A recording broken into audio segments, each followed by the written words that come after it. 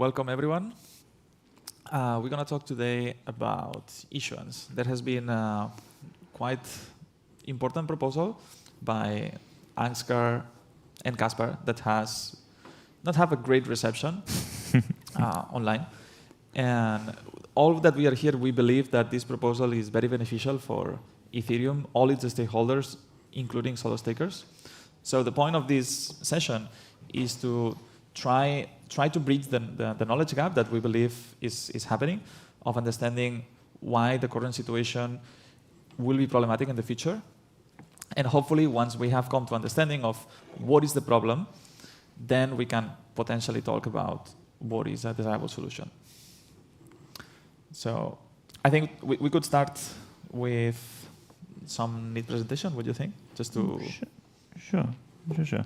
Yeah, and I think maybe just to briefly say, right, because I mean, I only joined the session last second because I heard about it and it seemed nice to be as well.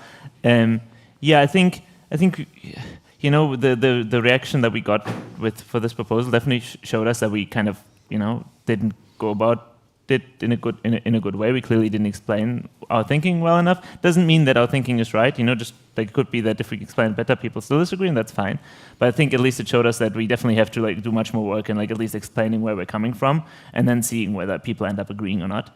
And so the idea is to really instead of focusing so much on the specific proposal of what to potentially change, right? I think that doesn't make any sense if it's just unmotivated, right? So I think it really makes more sense to just forget about the specific proposal, or at least not focus on it too much, and really talk more about do we agree that there is a potential problem on the current path, yes or no, and what might this problem be, and what, right? And so because then we have a basis, and if we disagree, and if there's no problem to begin with, then why change anything, right? So so really focus more on is there a problem, or will there be a problem in the future that would warrant any type of change.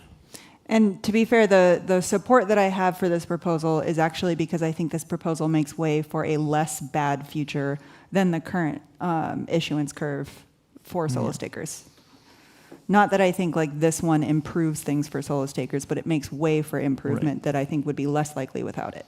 Right. And yeah, we can have in. I think actually if anyone offered me an opportunity to just freeze the current situation, I'd do that in a heartbeat. I think right now staking is in a very healthy spot, so it's not about any specific need to change things today. It's really more about trying to anticipate where are we going, and in the future, basically what might change. And so yeah, do we want to? Does this screen sharing work or not? Otherwise, we can.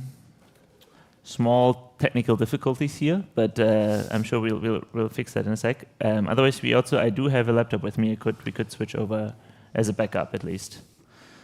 Yeah, and anyone watching the live stream, at least DappLion did a tweet. You can reply with your questions as you come up with, or if you have any topics that during the last time online there has been a bunch of discussions, and you want us to take more time into it, please do, or people in the audience. Yeah, and also maybe I can take the time while we wait to just briefly say, because also on the little cover slide for our talk, it also says Ansgar EF, and as always, I think sometimes there is this perception that the F is arguing for this, the F is arguing for that. That's not really how research works at all. This is my personal opinion. Obviously, Caspar and I worked on this together, so it's also at least mostly Caspar's opinion. Clearly, there's some nuances maybe where we don't fully have the same opinion, but basically, the two of us, we have worked on this together.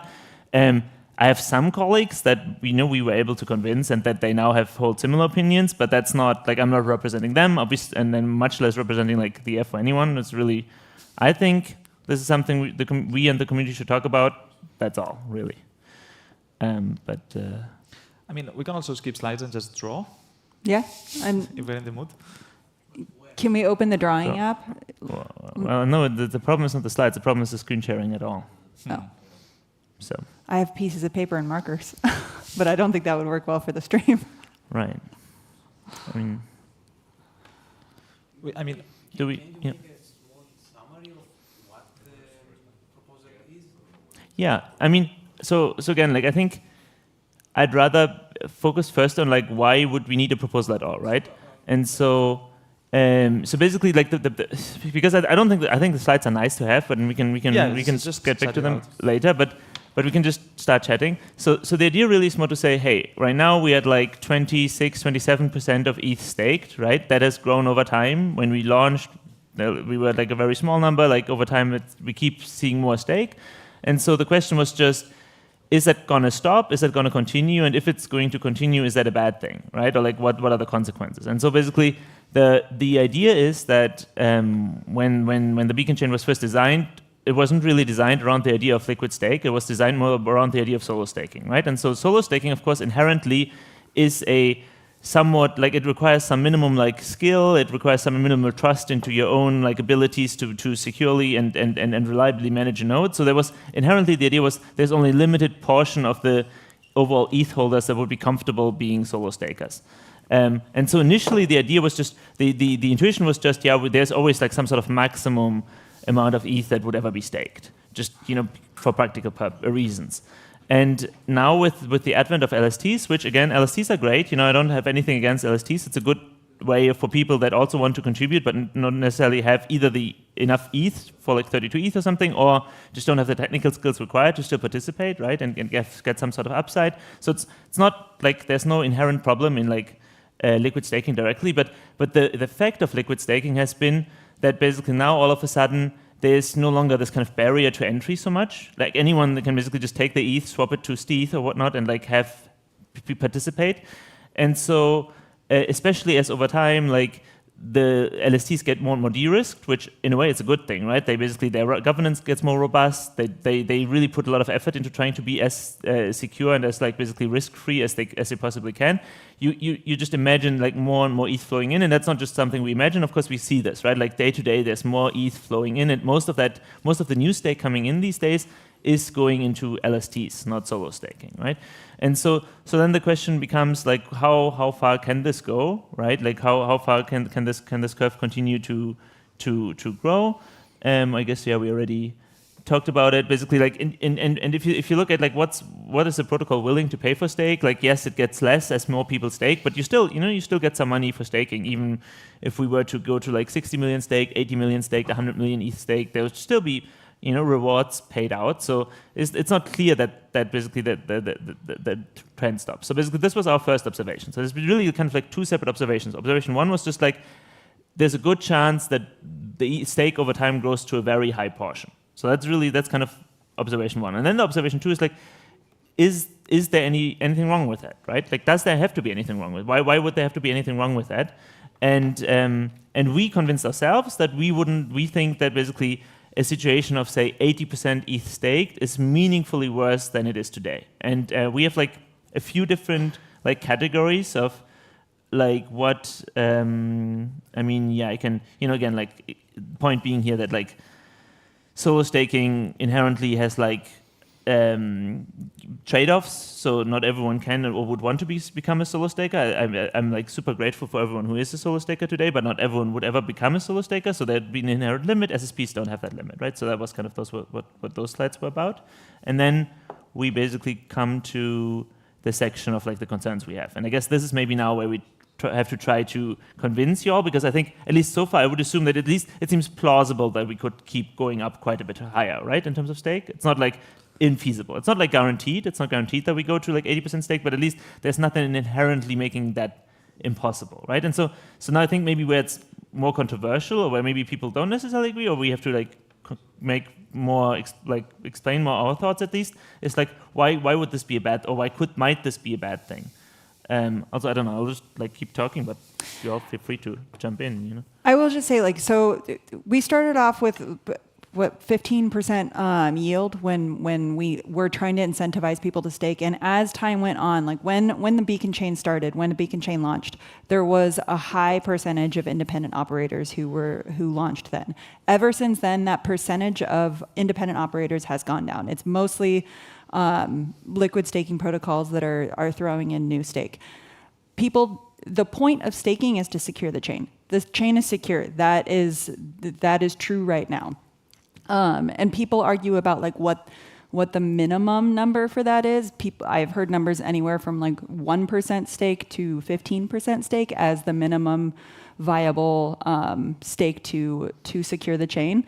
But we know that we don't really need any more than today. So but by letting it go anywhere above today, what we're doing is we're catering to validators, and we're saying like the Ethereum protocol is meant to serve validators when that is inherently not true. Validators are supposed to be something that serves the network, and I don't want to get into like minimum viable issuance, but like by allowing it to get much higher than it is today, not only are we serving validators, but we're also enshrining a structure that benefits the current beneficiary. But like the current beneficiaries of that are going to fight harder and harder to keep that. So if we're at 27% stake right now, and we're having this much pushback against any change, which there are valid reasons for some of this pushback.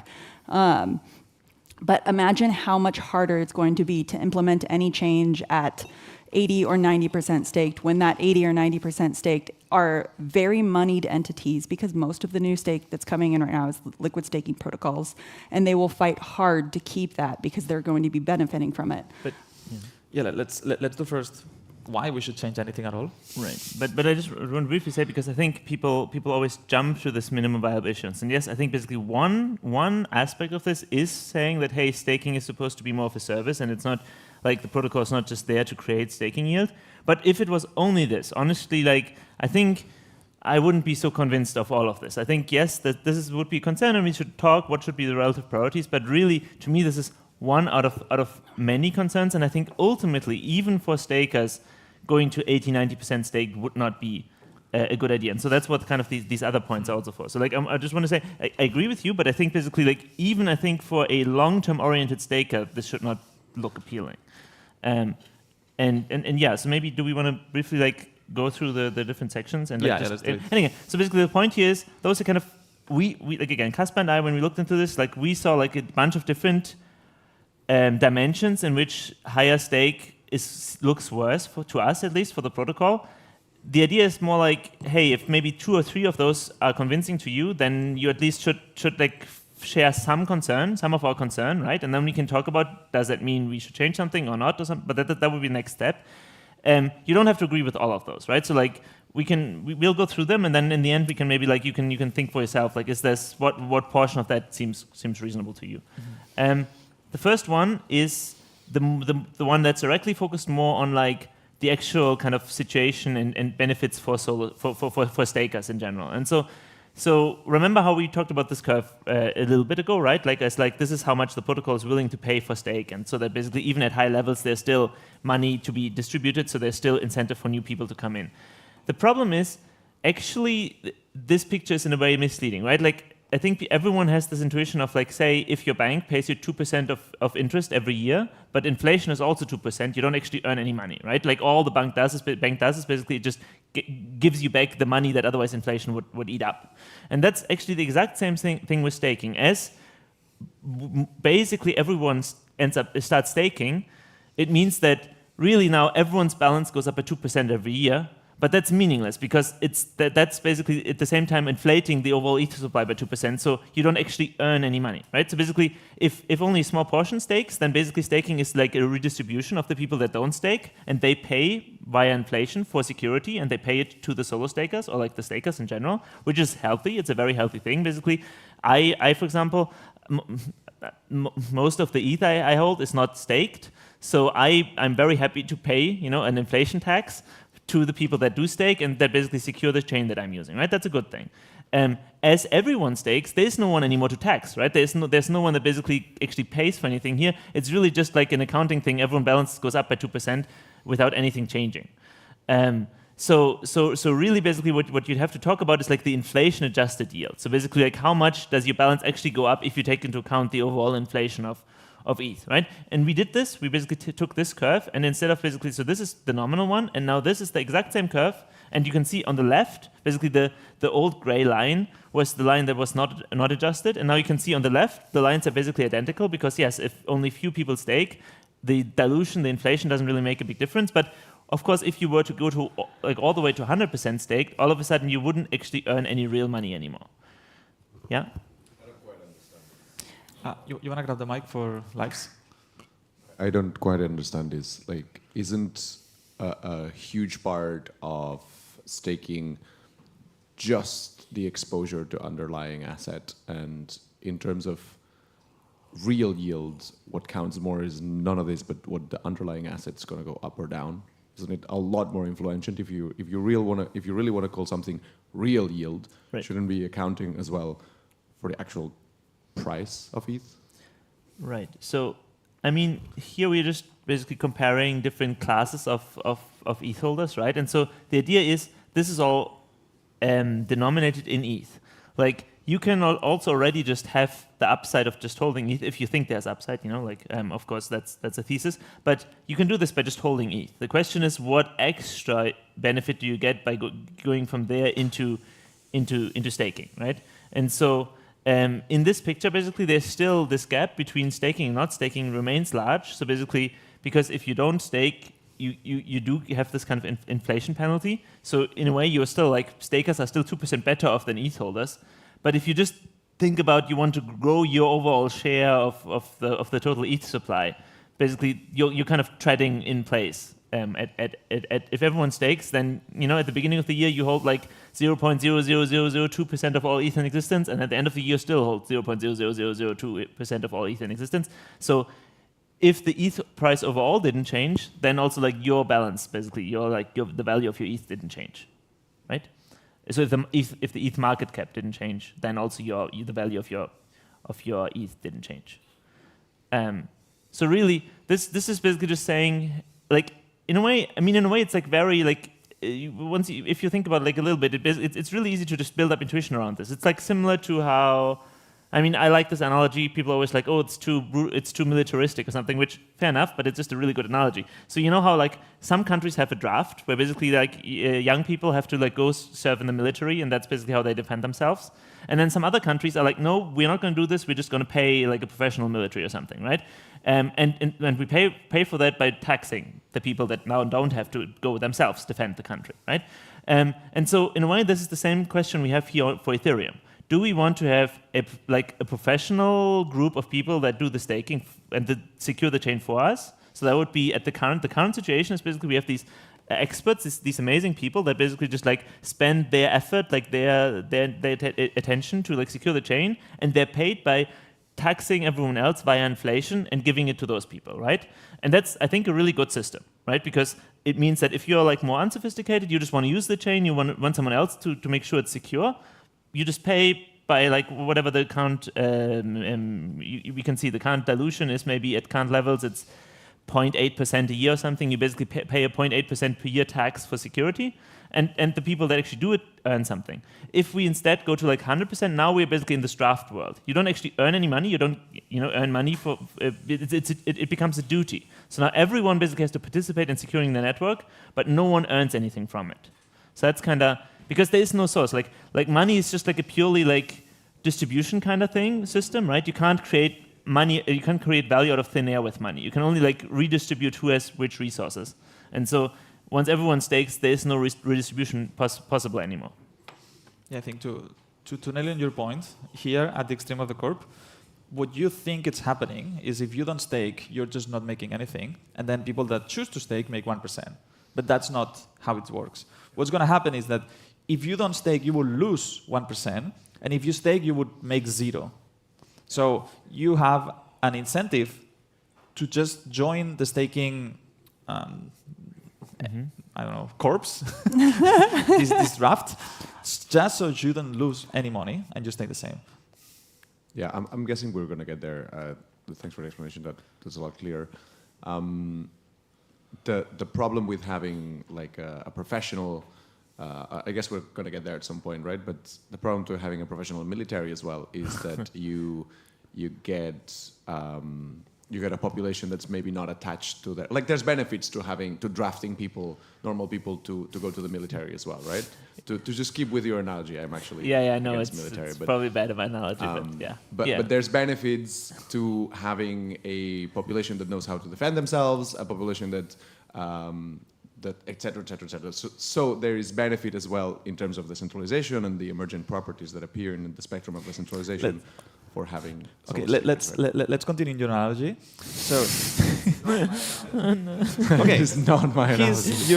His analogy. if you are here and you are like, okay, I don't want to lose ETH, then I have to stake. You don't do it because you love Ethereum and you're like, wow, this is such an amazing opportunity to stake. No, you just don't want to lose money. So you will take the least path of resistance. You would not solo stake. You just put the money whatever. It's just the easiest way to not have to pay this tax. So it doesn't apply. Like in the draft, you either go to the military or you go to jail. Like here, because you have this path of least resistance through LSTs, that's what kind of breaks the model. And yeah, so really, I really think, because again, I think this kind of is sometimes was lost in this debate. Like, we really like the people that stake here right now. Like, those are amazing people, right? Like, that's not all solo stakers. I think like the solo stakers, of course, especially are amazing people. But even like people who stake by LSTs, again, nothing against LSTs. Right now, those are people that like look at the system, they make a risk-benefit trade-off, they look into staking risk, they look into operators, they understand what they're doing, and they make like an informed decision. Once we go to like here, or like, I mean, I don't know, you can't see my finger, but like in the middle, somewhere in the middle, it's more and more just people who just want free yield. They don't understand like what are the staking risks, who is even the operator set. Those might be people you've maybe heard about, like, you know, this is all just public information, but like these ETH ETFs that might or might not be approved soon, that basically they were at least looking into potentially just staking by default, right? If you're a pension fund, you invest into some ETF, you don't understand like what they're doing and whether they're staking and whether the operator set is honest or not honest or can be trusted or not. You just want a little bit of extra yield. So these people become much more mercenary, and over here basically it becomes really more like a, oh God, I have to join this now just to not lose money. So basically like the average quality of your staking set and like the who they delegate to becomes worse and worse and worse as we slide there. I have yeah, okay. But so you mentioned that it's all risk-free. As you probably know, it's not risk-free. And yeah. We know. We all know. So even if they don't know, it's not risk-free. There is quite a bit of risk. And to be perfectly honest, even currently, the 3.5, it's not that great. There is you can do in DeFi a lot more with your ETH. You can. We were discussing yesterday, right? You can take it. But then you lose the ETH exposure. But high interest rate bank accounts, like TradFi, it's around there, 3.5%, 4%. When it falls below that, it doesn't really make sense to stake, because there is the risk. And the risk is actually really big, and perhaps, you know, knock on wood, but we need a slashing event that will knock some sense back to people that are staking either via LSTs or solo staking, because it's really not risk-free. Okay, maybe it's a good time to jump to point 3. Wait, I want to ask first, the other people here, how much does this make sense to you so far? Like how well do we feel like we understand the problem and like the things that we're going through right now? So good. Any questions? It's logical, right? Yeah. You just follow the trend, this is where it takes you, and what we can do with it. Right. But also, I really, like, before we jump in here, like, I really love that point, right? Like, because I personally, I think exactly like I'm on the same page with you there. Like, staking should never be presented as just like some risk-free yield someone just hands you, right? It is.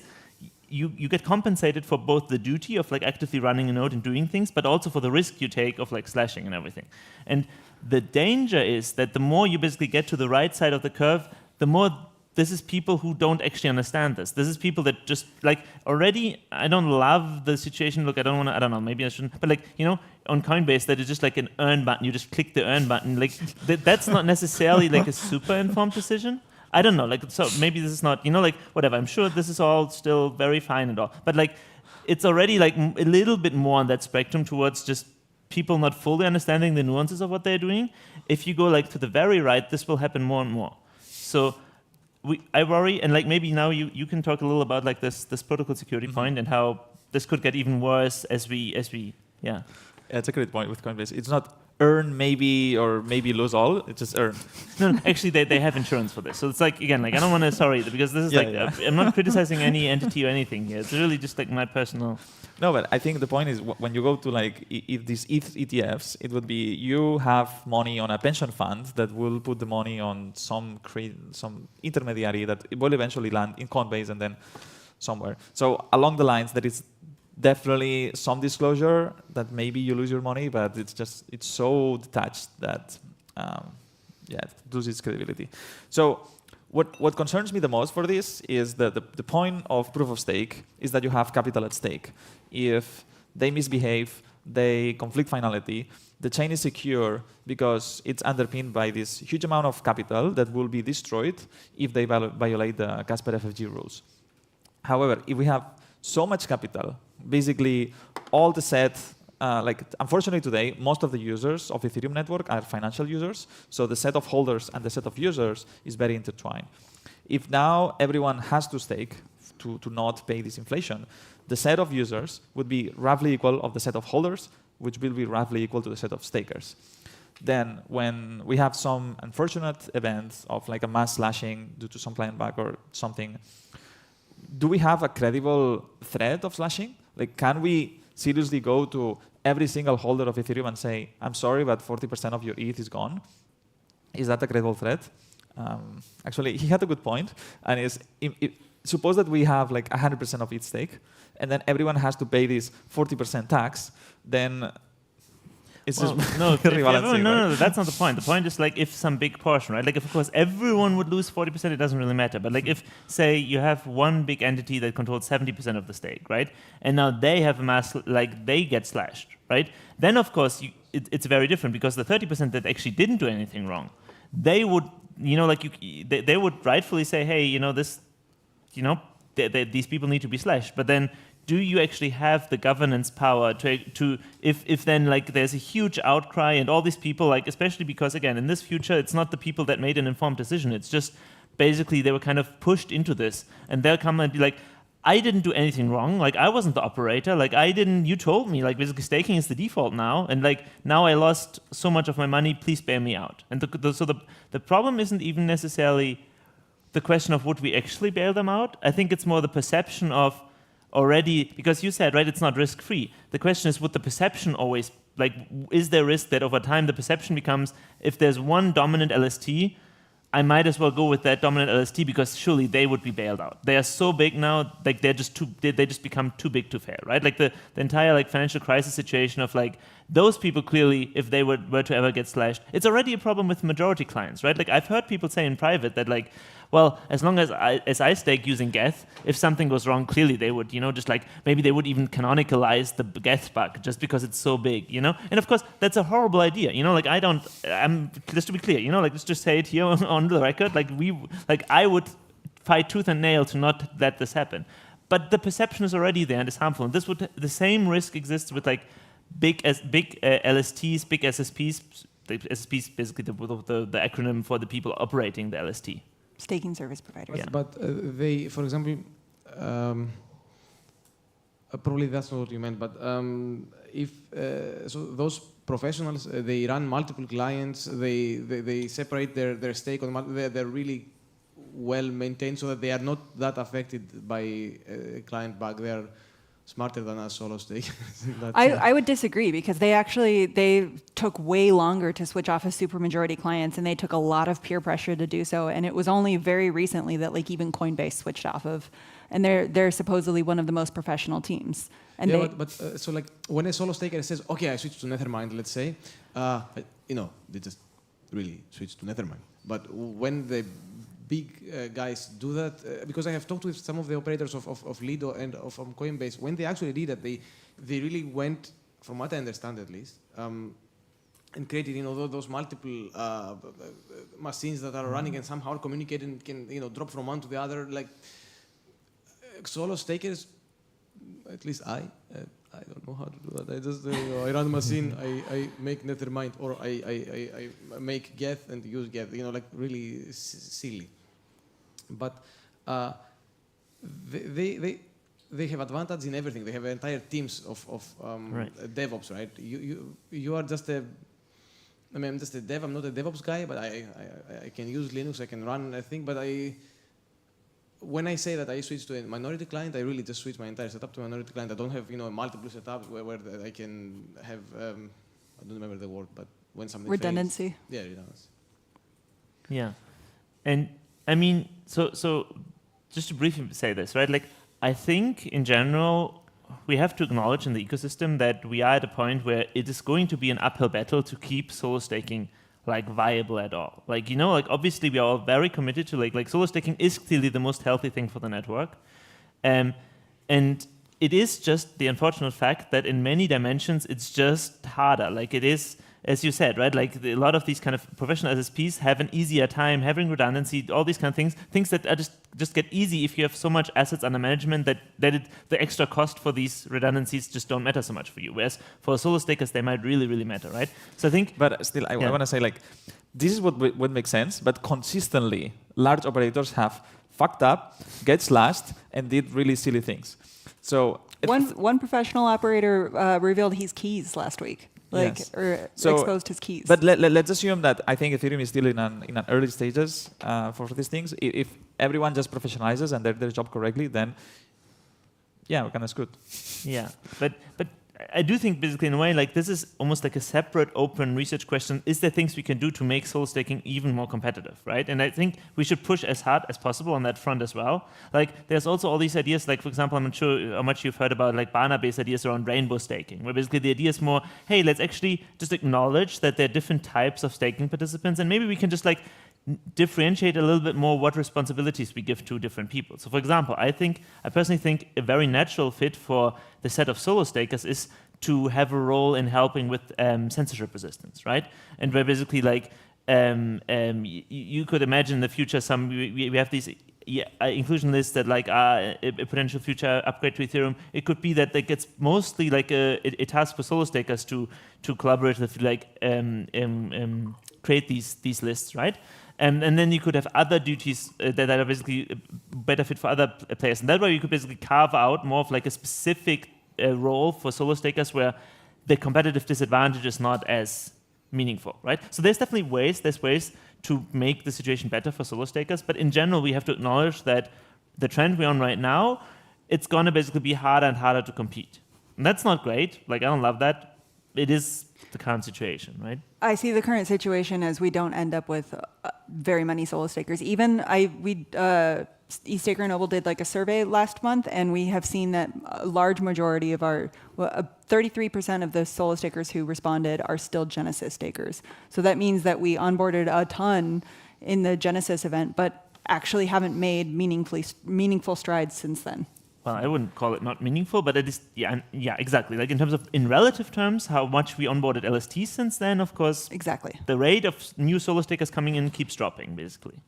And you know, this slide also, like, we don't maybe have to go through it in too much detail, but basically there are also specific reasons why this kind of competitive disadvantage would get, or at least we see those. You know, like, again, you don't have to agree, but like we see some reasons why this competitive disadvantage would specifically get worse as there's more stake to go around, right? Because, you know, all these things that are easier for large operators to do get even easier as they have more assets under management, because then the relative cost of like running more redundancy becomes less per ETH that they have under management, right?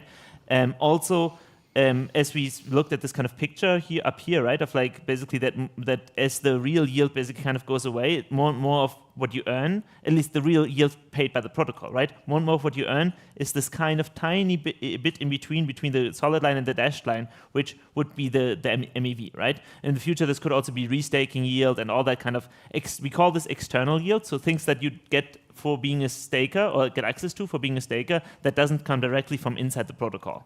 And so as more and more of that comes from, of the yield comes from external sources, now that also means that as a solo staker, you also like have increased variance that comes with that, right? Like MEV oftentimes is nothing at all, and then every now and so often you win the lottery, right? And so some solo stakers actually like that. Like I think we have heard that from solo stakers. It's like, actually, it's great to play the lottery, you know? Like, but that changes once the basic yield, the guaranteed yield, goes more and more away. Actually, then maybe people are already less willing to play the lottery because it's nice to have lottery on top. But lottery is the only form of income, different story. Exactly, yeah. Yeah. And of course, not everyone shares that sentiment in the first place, right? Not everyone likes to just play the lottery without even, you know, like, and again, like quote unquote lottery. It's not, you know, it's not actual gambling, but you know what I mean.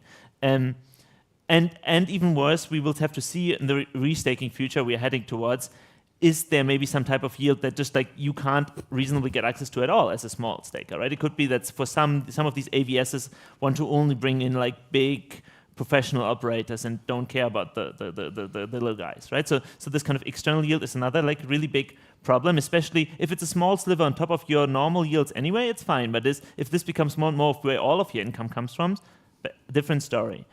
And then last two, maybe let's first briefly talk about this tax implication thing, because it's a little weird to talk about taxes here and like otherwise like a very technical kind of, like conversation, but it actually is something that's really unfortunate, I think, because so many jurisdictions, the way they actually tax staking is that basically like the rewards you earn while staking, they are basically treated as income, right? Whereas your normal, just like the capital that you have locked up, that is just, like whatever capital gains or whatever that how that's treated, just like normal appreciation. If the ETH price goes up, the base thing just like increases in value.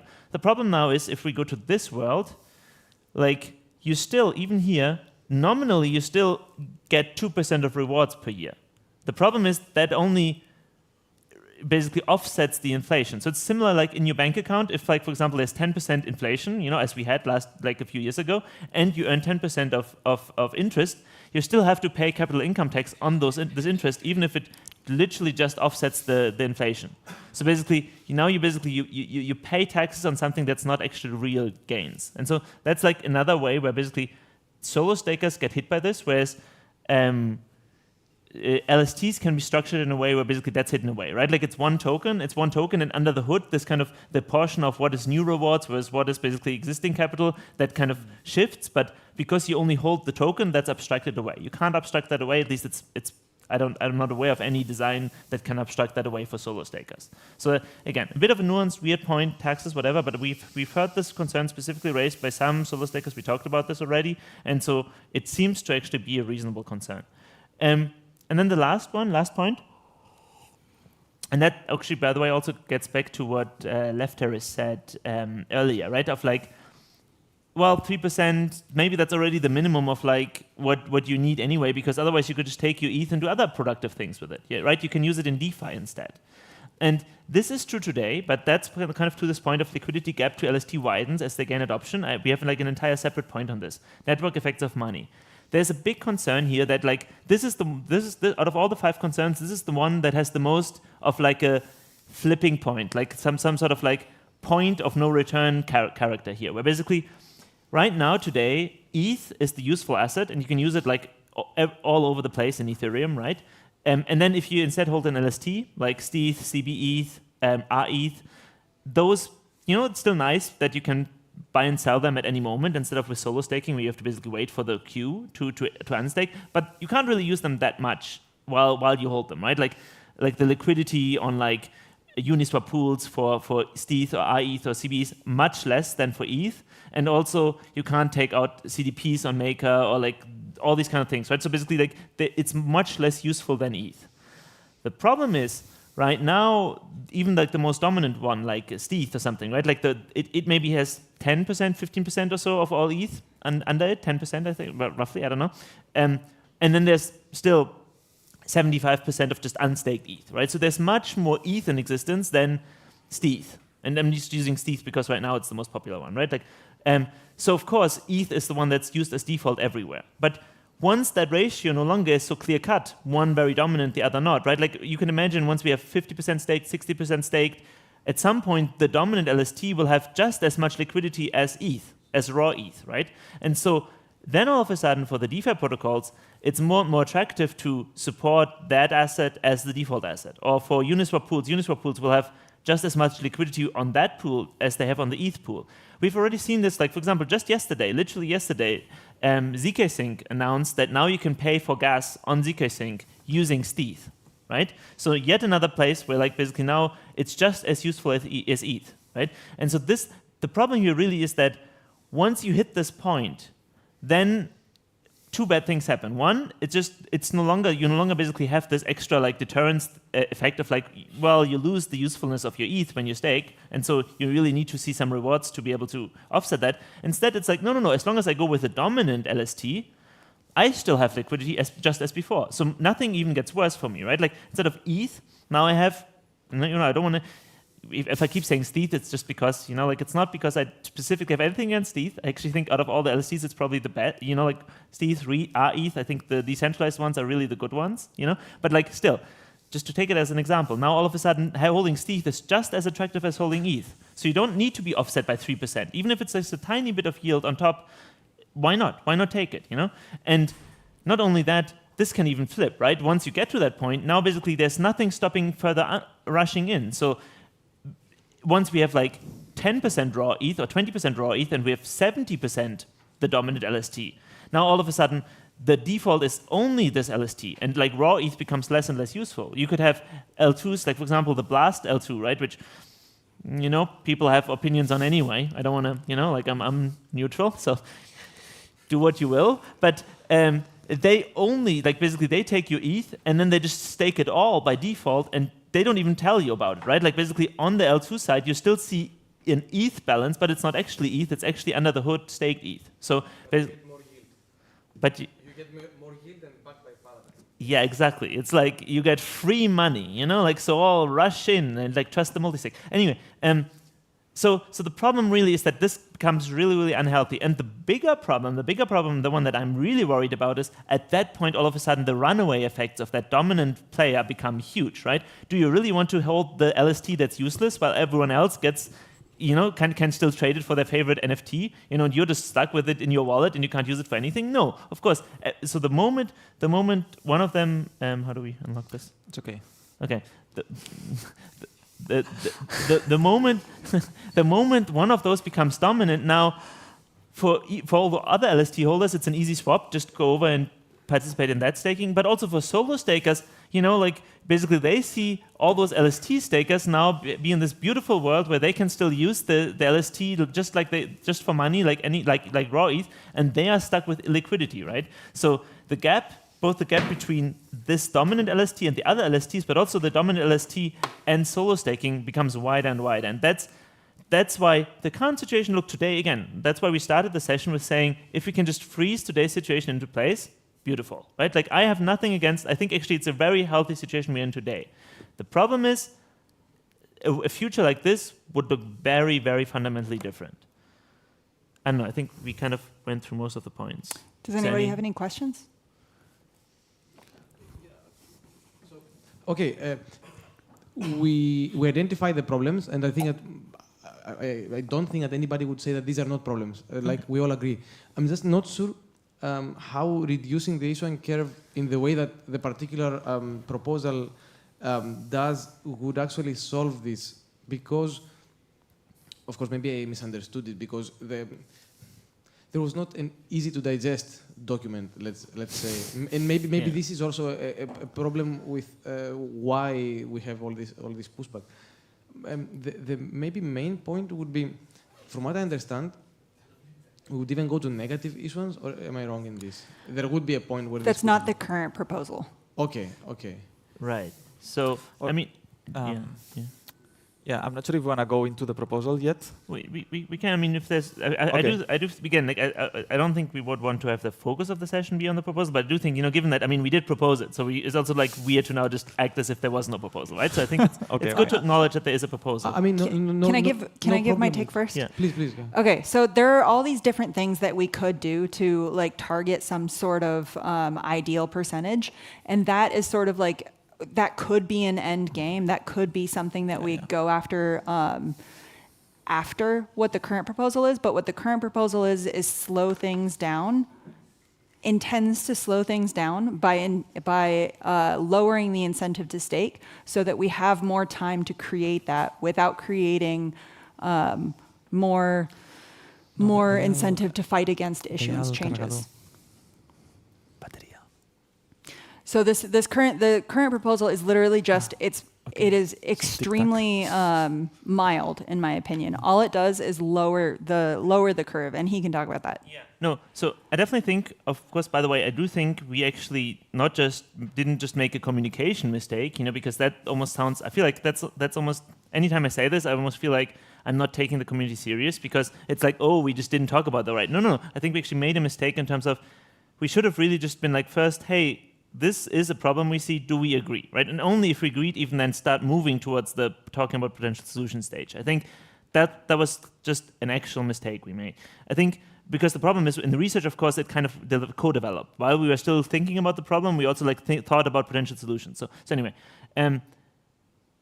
the situation we ended up in is just that basically we saw that, hey, we have ideas around like how to solve this in the long term, right? This is kind of where these targeting ideas came from. For example, I think I have some slides in there, like, like just to give you like an idea of what this idea was. So the idea here kind of was to basically like have some sort of curve that, like basically instead of only slowing down to the right, it really would drop off sharply at some point, right? So basically to just be like, hey, like we can't have more than 25, 30, 40, whatever we would choose as the right side portion, like percent of ETH staked, right? So that was kind of like what we thought, hey, this might be a good long-term solution. And then we looked into like what would be the steps that would be required to ship something like this. Not that we would be planning to just ship it, right? Of course, again, this is a community decision, but at least even just like how feasible is this? And it turned out that this depends on like a lot of prior work that has to be done. There's like all this work around like MEV capture and burn, because otherwise it has really negative consequences for how this looks. Otherwise, there's a lot of, basically we looked at like how fast could we get to the world like this, and the answer was more like 3, maybe 4 years from now. And the problem is 3, maybe 4 years from now, if we're on the current trend of ETH flowing in, we could easily already be at 80-90%, right? And the unfortunate thing is we can still do it. We can still ship this in 3-4 years. Again, if we end up agreeing that this is a good solution. We haven't talked about the specifics of the solution yet, but if this was a good idea, we can ship it in 4 years. The problem is if we are at 80% staked and then we ship this, basically it means that somehow we have to get back down to like whatever, 30% staked or something. And the only way to do this is to like push stakers back out. How do you push stakers back out? You make it so uncomfortable for them that they voluntarily leave, which means you probably have like a year or 2 years of where actually stakers lose money or something, right? Until they are all, or like most of them are gone. And I think this is where we lose solo stakers. And this is the future that I would really, really like to avoid, because I think this would be really bad for solo stakers. Right. And so giving ourselves more time. Giving ourselves more time to figure out the solution without having to go straight to this is what I am advocating the most for. Right. And so basically, that's exactly. So we looked at this and we were also like, oof, is there something we can do in the meantime to like slow things down? And that's where our short-term proposal came from. And I think the short-term proposal was the one that like drew all the attention and was also the one that we spent the least time on. We literally, like after spending like 3 months on this, we basically were like, we spent like a week on like, is there something we could do in the meantime? And that's where this kind of short-term proposal came from. And that's basically, I'm not sure if I have a slide on this at all. Maybe I have a slide on this. I'm not so sure. No, I don't have a slide on this. But basically this short-term issuance reduction was kind of just meant as like a, hey, if we just do a one-time reduction, that makes staking less attractive. And that way, basically, people rush in at a slower rate, right? That's what definitely admittedly less well thought through, and also it comes with all these drawbacks of it makes things worse in the short term, right?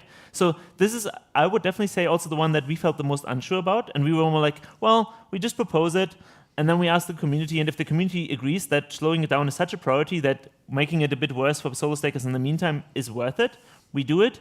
And if the community is like, no, we should really just figure out the end game and let it run in the meantime, then we just do that, right? That we didn't even strongly believe that it would be a good idea. We just were like, let's put it out there as an idea. But then that's the one that like caught all the attention. So really the intent, like there's the long-term solution that would, I think, just be a generally very different way of doing staking. And we just had this idea of slowing things down in the short term. I still think it might be a good idea.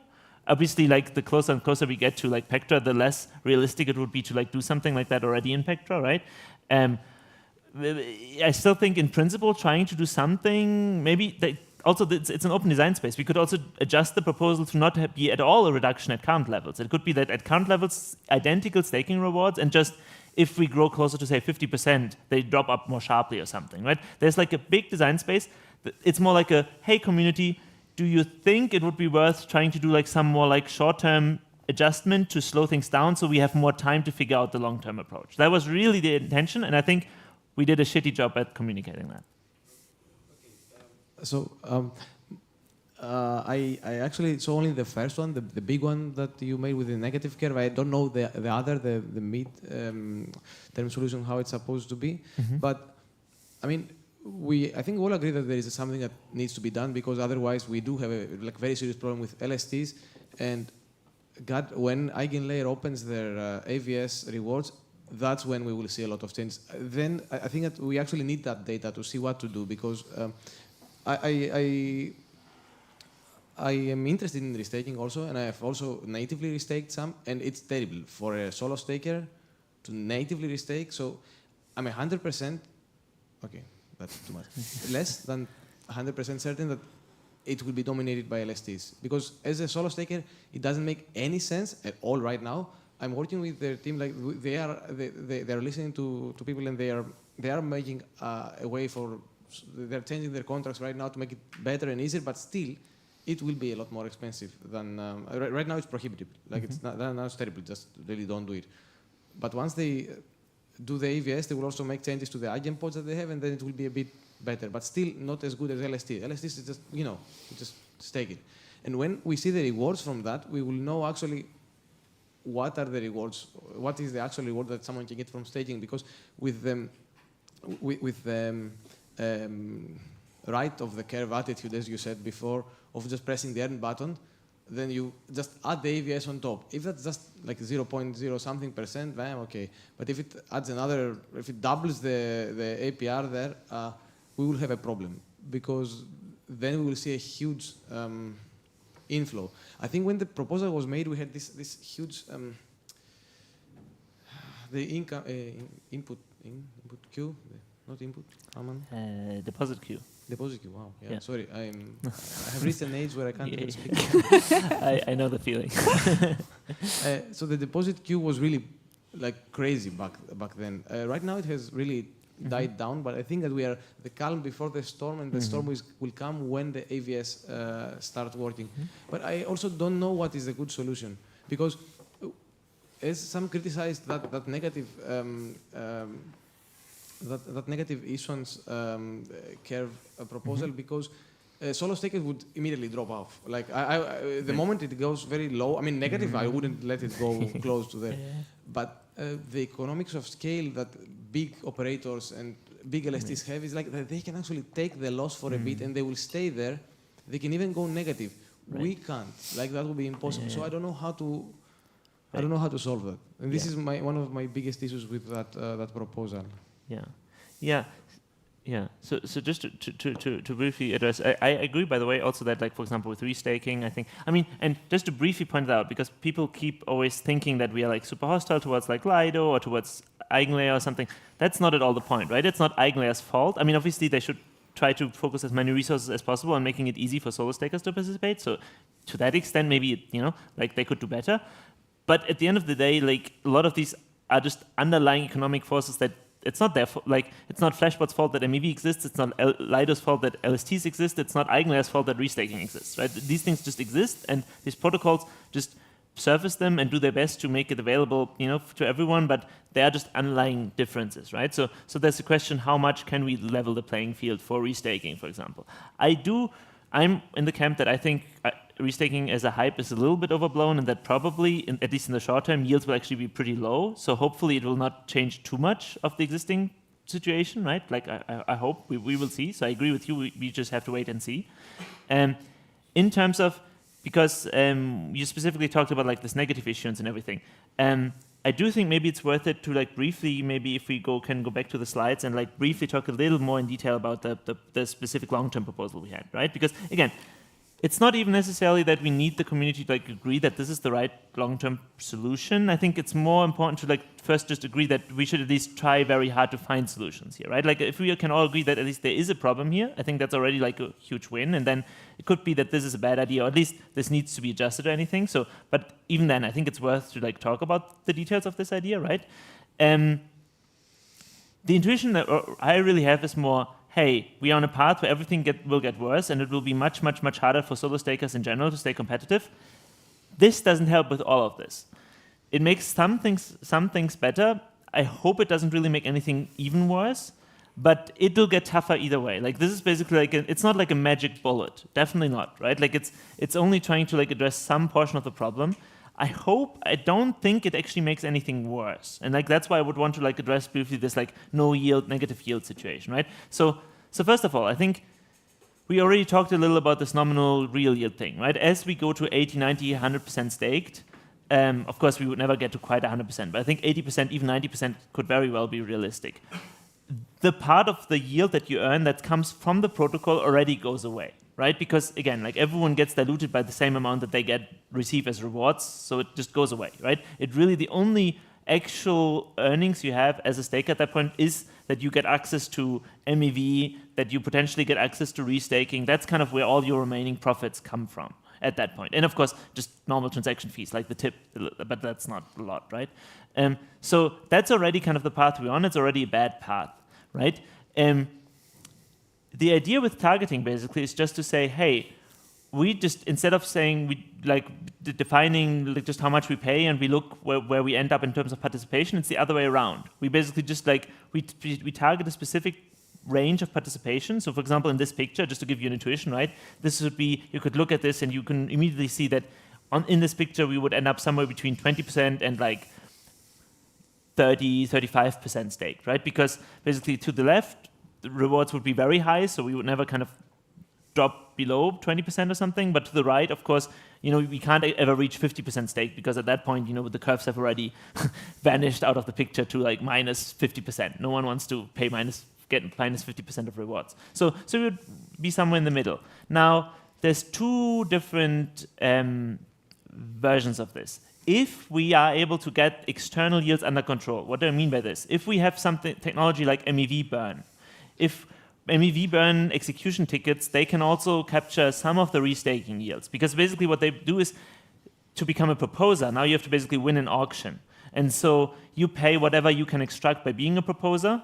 And so that would implicitly get MEV, that would also get at least the types of AVSs where you need to be a proposer for, so like pre-confirmations, that kind of yield, that would all be captured by that mechanism. Similar to how 1559 captures transaction fees. It used to be that transaction fees went directly to the people that proposed the block, and now they go to the protocol. Same thing could happen with MEV, and at least that portion of restaking. That could also go directly to the protocol. What that means is that the nice thing is now, because you don't earn external yield anymore, well, people don't stake for free, right? If there's literally no benefit for staking anymore, you wouldn't stake. So the actual equilibrium yield would still be positive. And actually we even have, it's a little bit of a confusing picture, but we even have like some picture where we basically compare long-term equilibrium without and with staking, and we kind of show, it's like just one specific example case, but we basically showed that under some, you know, plausible assumptions, basically you would end up with here, just in this example, 1.4% real yield under targeting and only 0.5% real yield without targeting. So actually like, and again, the intuition really is that like, at least as long as we can remove external yield from the picture, well, actually you do need an incentive to be a staker. So in this targeting world, you would actually end up with more of a real yield than without. So it's not about like negative or zero or something. You actually end up with a bit more yield than without. It's still going to be less than today, unfortunately. Like, I think that's unavoidable. If there's a way to avoid it, like, I'm more than happy to do this as well, but I think it's unavoidable. But at least you still come up with end up with some reasonable amount. Where all this like talk around negative issuance comes from, right?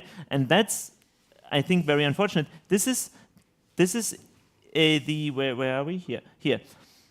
This would be the situation if we can't get external yield under control. Say, that's for example why when I was saying earlier it might take 3 or 4 years to roll this out, specifically because MEV burn execution tickets, that's still a few years in the future, right? So that's why basically we were never intending to ship this without these features first. Because if what happens if you ship this without these features, it still means that the total yield you earn as a validator has to be positive, because otherwise people wouldn't be there.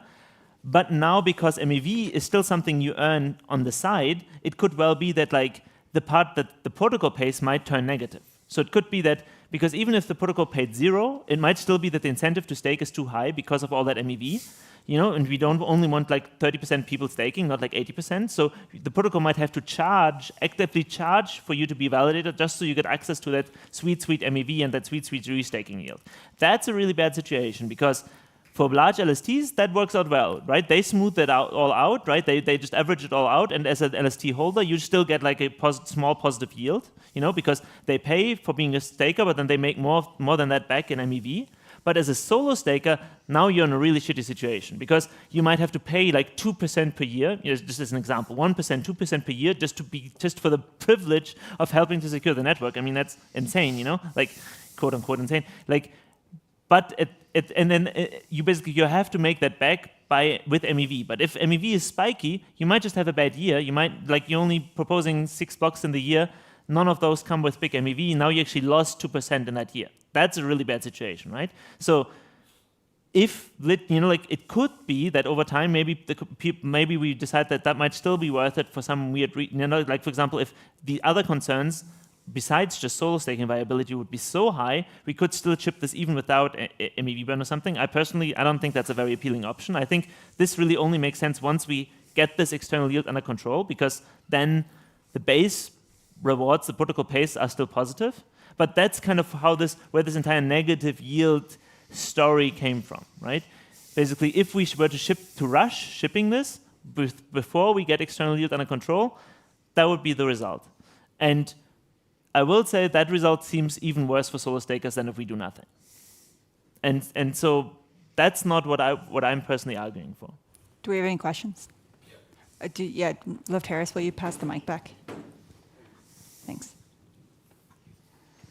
So, have you guys considered the economic impact on Ethereum if we get to the point of forcing people to stake to not lose their ETH?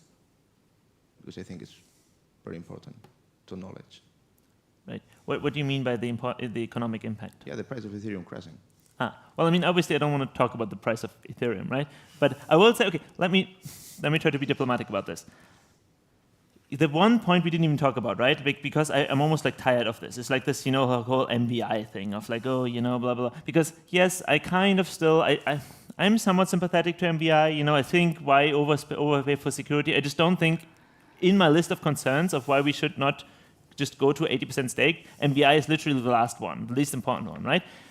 At the same time, of course, yes, how attractive ETH is as money and whatnot, it does make some difference in the world, right? And I think one other part of this is if we end up replacing ETH by some LST, right? The default money of Ethereum, again, whatever that means, being money, whatever, just if you don't like the term money, just think of the default token, the default base token on Ethereum. If that is no longer ETH, but stETH or rETH or CBETH, right? To me, that means that now Ethereum just is in a worse spot, right? As a user, in one world, I have a completely neutral token. It's directly at the base of the protocol. There's no risks other than the chain risk itself, right? It's the native token of the chain. In the other world, now I have to pay a yearly fee on the token. I have some governance that can make decisions on the token. There is some contract risk. There's some operator risk. Basically, now there is no neutral token anymore in the entire network. I would argue it makes ETH as money or as a token less attractive. So I would expect, again, I'm not in the market of making predictions about market caps or anything. I would predict that would make Ethereum Ether as a whole less attractive. I personally, at least, I would probably be well, I guess then Bitcoin is the only really neutral token we have in the ecosystem. I would buy Bitcoin. Bankless has a really good episode on this about the M0 money, M1 money, and how this essentially turns this into an abstracted version of ETH that is basically not much different than banked dollars. Right. But I think it's important to really acknowledge that you don't have to buy into any of that side of the story at all to be worried here, right? Even if you think all these ETH is money people are completely insane, which fair enough, I think that's not a completely unreasonable position to hold. You should still be concerned because of all these other things that I think are even more important. But at the same time, I do acknowledge that if you actually do think ETH as money is at least part of what makes Ethereum attractive, then I think you should be extra worried. Well, and someone asked me if the entire global economy works fine with M2 money, why wouldn't crypto? And well, the point is what the hell are we doing here? Are we just recreating the same financial system in a decentralized blockchain? It doesn't make any sense. The problem is that we have a curve, this curve from Genesis, that is allowing this to happen. So we don't have to go there. We don't have to have Ethereum as M2 money and everyone just having to rely on one entity that could screw the whole system and then having to do a bailout. We don't have to get there. And the main difference that I see, or one of the big differences in 2% and 1% the iPad will crash, but so keep these pictures in mind. But one of the big differences between I see between crypto and the legacy financial system, I don't even look. Banks are not evil, right? Like a lot of this is just like people trying their best in like the somewhat technologically constrained system. The problem is if you want to store your money somewhere, you can't really opt out of the system. You can choose a different bank. You can in principle keep it in cash under your like mattress, but that's not really a viable option. So you can't really opt out.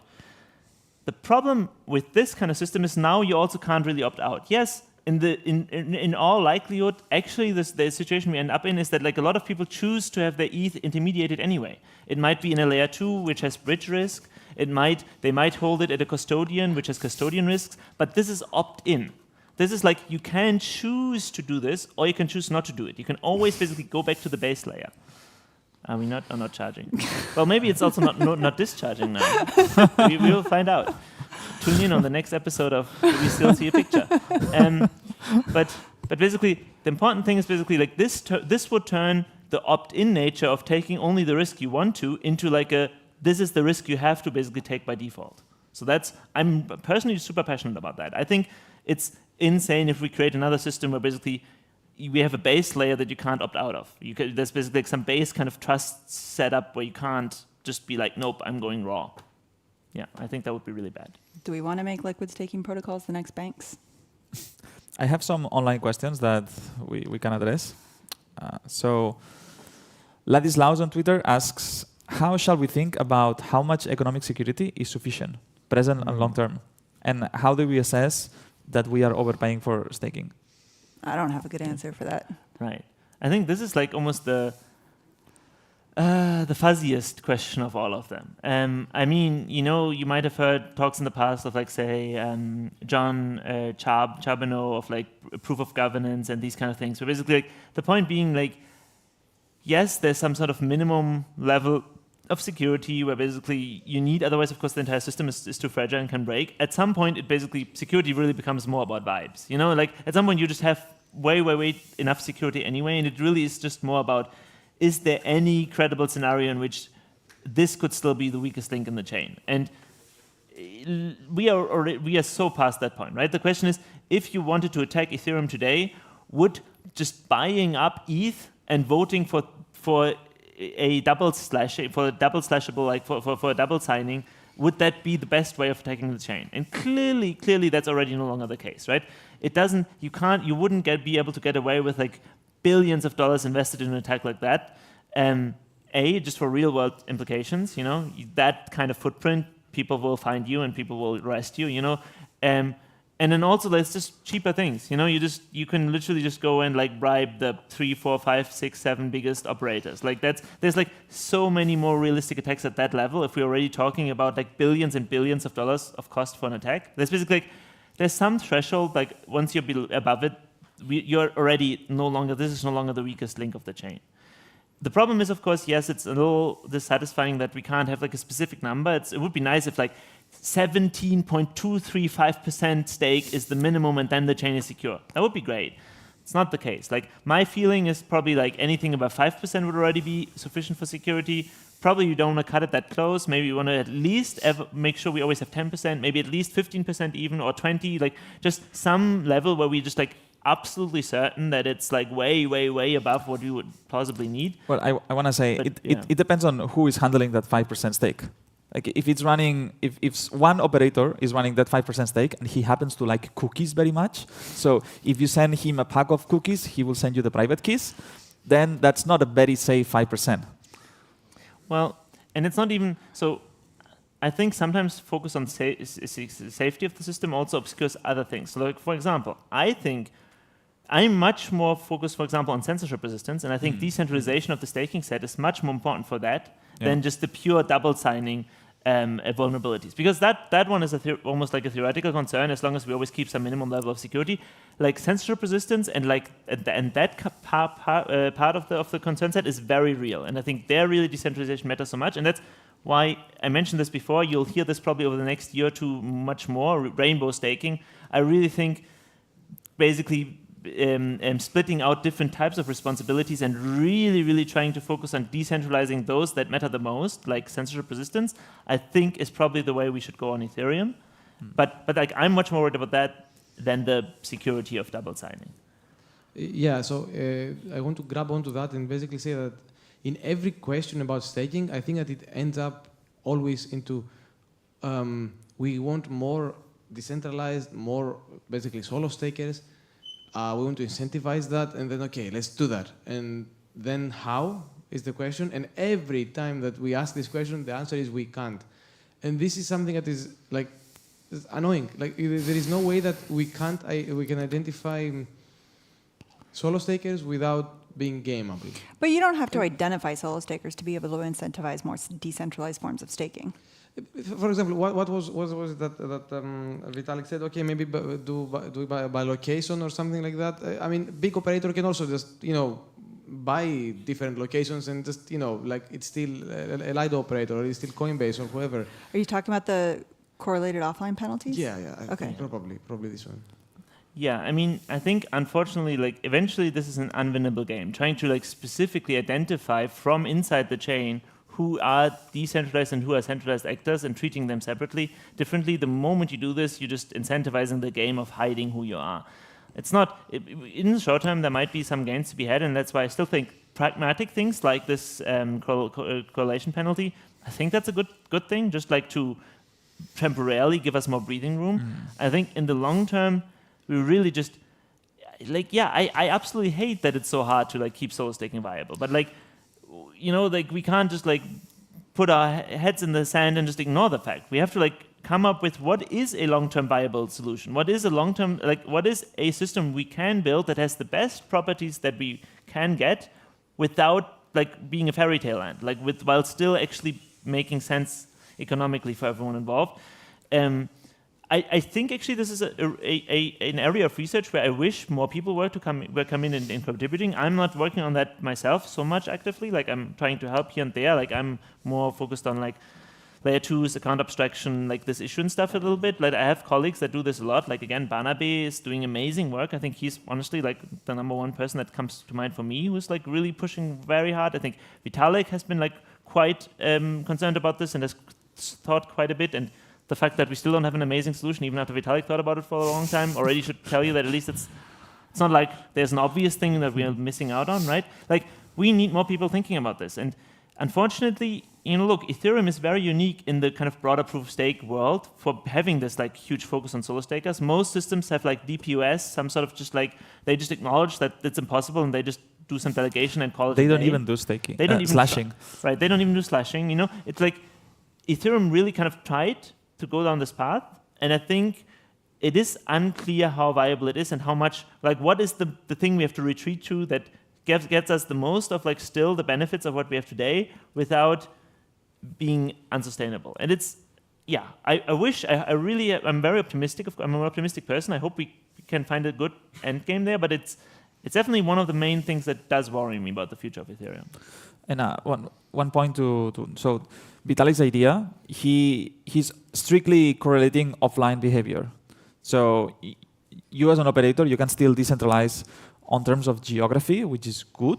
But for censorship resistance, what important is the decentralization of the jurisdiction of the entity running the node. And this is just, I think, impossible to track. Like how Sounds fun.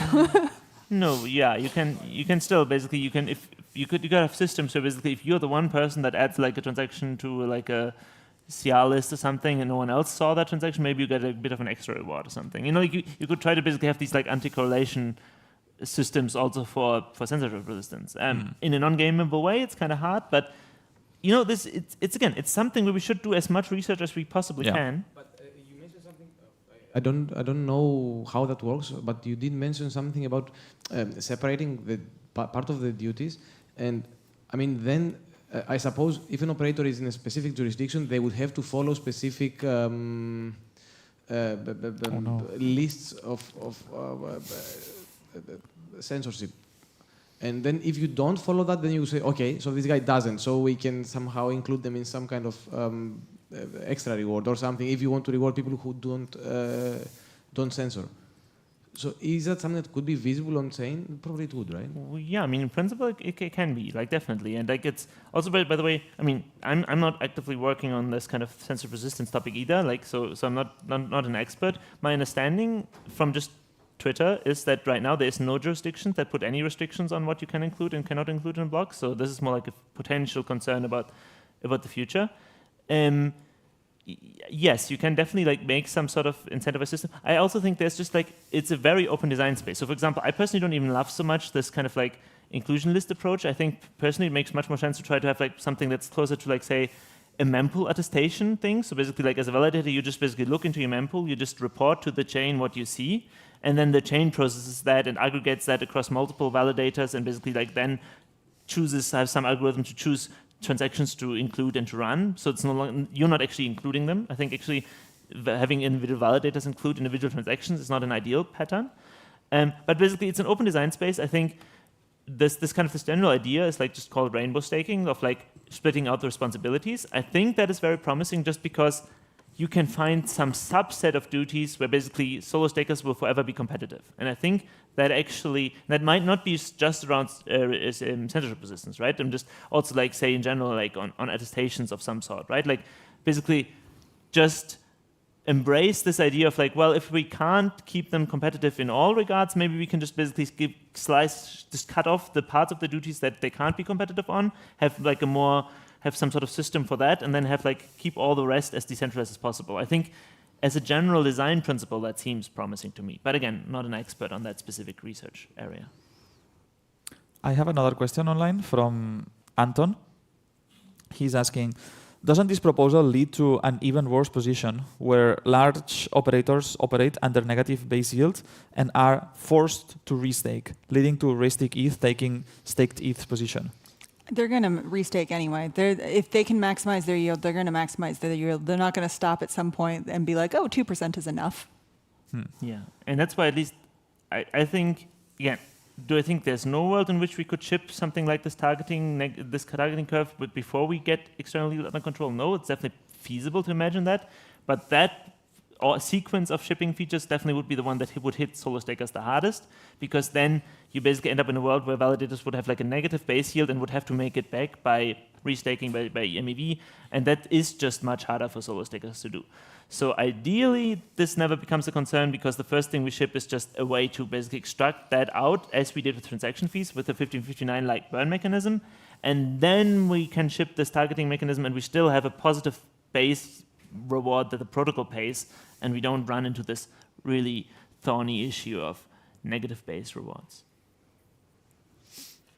Do we have any questions here? Yeah, I have one online. So the Fed, or at the Mandalore9 on Twitter, asks, do you think we can actually model this if external rewards are not controlled? For example, restaking? Again, ideally, we first control external rewards and then only do we ship something like this. The downside of this is that means that we now have to wait for a couple more years to get there. And like we already, I think we're trying to, I'm like trying to fast track our research to that point as much as possible, but it could still be several years if we as a community don't, yeah. But again, that doesn't apply to the current proposal, correct? Yeah. So again, there's two proposals. There's like, what should we do in the long-term proposal? And then there's the, hey, this is something we could do in Pectra proposal. This is what we could do in Pectra. That does not have anything to do with negative yields. That's just like a reduce the current rewards a bit proposal. But I think a lot of people are sort of mixing up the long-term solution, which there are like 100 different variables in, and like nothing has been decided. And the fact that this next proposal, the actual one that has been proposed for Pectra, doesn't involve that at all. Right. And I mean, honestly, I would actually be quite curious, maybe also with the people here, like, is there any, like, what's the general feeling? Because again, even for something like that could be in, say, Pectra or the one after, even like one of those more like short-term slow things down proposals, even there's like a big design space. It wouldn't have to come with like an issuance reduction at current levels at all. You could just imagine, I don't know, do we still have an iPad to work with? Yep. How do we? We have the Cool. answer. Then you can just maybe briefly draw basically how that could look like, you know, and more as like a caricature, yeah, like of. So basically, yeah. So you know, if you imagine, right, like, how do I? You want black? Yep. Sure. There you go. So you know, if you imagine this is like today's issuance curve, right? What you could basically do is, our current proposal was something like basically this. So it basically, oh wait, no. How do I? Yeah. Yes. As you might imagine, I don't have an iPad myself. So basically, well, something like this. It would basically already half the, or it starts a little higher, I think, but you get the idea, right? So it's already like meaningfully. So maybe it was more something like this. But basically, it's already meaningfully lower at current levels, right? So there's of course this kind of one-time reduction. Not like, I understand that's pretty opinionated. That would make the situation much worse for solid stakers today. Still, we thought, okay, maybe that's a good idea, just because at least it's a one-time worsening, but then you slow down this continuous drift into a worse situation. But if, for example, people were like, well, we should do something, but this is too harsh. For example, one thing, oh, great. Yes. Wow, I feel so much like a boomer. One thing we could do is we could basically have a curve. I mean, this is of course this is going to be a little bit like a caricature, just so you get the idea. It could basically be the absolute same, and then we just say, hey, at 30% or something, it basically just like drops off much sharper, something like this, you know? Where basically it's like, hey, same rewards today, it's just if we go above 30%, it basically starts dropping off much sharper. This could also be a potential, like, big design space. The question that I would be curious about, like, you could also, for example, it could be that people are like, well, definitely not Pectra. Pectra is like insane. It's like so close, it would be the end of this year, like that's way too sharp, but maybe the one after or something. I'd be really curious, is there like, do you think basically like we should never do anything before we have figured out the very long term, and basically like instead just risk sliding up for 4 more years and then ship the long-term solution? Or is there anyone like, how do people think about like more pragmatic in-between solutions just to try to slow things down? Because that was actually a question we had, and I feel like because of all that Twitter drama, we never got to really ask that question. So I'd be curious if someone has an opinion on Do you guys understand the question? like, should we do something in the short term to slow things down while we work on long-term solutions? Or is this just like way too disruptive, and it's okay to take the risk of having to do this painful coming back down as long as we don't disrupt things now?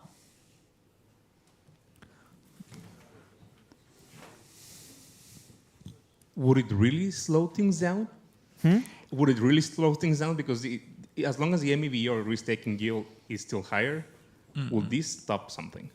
Right. So basically what you're saying is, if we look at like actually what's happening is like that this is like the real, like, so this is like, you know, the curve with MEV, and then even in the red case, you'd still have the curve that looks basically like this, you know? So actually it's still pretty high even.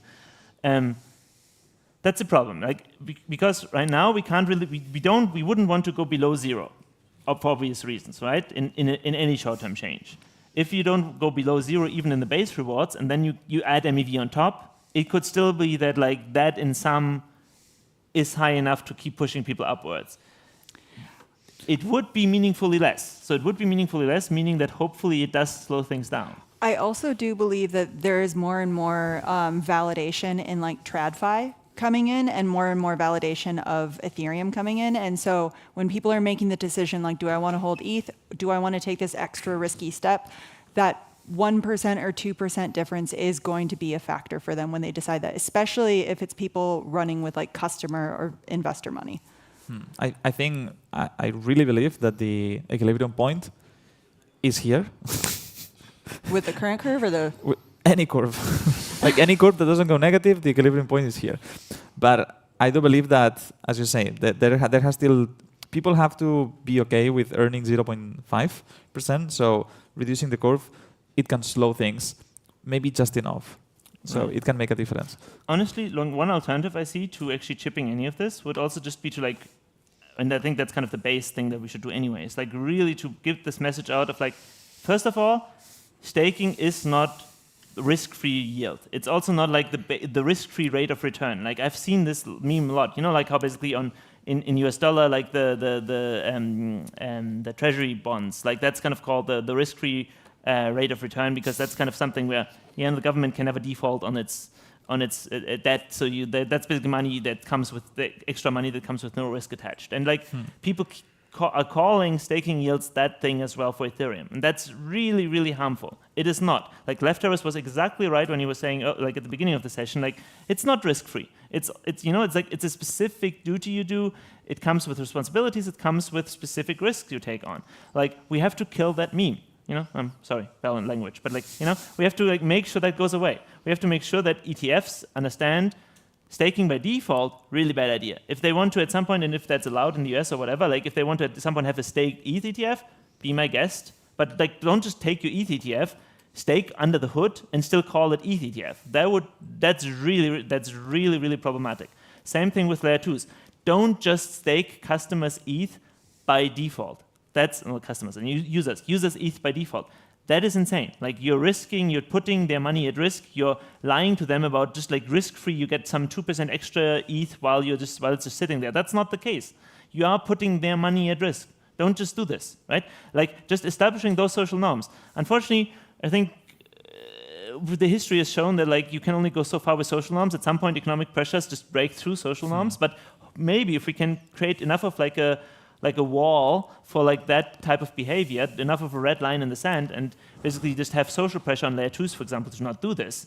Maybe that's enough of like keeping this from happening, right? For at least a long time, enough time for us to do this thing. So I think either way, even if we end up shipping something or something in between, like this type of explaining that it's not free money. It really is not. It is a specialized service that people do, that sophisticated people like solo stakers, even like LST delegators right now do, and they get rewarded for that duty. It's not free money. So that's really, I don't know, maybe that's enough.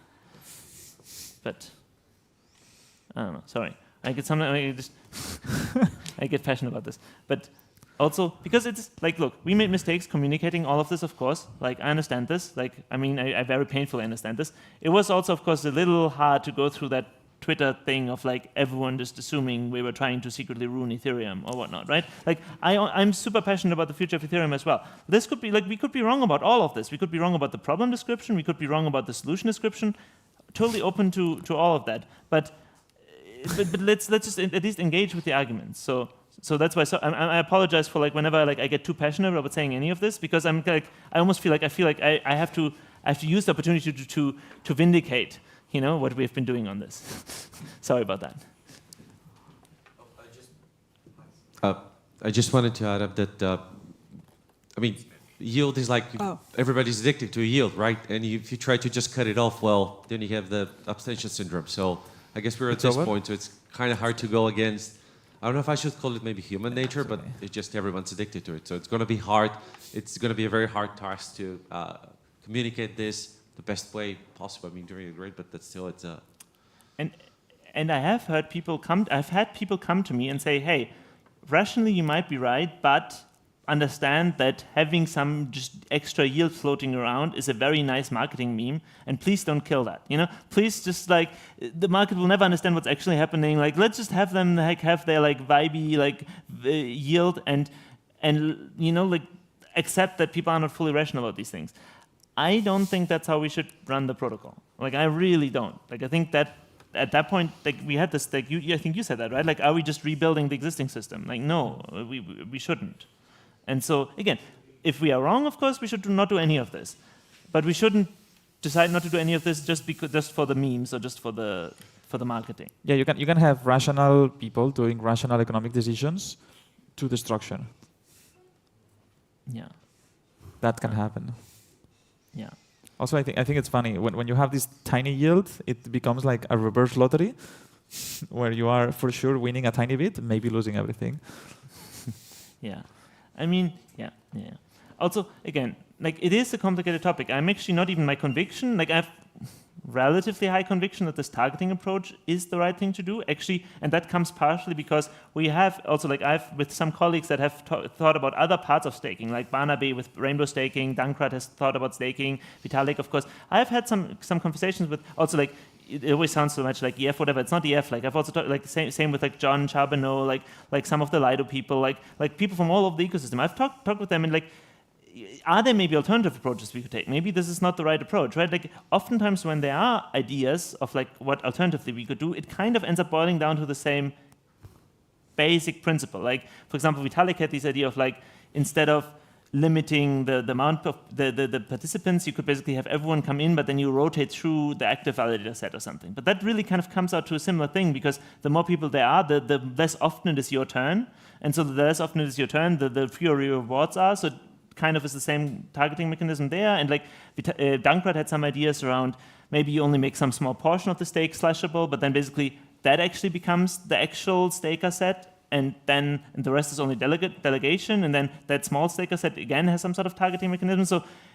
So far it seems to me like all the alternative approaches people can come up with kind of boil down to the same base principle, just with extra steps of making it more obscure. But I don't want to make it more obscure. I think Ethereum should just be like, no, this is what we have to do.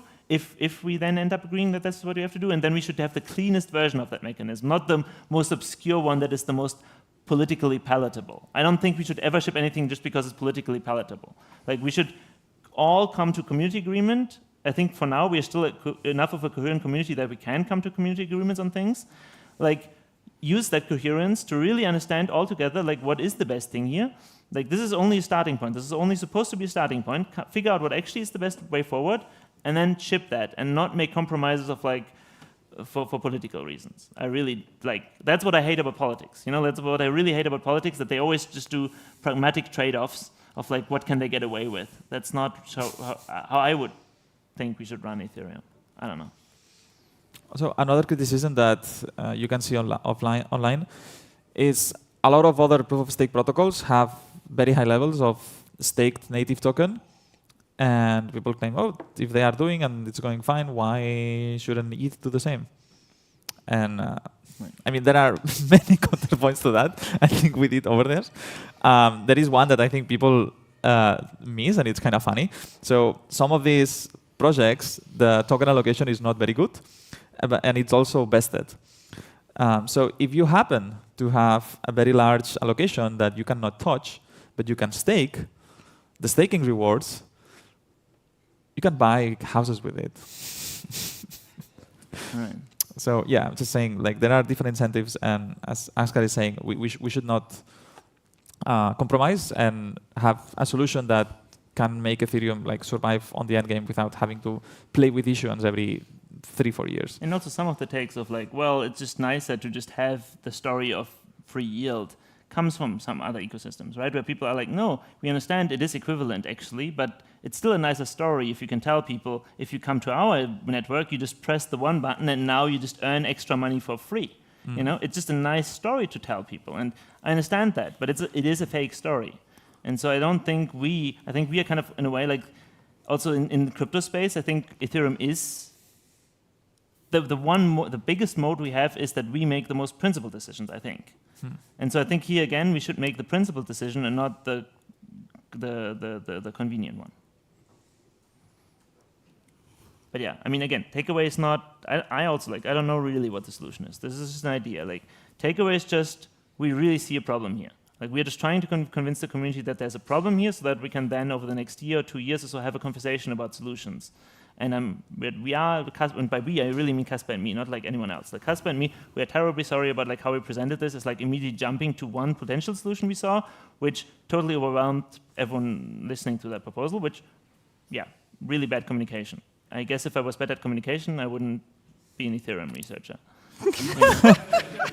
It's yeah. Yeah. I have another question online.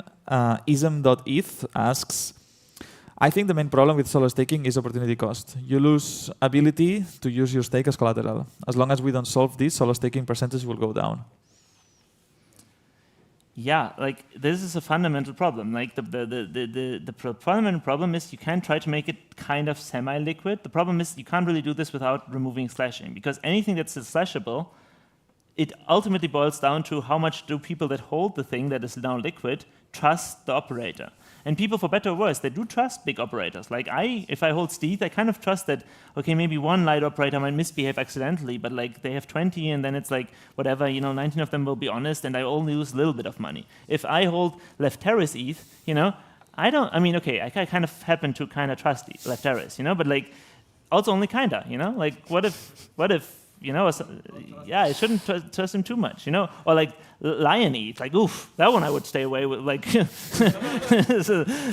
I would need a huge discount to buy that, you know what I mean? It's like, I'm a light operator, by the way. Oh, yeah? Yes. It's actually really fun. Okay, but point being is like, there's a fundamental limit of how much you can make solo staking liquid because of that trust thing, unless you remove slashing, and that's kind of what Dankert had some ideas around, like this kind of alternative approach of just turning ETH also into more of like an enshrined, delegated proof of stake system. But again, I think that's an interesting thing to explore, but I think it does boil down to something that ends up looking very similar to targeting. But yeah, that's them. It's hard. Like, I feel like oftentimes the debates are like people keep pointing out, but this is a bad thing, and then all I can say is like, yep, I agree, it's a bad thing. Next, like it's an unfortunate situation, I think. Yeah, I don't know. Yeah, with the solo staking debate, there will always be a monetary premium to move away from solo staking to some stake ETH or this famous earn button, just minimal effort, minimal cost. But solo staking exists in Ethereum because there is an altruistic premium. Many people are willing to do a small sacrifice in terms of effort. I mean, there's also an increased sense of self-sovereignty. You aren't relying on anyone. The risk is lower. You control your capital. You don't have a smart contract between you and the Beacon Chain smart contract. So I do think that ends up being a good trade-off for that. Okay. Then we'll call it psychological premium. No, it's not non-economical premium. It's not irrational. Yeah, I don't think it's right to like call solo it's- stakers altruistic, because then people start relying on their altruism. And I think that if we call them altruistic actors and rely on their altruism, we do lose them. Okay. So I do think it's worth trying to keep the objective economic gap as small as possible, so that even for rational solo stakers, it might still be the right choice to remain solo stakers. And to me, the biggest risk for this gap really is the one of like LST liquidity. I think once we have like 60% staked, and like the LST is the one that like ends up, that's the thing that you use to buy your latest NFT, that's the thing that has the highest liquidity on Uniswap. To me, this kind of flipping point really is what I'm personally the most scared of.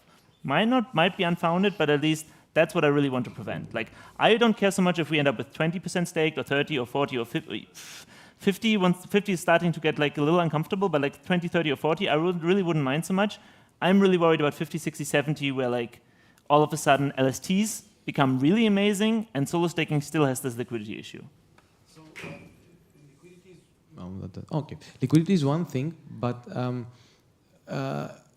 so for example, STETH that you mentioned, it's already very, very useful in DeFi in many places, and you're gonna get the standard 3 point, how much is it for LSTs instead of the 3.5, let's say, that is in native staking. But then you put it in another pool. So, okay, you have the DeFi Legos, but still, you actually can a lot more than you're not only liquid, but you also get, like, there is pools that you can get 12.5, like 15%. Okay, there is various risks, and there is not as much TVL there, but you can do a lot already with the LSTs. And this is probably what the guys online mentioned, that with native staking, like with normal staker, solo staker, you just can't do anything. You just rely on maybe a Holy Mary MEV block, Hail Mary. Yeah. MEV block. And I mean, every single problem of our system seems to go back there. How can we make solo staking better? And I think that this should be the object of any part of research. I mean, I'm not saying that I know how to solve this, and I don't think that anybody in this room knows, but if you identify a problem and you say, okay, this should be the target, then probably this should be the research towards. Yeah, I mean, I think from remember, I assume you remember this kind of thread that Peter had recently on Twitter, right? Of like, kind of where he was a little, I think some frustration broke loose of like how things go in Ethereum, and to some extent I agreed with that, and like I felt the frustration, but also like with things like MEV, right? There's one question of like, do we like this, yes or no? And like, sure, we can talk, and like, it's probably like it's not amazing. At least some like the toxic part of MEV is really not great that exists, right? The problem is at some point you only have the choice of like, do we keep going into research mode forever, and like we just keep not finding a solution because it's like intrinsically just either impossible or just too hard to find a solution, right?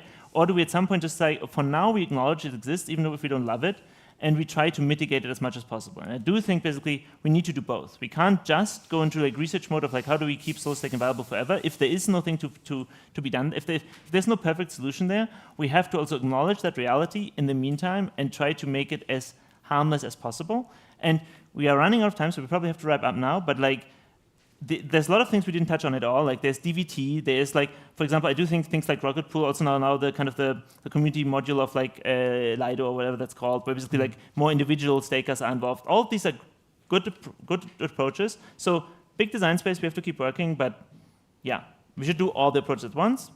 We are at the end of the session.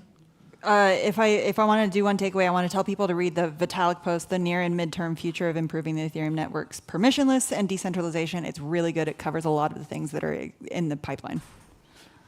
Awesome. Cool. Yeah, let's wrap up. So thank you everyone for participating, the audience and the online questions, and beautiful Ansgar, Nixo, and Milion. Big round of applause for everyone.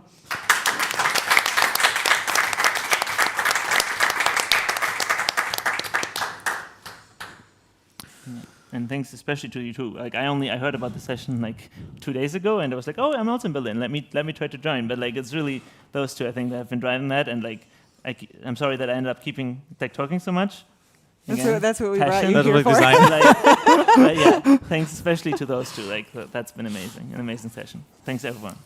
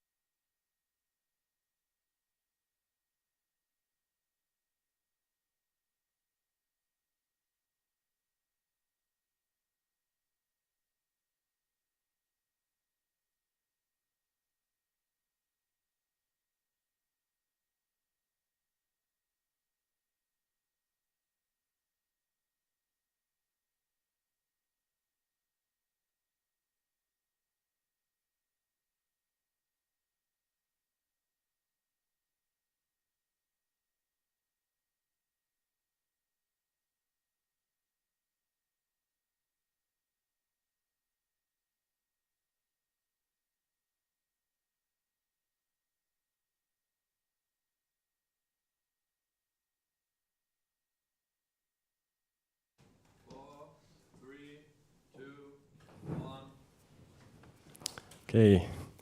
Hi, everyone. Thank you all for coming on this last day of the conference in the afternoon. My name is Yannick. I'm from Shutter Network. I'm Mark from Nethermind.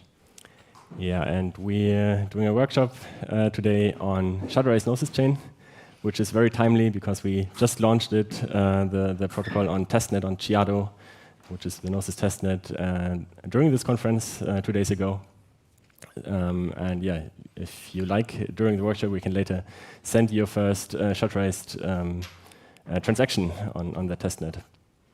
But first, I'm going to give, or we're going to give like a introduction in the protocol, how it works, what we're building exactly, and why we're building it.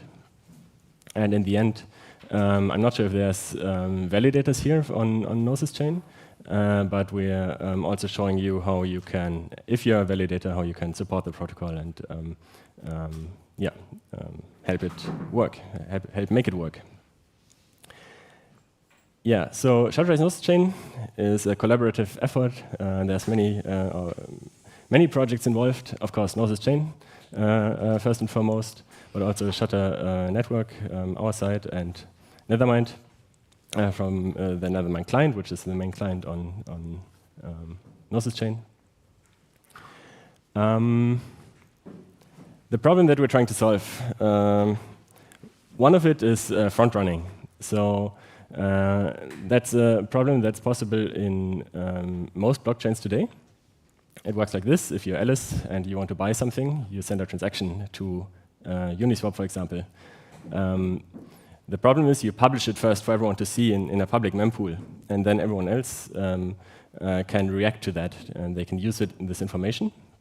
And for example, Bob, if Bob is evil, they can buy before you and then sell after you. So they can wrap your transaction with 2 other transactions, and by doing so, they can make a profit.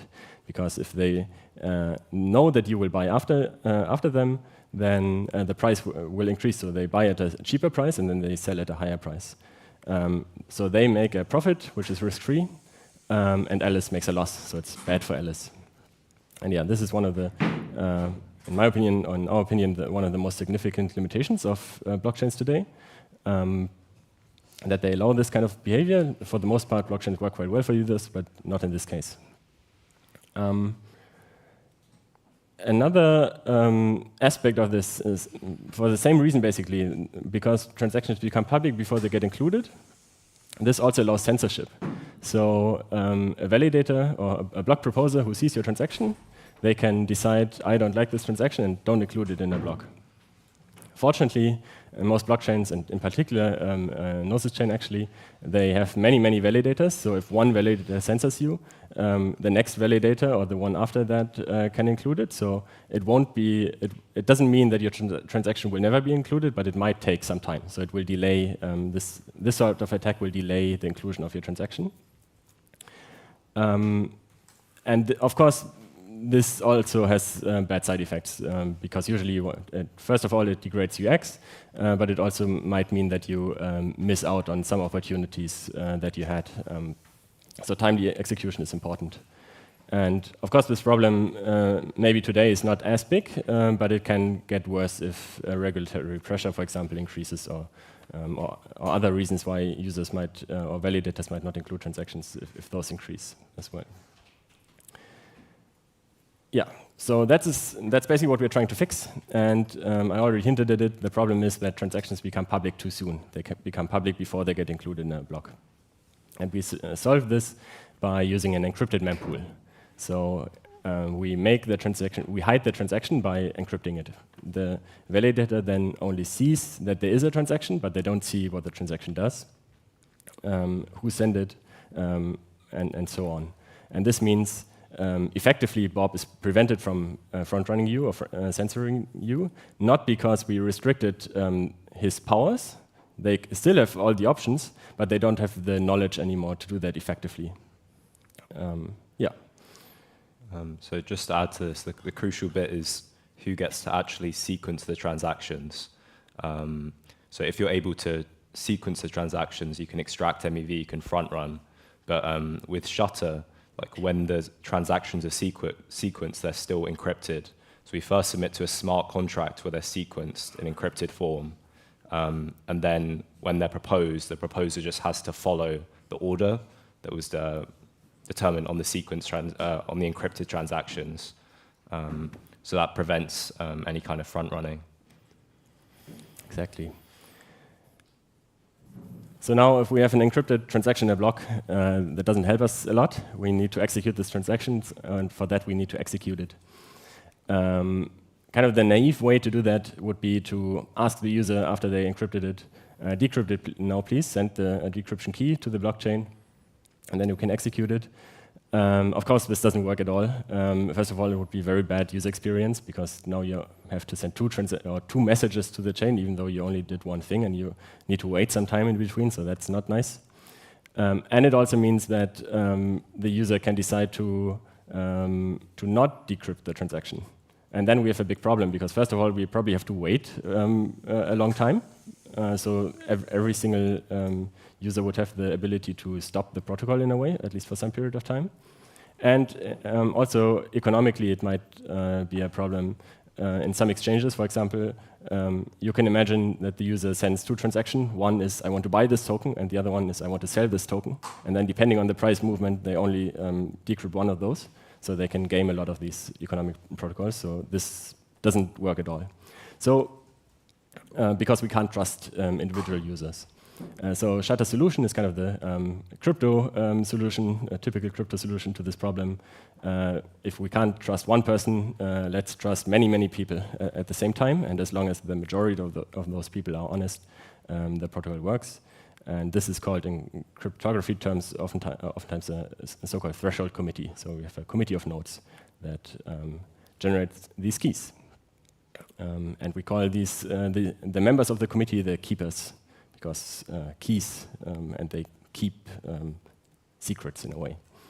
And yeah, we have an honesty assumption. As long as two-thirds of those nodes are honest, the protocol is secure. And if they're not, if they decrypt too early, for example, if they collude, then the protocol is not secure anymore. Very similar to a blockchain. If all the validators would collude, you also have a problem. And to make sure that these members are honest, we have like a subjective selection process. We have a DAO, so the Shutter DAO selects these members. They make sure that they come from different backgrounds, maybe some companies, maybe some individuals. And if they have the feeling that some of these members are dishonest, they kick them out. Yes, so this was the general principle how it works. This is a workshop, so if you have any questions, we're happy to answer them.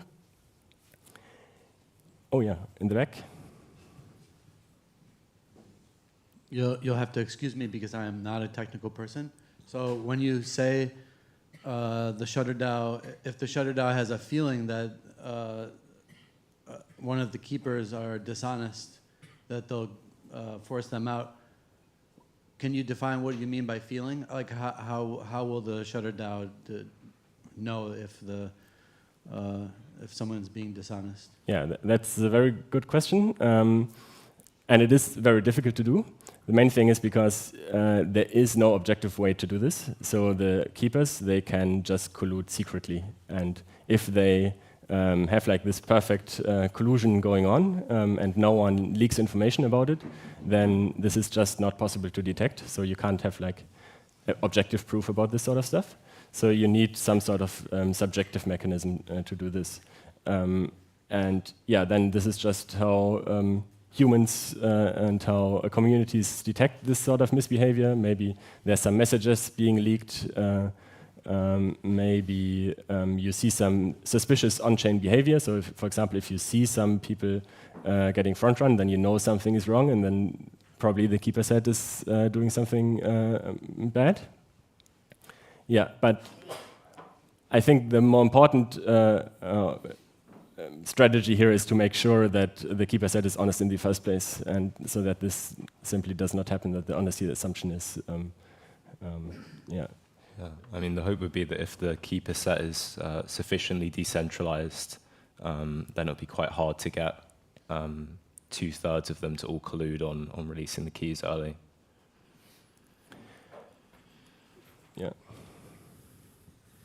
In an earlier slide, you mentioned that if Alice submits an encrypted transaction, that the encrypted transaction goes first in the block.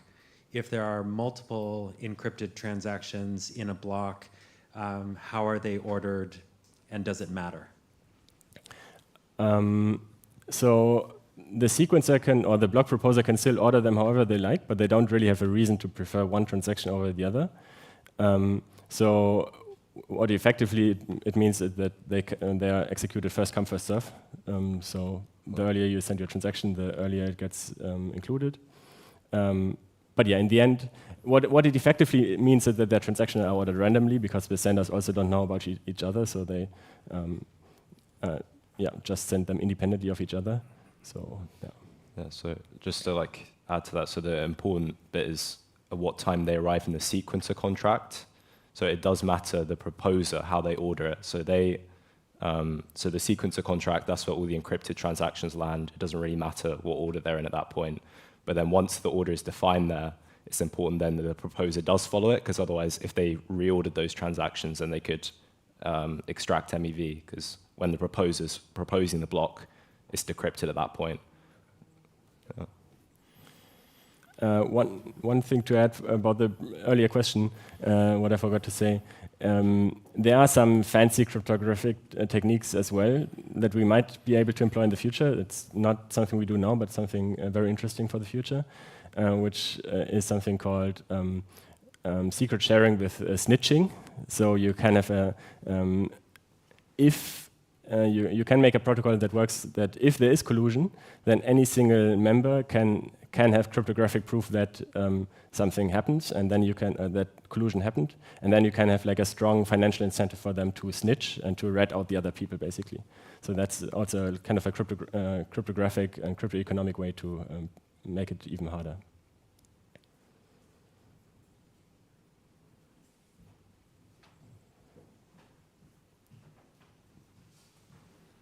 Sorry, I have another question. I don't want to hog the mic, but so as I understand it, for validators, they opt into validating the shutterized Gnosis chain.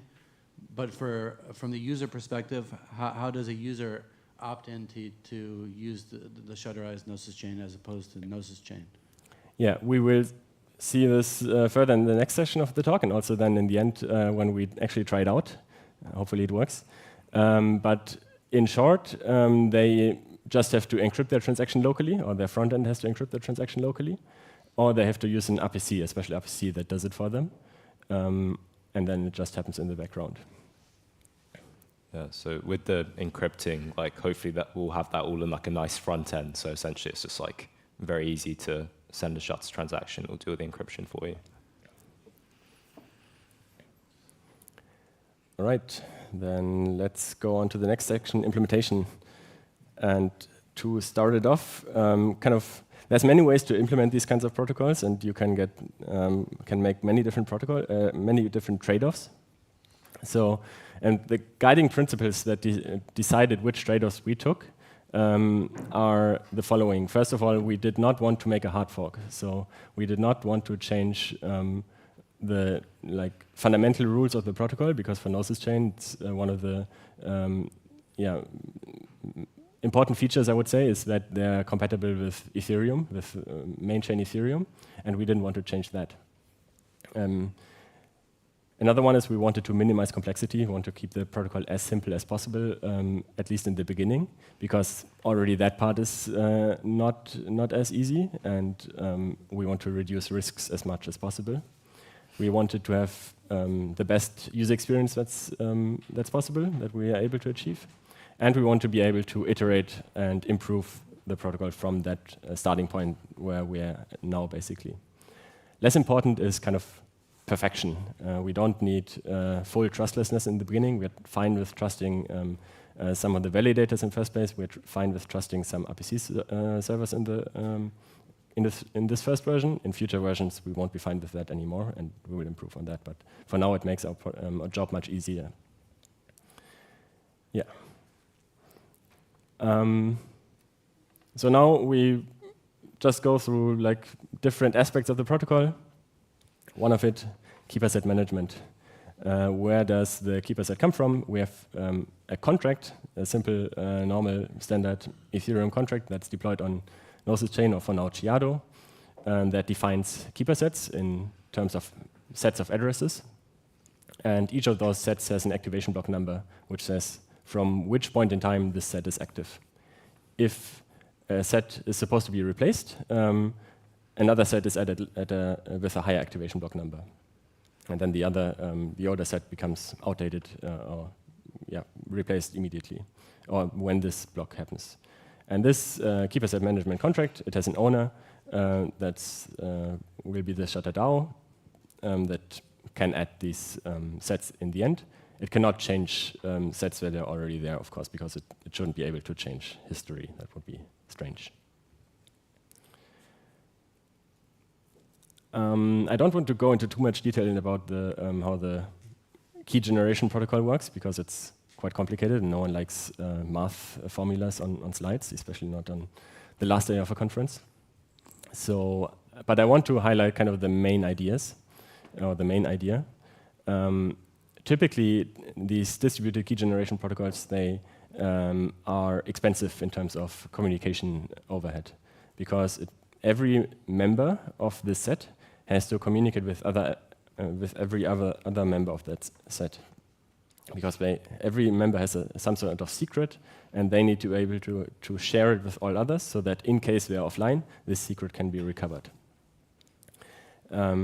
And that means that we have this quadratic overhead. If there's 4 nodes, like in this example, we have 16 messages. If there's 100 nodes, we have 10,000 messages already. So it scales very poorly. Unfortunately, it's fundamentally necessary that we have this. So therefore, and one more thing, of course, or 2 more things, we want to have our set as large as possible. As Mark said earlier, the larger the set, the more secure the protocol is, because collusion becomes harder. And we have to be quite fast. So we want to be able to create keys for every block, which means on Gnosis chain every 5 seconds. So we can't do this sort of process with, say, 100 members for every slot. So therefore, our protocol works like this, that we run this phase only once. So we have a setup phase, and this setup phase gives key shares for every member, and then it outputs one kind of master key. We call it the Eon key, which is because it's supposed to be valid for a very long time, as long as the keeper set is active.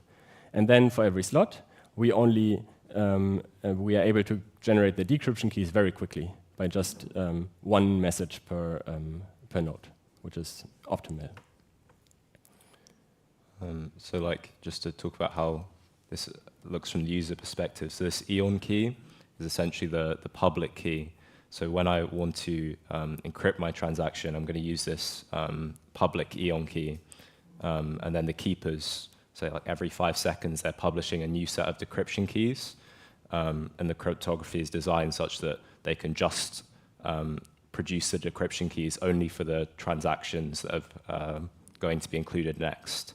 And then they'll be repeatedly broadcast every slot just for the new transactions.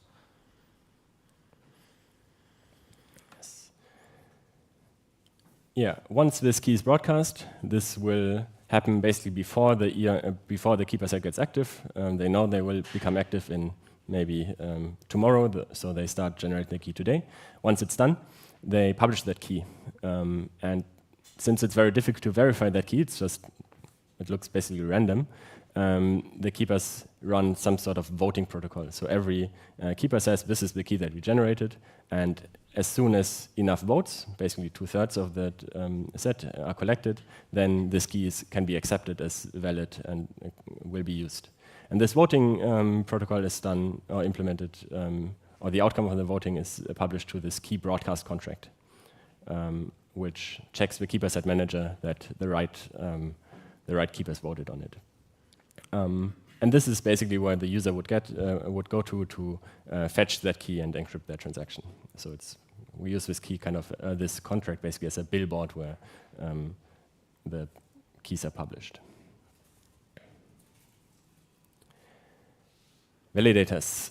This is what we're going to do at the end of the workshop, and they have to register. So we don't want to require validators to do things, because that would mean we have a hard fork.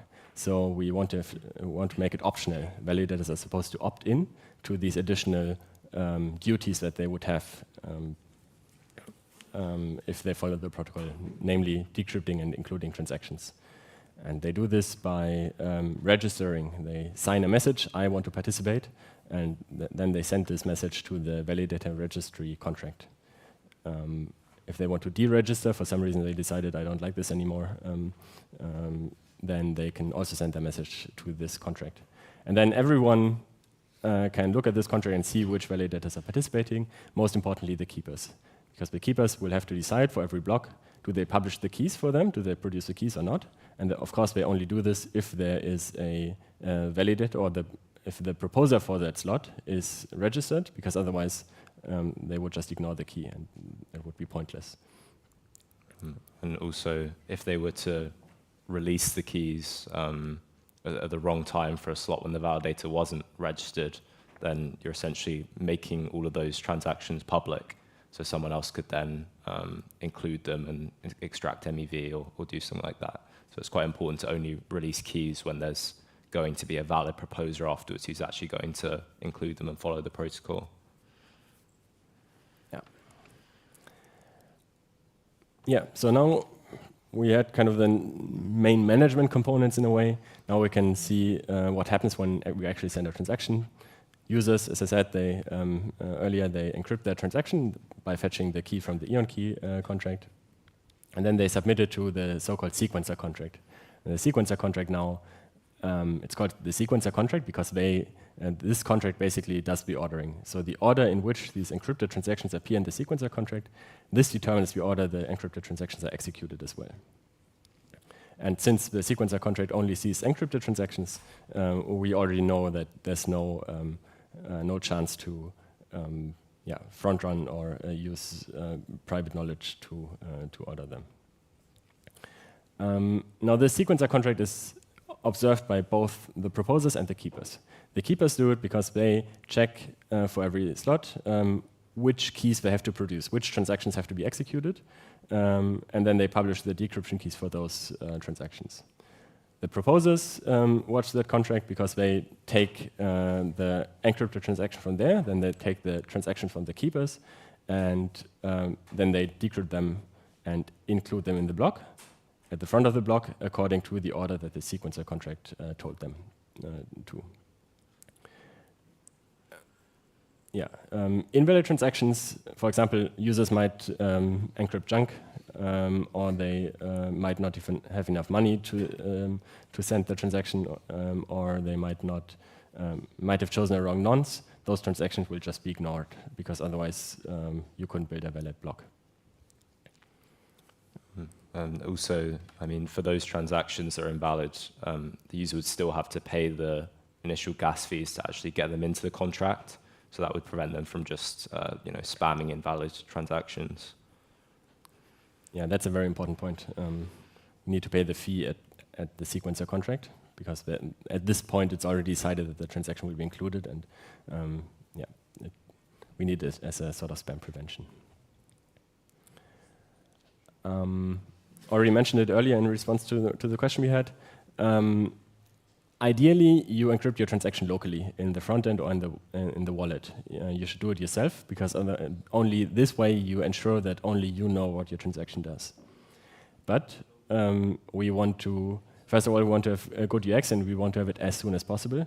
We don't want to wait for front ends and for wallets to integrate or support this sort of protocol. So in the meantime, until we have this support, we implemented the encrypting RPC server. The encrypting RPC server is a very simple RPC server. It does what a normal RPC server does. But instead of sending, when it receives, you as a user send your transaction in plain text to that server, and then this server will handle that encryption and sending it to the sequencer contract. This means you have to trust this server. They could front run you. But if you do that, then you have like a very good user experience. Basically, nothing changes for you. You only have to change your RPC server, and everything just works as normal. And this is what we're going to try after this, during the workshop part. Questions so far about the implementation?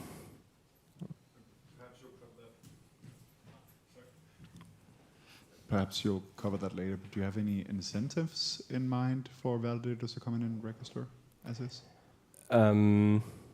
Yes, so not at the moment. At the moment, we try to keep it as simple as possible.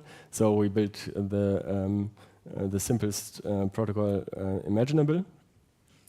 So at the moment, it's just, yeah, there's no incentive at the moment, except for kind of something intangible, like you want to support the protocol. You have some sort of incentive because you get free transactions, basically. Validators want to have as many transactions to include in their blocks as possible, and this is adds kind of an additional path for them. If they wouldn't do it, then these transactions are off limits for them. So that's kind of a small incentive. And we could imagine that in the future there's like token incentives, or they get like yeah, special rights in the DAO or something like that. Yeah, but nothing concrete yet. Thanks.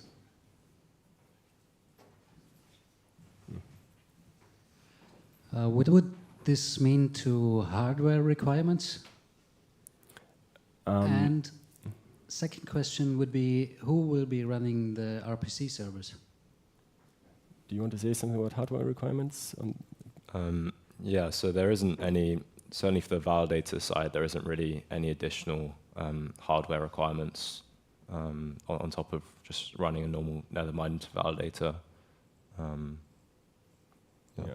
I think running the node is already kind of way more difficult than adding this shutter functionality. Who will run the encrypting RPC server? Anyone can run it. It's open source software. I think for now, for the testnet, we run it like from Shutter. In the future, hopefully, we hope that we can convince like the main RPC providers on Gnosis chain to either make it the default or add like a variant of theirs to do that.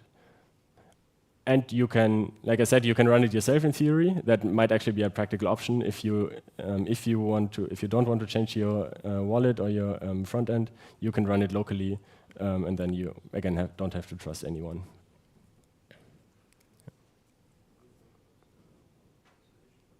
I think there was a question.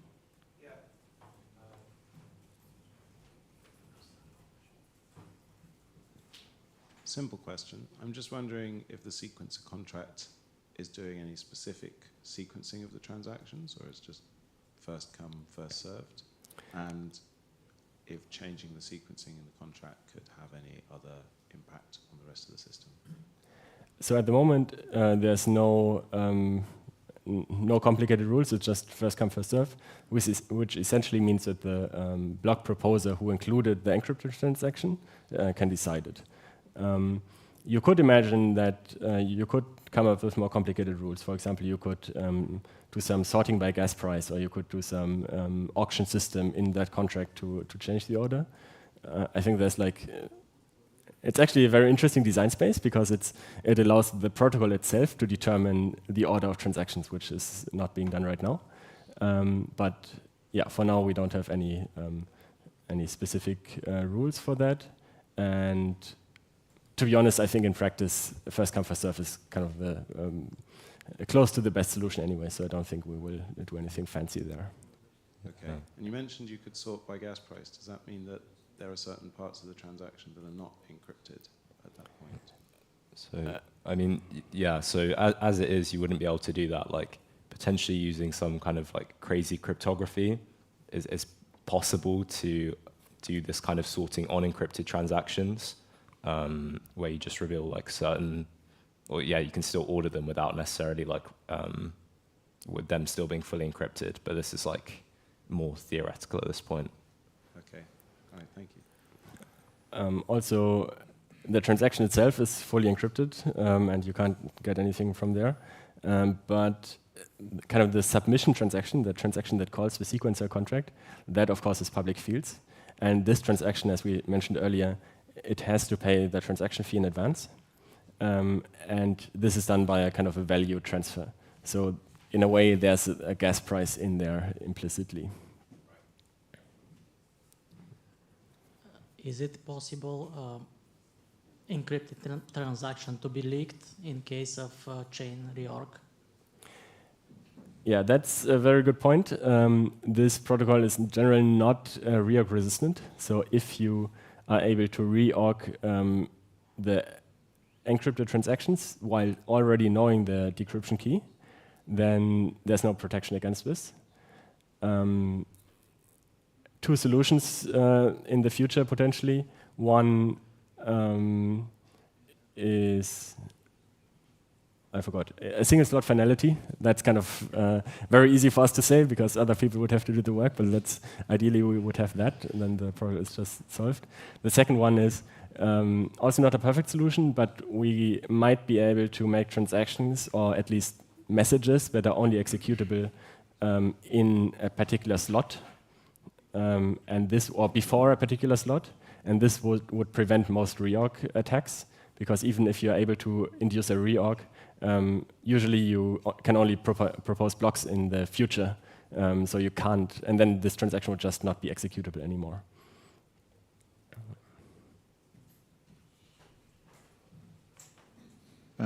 Using just the public fields that you referred to before, could you imagine a scenario where an adversarial validator could heuristically sequence transactions and still potentially extract some MEV? Or would that be completely infeasible? I think in practice, no. I think in practice, it's the transaction is encrypted, so there's no information leakage, at least in theory. You could imagine that. So this becomes very complicated, and the question is, you can probably do it, or potentially do it statistically, and then the question is, can you do it efficiently? So is the value you can extract more than the transaction fees you pay on average? There's probably some scenarios you can imagine. One is if you know, I don't know, if you see on Twitter that a new meme coin is rising, and then you probably can guess that most of the transactions, or that, and there's like lots of transactions, then maybe you can guess that many of these transactions buy this meme coin. But then the question is, do you actually react to information that's in the transaction? I don't think so. I'm not sure if I would call that front running anymore.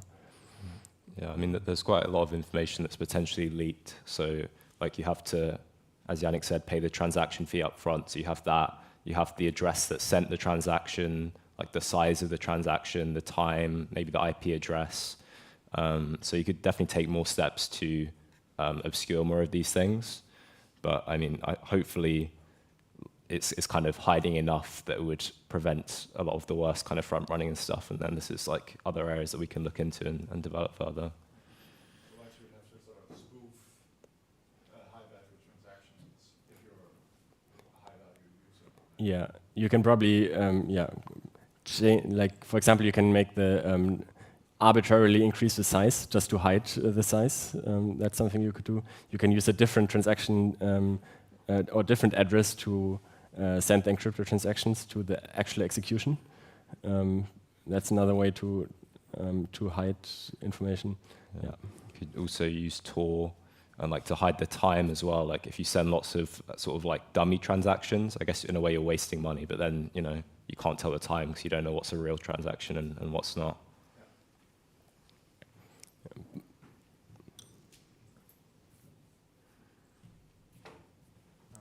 What's the key size for the encryption that's used? Is it somehow kind of determined by the user? Because it has some impact on the gas, right? Because the bigger the key size, the bigger the payload that needs to be stored in the smart contract. So we only publish the encryption key, like this EON key, and we only do it once, so once per keeper set. So this is not going to be done very often. The decryption keys are actually never on-chain. The transactions are decrypted off-chain, and then only the decrypted transaction is sent on-chain. Okay, so the size of the key doesn't add any overhead. The encryption itself, of course, adds overhead. First of all, the transaction ends up in the state twice, once in encrypted form and once decrypted. So there's some overhead. And we have to add some padding, and kind of the encryption itself has a constant overhead as well. Okay, thanks.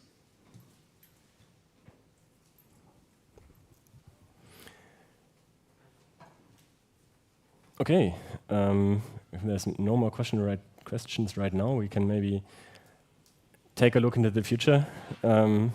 There's, as I said, a few points where the transactions where the protocol is not perfectly secure.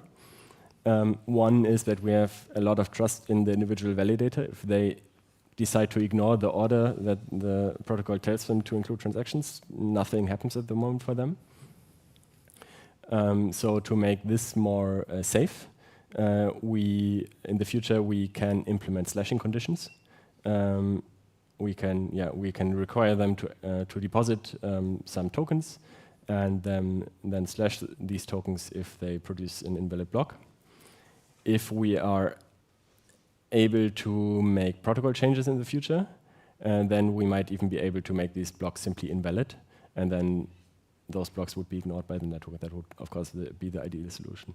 And also, at the moment, it's opt-in. We require validators to opt-in. At some point, maybe we can make it mandatory that they don't have a chance. They always have to follow these rules. At the moment, if the rate or the fraction of registered validators determines kind of how long you have to wait for your transaction to be executed. If all transactions, if all validators are registered, then transactions will be executed in the next block. If it's only half of them, you have to wait. Depending, 2 blocks on average. So this is something we can do on the validator side. On the keeper side, we can also require staking. We don't have that at the moment, but probably we'll have that very soon. We can have social slashing. This is what we talked about earlier. If there's kind of reasonable conviction that a keeper cheated, then we can socially slash their deposit. And potentially, also something I mentioned earlier, we can have fancy crypto that makes collusion much harder, and we can have this snitching feature.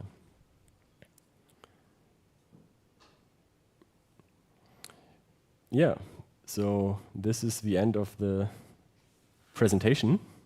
We have 22 minutes and 35 seconds left. That's plenty of time to send some encrypted transactions, and then in the end we also want to do this, or show you at least how the validator registration works. You can maybe follow along. We can show on the stage how the process works, how you can register. We have like this small README file that describes what you can do. You can scan the QR code or enter this URL. Maybe you can make it a little bit bigger.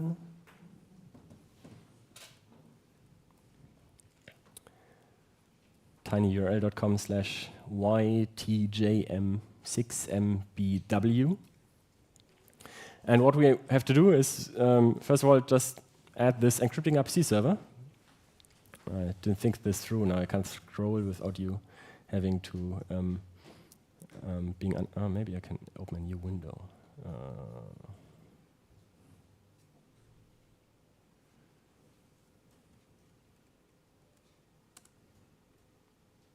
Okay.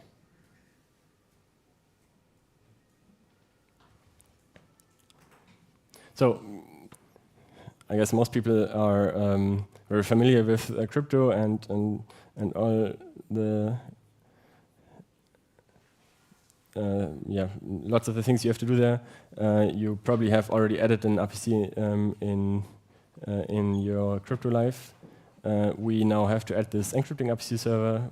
We use MetaMask in this demo. We click on Network, Add Network. Then we go to the very bottom, add a new network manually. We enter the network name, Centralized Chiado, new RPC URL, this one. Oops. The chain ID 10200, that's just the Chiado chain ID. Currency symbol XDAI, and the block explorer, block scout. We save, we switch to that network, and now whenever we send a transaction, it will be encrypted. So let's try that and hope that it works. We click send, we can just send to ourselves 0.01 xDai and confirm. So now we have at the moment about 1,000 registered validators. There are about 6,000 validators on Chiado right now. So at the moment it will take 6 blocks on average, if my math isn't wrong. So it might take, much quicker. We got lucky. So the transaction was actually confirmed. Yeah, we can look into the sequencer contract. There we will see a bunch of transactions, and one transaction that was sent 32 seconds ago. This is the transaction that the sequencer contract, that the encrypting RPC server sent to the sequencer contract. We don't see a lot of information there because it's encrypted. So we don't even see that we sent this, but we see if we click on, we can of course check the MetaMask confirmation. We can view it on a block explorer and see that the transaction is what we expected, what it was, a transaction from us to us, 0.01 xDai. Yeah, so this is how it works. So there are like 2 transactions there. So the first one, when it was sequence encrypted, and then this one, we had to wait a little bit until the proposer included it in its decrypted form. Maybe we can try it again and we get unlucky this time. Maybe it takes longer. Can do the same thing.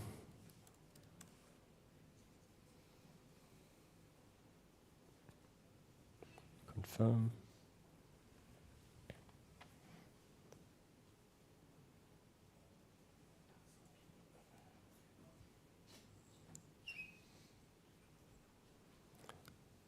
We see the transaction from the encrypting RPC server is pending right now. It was just sent here. It should get included in the next block.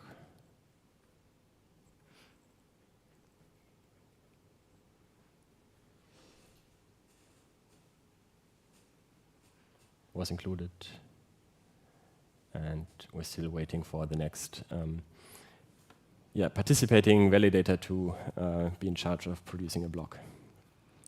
Yeah, so it's just pretty random like as to when the validator gets selected, and if it happens to be running shutter. So it could be like it's average 30 seconds at the moment, but could be like potentially longer. And that's why we need lots of validators to participate. Does it work? Did anyone try?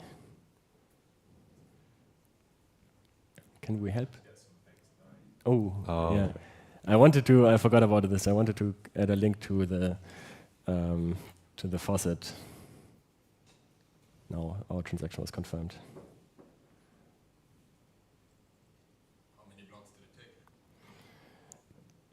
Good question. Does it say included?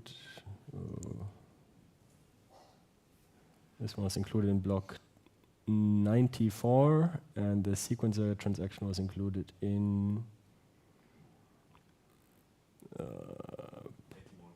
81. So 14 blocks. So a bit unlucky. Twice as long as it should have been. Pays for the sequencer transaction right now? Sorry? Who pays for the sequencer transaction using the RPC? Yeah, at the moment it's the encrypting RPC server. So you get free block space if you use it. You still have to pay the transaction fee for the actual execution in the end, though.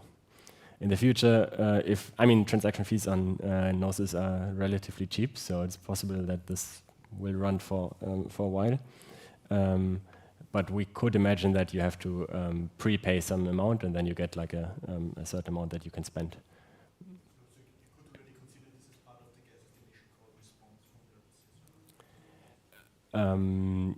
Ideally, yes, but that would probably require a wallet integration, basically. Yeah, I mean, ideally we'd have the front end, so you'd just be paying for it yourself. Yeah, so you can just pay for it with your own wallet, or people can run their own RPC servers as well.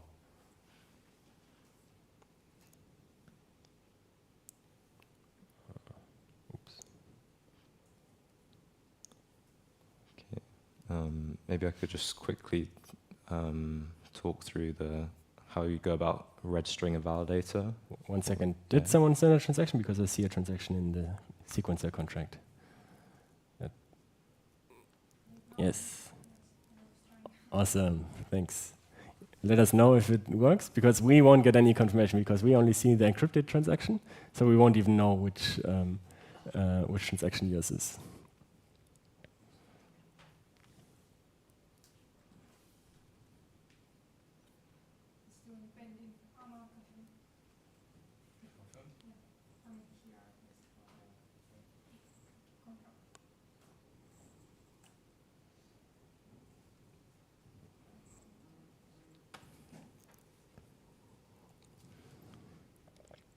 All right, maybe we can. Yeah.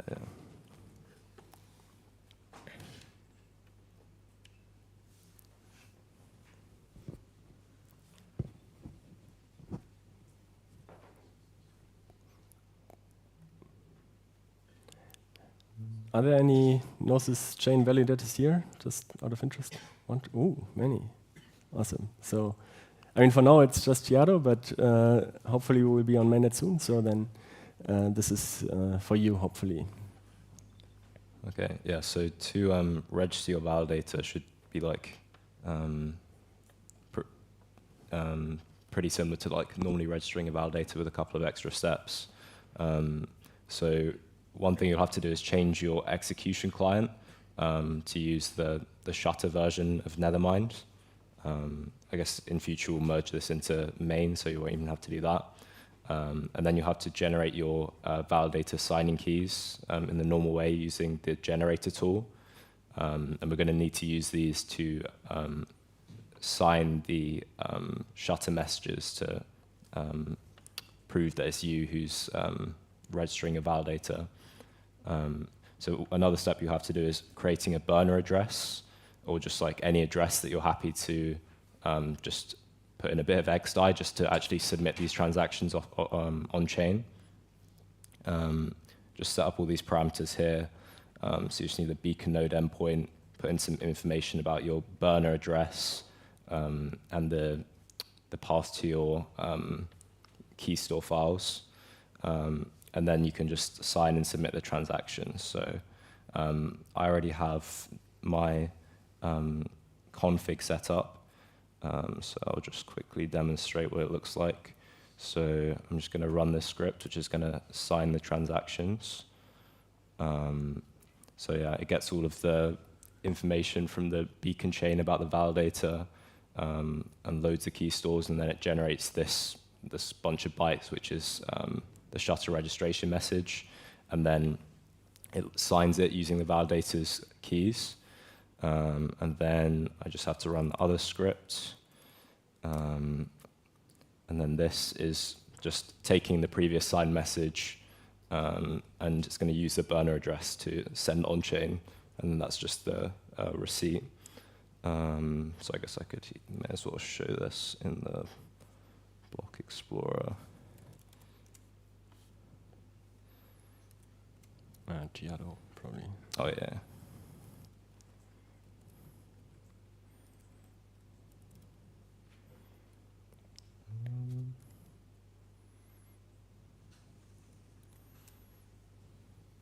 Okay, yeah, here we go. So this is an asset. So the validator is registered, as easy as that.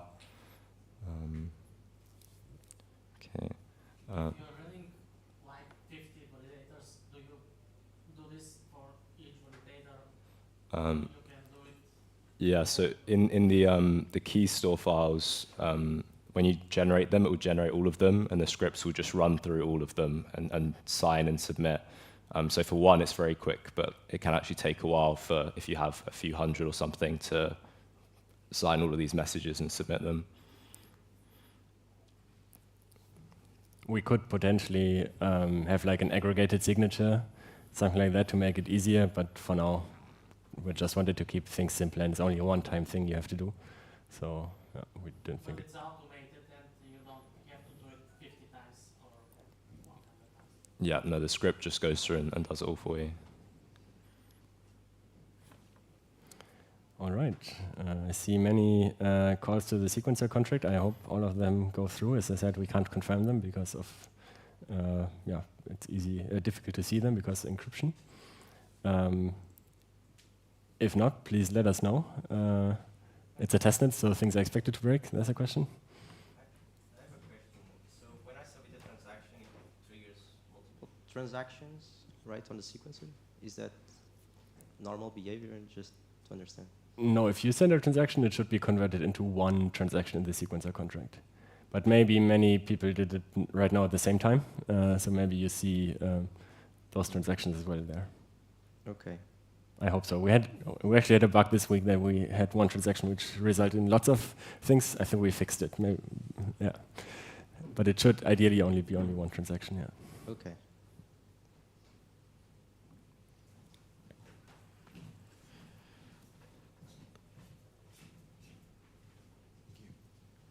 I'm just interested to know a bit more about how you pay for the transaction. So you said that when you submit your initial transaction includes the encrypted transaction, you make a payment at that point to cover the cost of the encrypted transaction. Could you just go into the details of how that works? And I'm guessing that you might need some new UI elements at the wallet level to enable setting that new price. And I guess that right now the RPC encrypted server is handling that for you, but could you just go a bit deeper? Exactly what you said, basically. So at the moment, the the encrypting RPC server pays a fee when they send the transaction to the sequencer contract. They do that by a simple value transfer. So the sequencer contract is payable, and they have like a minimum amount that so I mean, it sets essentially like you have to set a limit on how much it's going to cost. And then you pay up front the whole cost, and then if it exceeds that amount, then it just won't be included. And if it's less than that amount, do you get the money back? At the moment, no. At the moment, you pay double, basically, or at least the sequencer, the encrypting RPC server pays, and it doesn't get refunded. This is because mostly because we can't do protocol changes. If we could do protocol changes, we could make it much nicer that you only pay in advance, and then you execute a decrypted transaction. Then this wouldn't pay anymore at all, and maybe the remainder would even be refunded. This we do so Shutter Network is we are also implementing it on OP Stack. There we are able to do protocol changes. There you get a refund. In Optimism right now, this is not possible. We could imagine that you can do fancy things, like do afterwards like a zero-knowledge proof. You had this transaction, paid this much, you paid this much in advance, so you get the money back from the sequencer contract. But for now, this is, we thought this would be too complicated and not necessary initially anyways, because Gnosis chain transaction fees are so low anyways.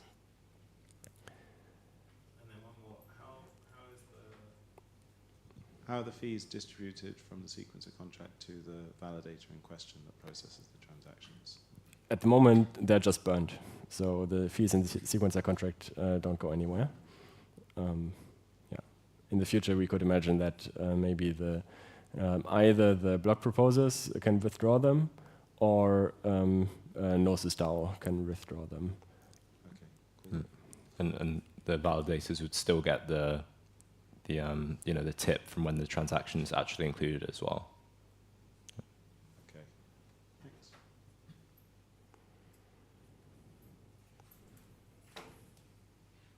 So as I understood, the sequencer contract is kind of a work list for the validators to walk it off, right? Yep. So they will go through it and just submit it.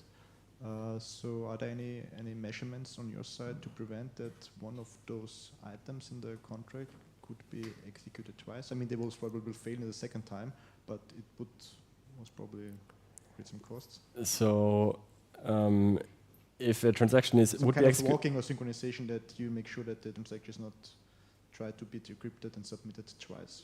Yeah, it's normal transaction, so they have a nonce, and if you would include it twice, it wouldn't be executed, or this transaction would just fail. It would be invalid because of a duplicate nonce. Okay, so there's no extra protection around it, you should just get it rejected by the node afterwards. once the validator tries to do it. Yeah, exactly. Or actually, the validator checks this before that the transaction is includable. And otherwise, they don't even propose the block like this. They kick it out before that even. Okay, good, thanks.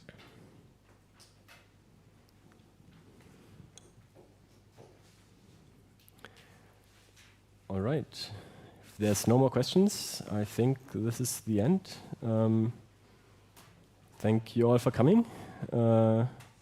And yeah, catch us afterwards if you have any more questions, or tried it out and it didn't work, or tried it out and it did work, because would like to hear about it. And yeah, thanks.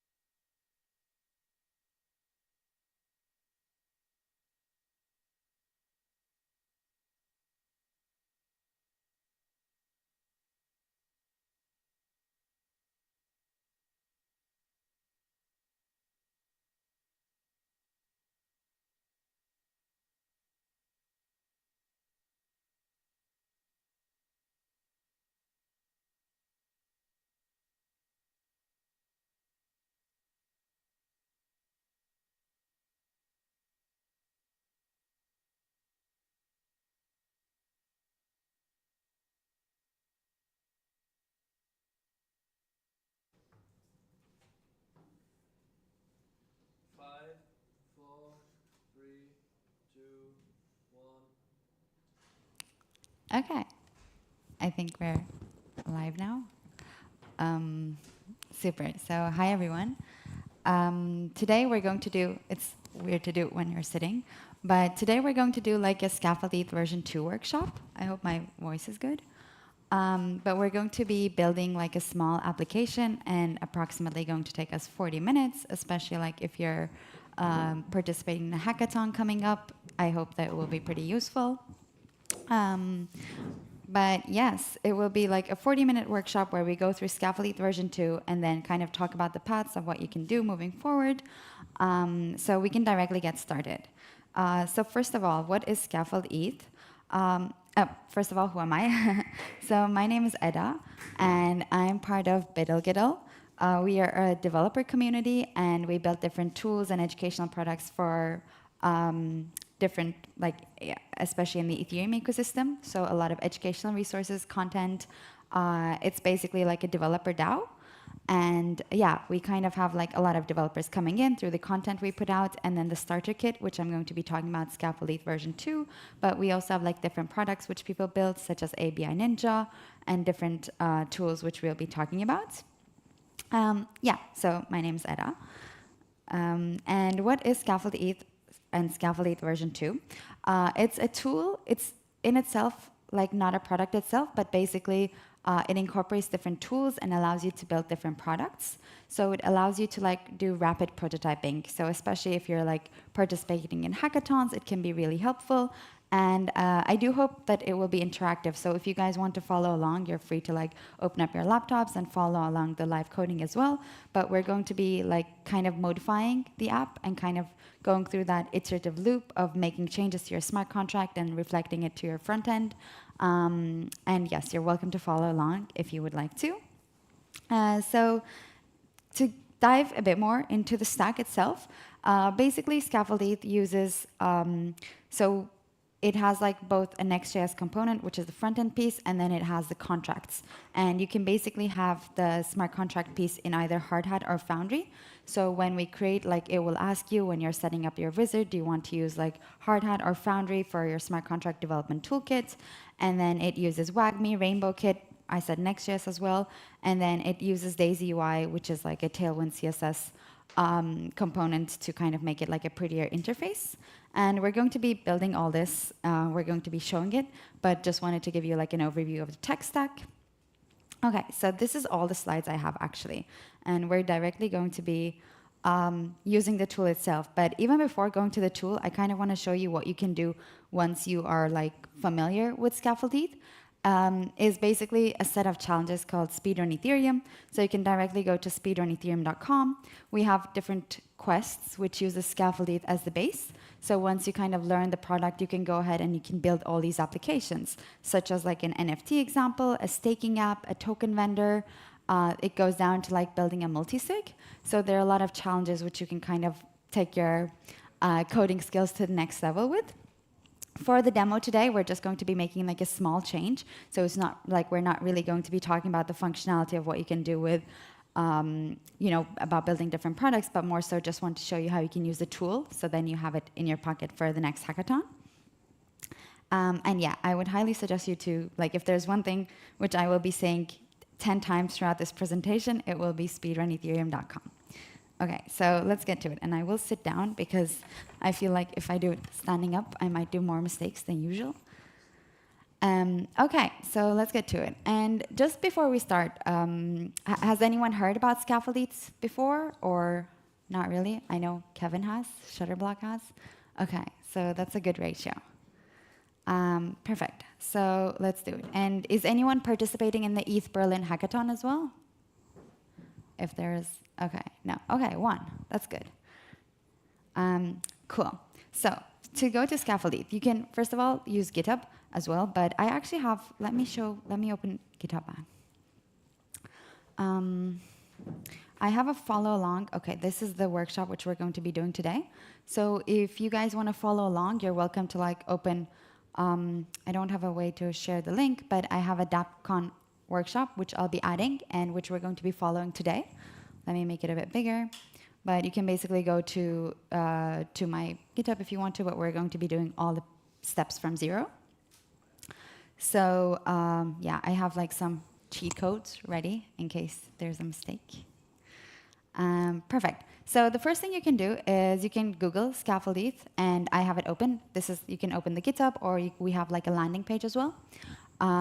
It's basically like there was like an initial Scaffold-ETH version, but now there's Scaffold-ETH 2, which basically uses like different flavors, is the second iteration of the product.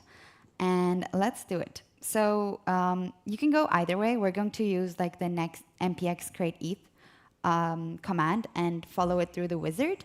But before, like with the Scaffold-ETH, you could also like clone it, but I think this is always better. Cool, so let's open my terminal. And again, I'm going to be starting from scratch, so if anyone wants to follow along or ask questions on the way, please welcome to do so. But yeah, I just have over here my terminal, and I hope the internet is pretty good here, so let's...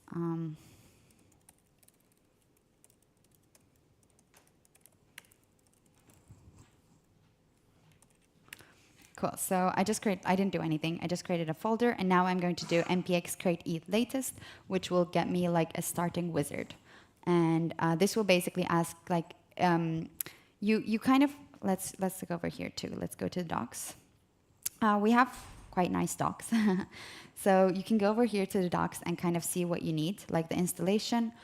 Basically what you need before you begin is node, yarn, and git. Once you have all these set up, you can then use the wizard or like the git clone command to get it up and running. And yes, I highly suggest like these give all the instructions as well. So we're just going to be following that.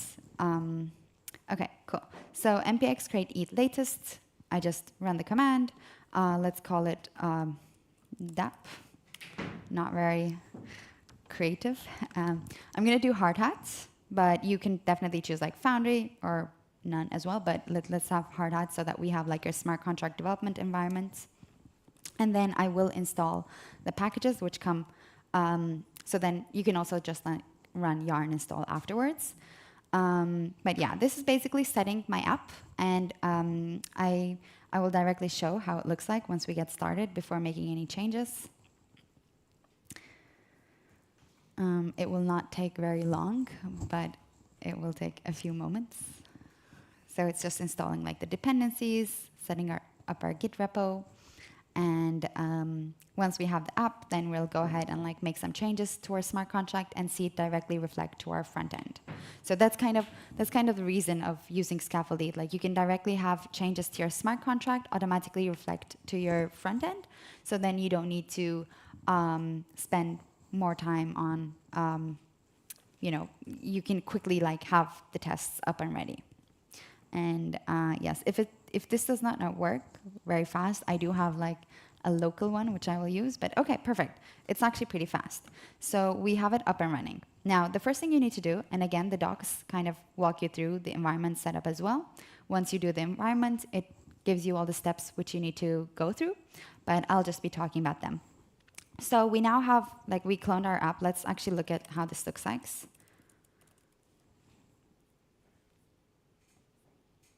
I'm gonna move this to like a new window over here. So I called it Dapp, not very creative, but basically the two things which are important to me are inside the packages folder. So I have both my hard hat package, which is my smart contract development environment, and then I have my Next.js, which is basically like my application, and you have like the pages, the front end component over here, which directly talks to your smart contract. So we will walk through these two folders, but before that, let's just kind of look at what we just downloaded. Now, the first thing you need to do is you need to do a yarn chain. So this will start our, well, you first need to CD into your app, and then you need to do like a yarn chain. So this will start our local hard hat chain. So as you can see, like it generates like your accounts.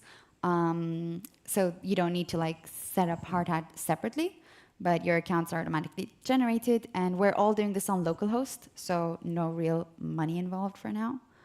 And then I open a second terminal. On the second terminal, I will do a yarn start. Now, I haven't deployed any of my contracts yet, so I just want to show you how the front end looks before we go ahead and deploy the smart contracts.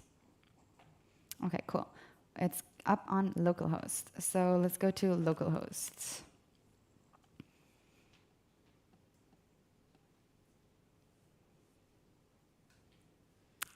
Perfect. So this is what we just downloaded. We have over here, like it's a pretty nice UI. We don't have any contracts yet, but so we haven't deployed any of our smart contracts. We did start our local hard hat chain, but we did not deploy any of our smart contracts yet. So that's what I'm going to do next. So I opened like a new terminal. Basically, the thing is now we have like 3 terminals, one for Yarn Chain, which starts our local environment, one for Yarn Start, which runs our app, and the second one we're going to do Yarn Deploy, which will deploy our smart contracts to our local network. This is just like one command to run. Awesome. So we now have deployed our first smart contract. So as you can see, I come over here and I actually see some functions. So there's like the smart contract, there's the address, the balance, like the network it's on, and you can now, like by running like that simple command, we were able to deploy our smart contract quite fast. But let's see what this smart contract actually does, right? Like before going deeper.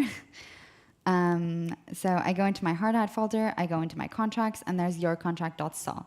So this is a very basic smart contract, which the Scaffold-ETH developers kind of created for us to have a boiler template to start with. Is this big enough? Shall I make it like zoom in?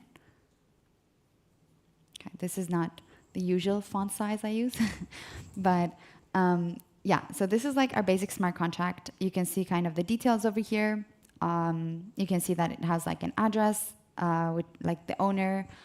It has a string over here called building unstoppable apps, a Boolean. It kind of teaches you about like the different variables you can have in Solidity. There's like an event, so it will show you, it automatically like allows you to kind of look through what Solidity events are. And then your constructor, then you have like a modifier. Basically what this smart contract does is it has a function called setGreeting, which, and then it has like a greeting variable saved. So you can change your greeting. It's not the most complex smart contract, but basically it stores a greeting and you are able to change the greeting. So for example, if I go back over here, where is it? So the current greeting is building unstoppable apps. I can basically go ahead and I can change this to building unstoppable apps in DappCon. And I can just make this transaction. Okay, but it didn't work because we don't have any money to pay for the transaction. Right now, like one thing which I did not mention is basically Scaffold-ETH comes with burner wallets. So these are wallets which are stored within your browser. So you don't need to connect to MetaMask. You don't need to like have that extra connection. But the wallet is basically available to you out of the box. But right now I have 0 ETH in this wallet person. And if I open like a new incognito window and I open localhost, it will give me a new wallet person. So this is like a green person. This is a purple person. So every browser will automatically generate you a new burner wallet. So I'm going to grab some funds from the faucets. It has a built-in faucet which you can grab funds from. These are, again, all on your hard hat node. And you can grab as much as you want. So now I have 7 ETH on localhost. Nice. So now, because I have the money to pay for the transaction, I can actually change the greeting. So let's try. Okay, perfect. So as you can see, I just changed the greeting. I now have building unstoppable apps in DappCon. And the counter also increases. So we can do something else, like Berlin is cool. And then I can do this, and then hopefully my counter will also increase. So the smart contract basically keeps track of a counter, which is updated every time you update the greeting. And then you can be like, DappCon, send, the counter increases, or like Shutterblock, send, counter increases. And one thing which is different in Solidity, if you're coming from like another programming language, is that there are functions which are payable functions, which accept money. So unless a function is payable, so when I go over here and when I look at the set greeting, it's actually a public payable function. So payable means that you can send ETH inside the function. It accepts some kind of monetary value. And then what we kind of have in this function over here is we have a premium flag, which is changed if someone sends money into our function.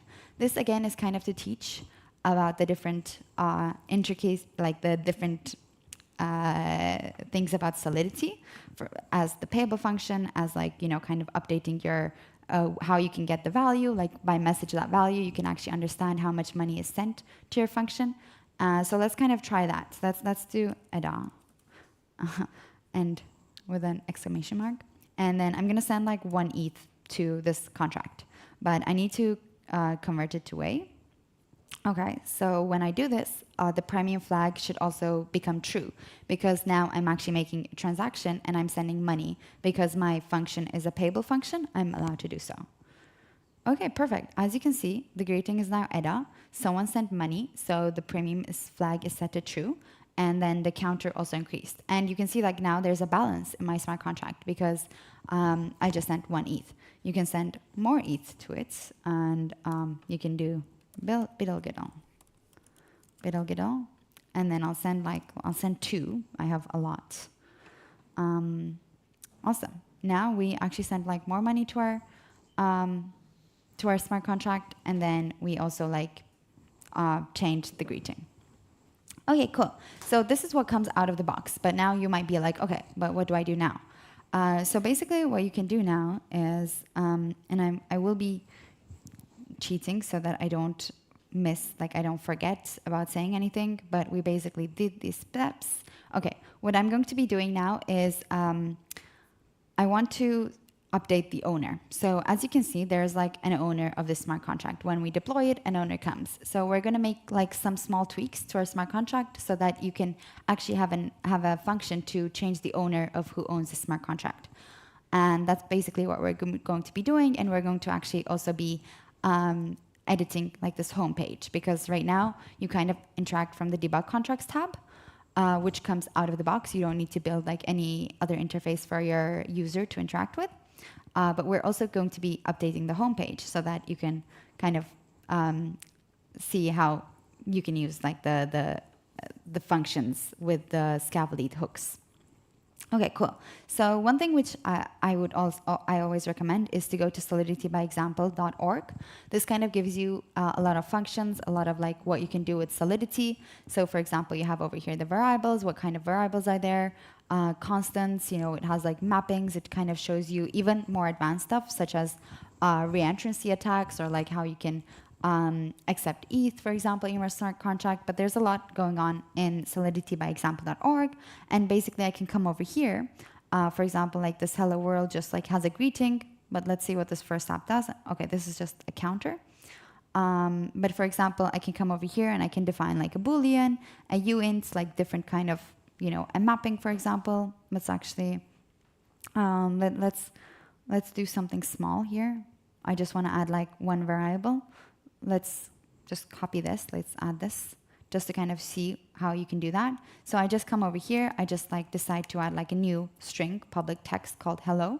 And then once I updated my smart contract, I need to redeploy my smart contract. Whenever you update your smart contract, you do need to redeploy it. And I'm just going to do a reset in case like it's saved somehow. So now basically I have like this new field, a new variable called hello, and it's directly reflected here. I did not do any change. It just comes over here. So this is like our debug contracts tab. Okay, perfect. So now that we have that, let's go ahead and let's actually like make a function to update the owner. And I kind of want to remove the stuff which is not needed. I am basically going to remove this. Okay, withdraw, let's leave this, but let's kind of delete this because it's making me confused when we have too much stuff which we don't need. I'm going to delete this. I don't want to met things, so I'm basically going to start from scratch. Okay, and let's just have that. Let's also delete these. Okay, cool. So we basically updated our smart contract. All we have now is it has an owner, and then there's a modifier called isOwner, and then it just has a withdraw function. So not a lot going on in our smart contract. I'm going to redeploy this, and then we're going to write like a function so that we can update the owner of this smart contract. Oops, I did something wrong.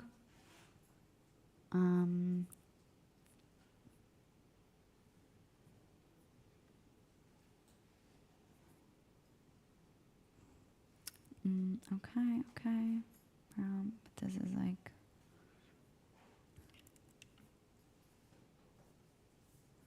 Okay, let me leave these stuff for now because I think I delete something which I'm not to be deleting.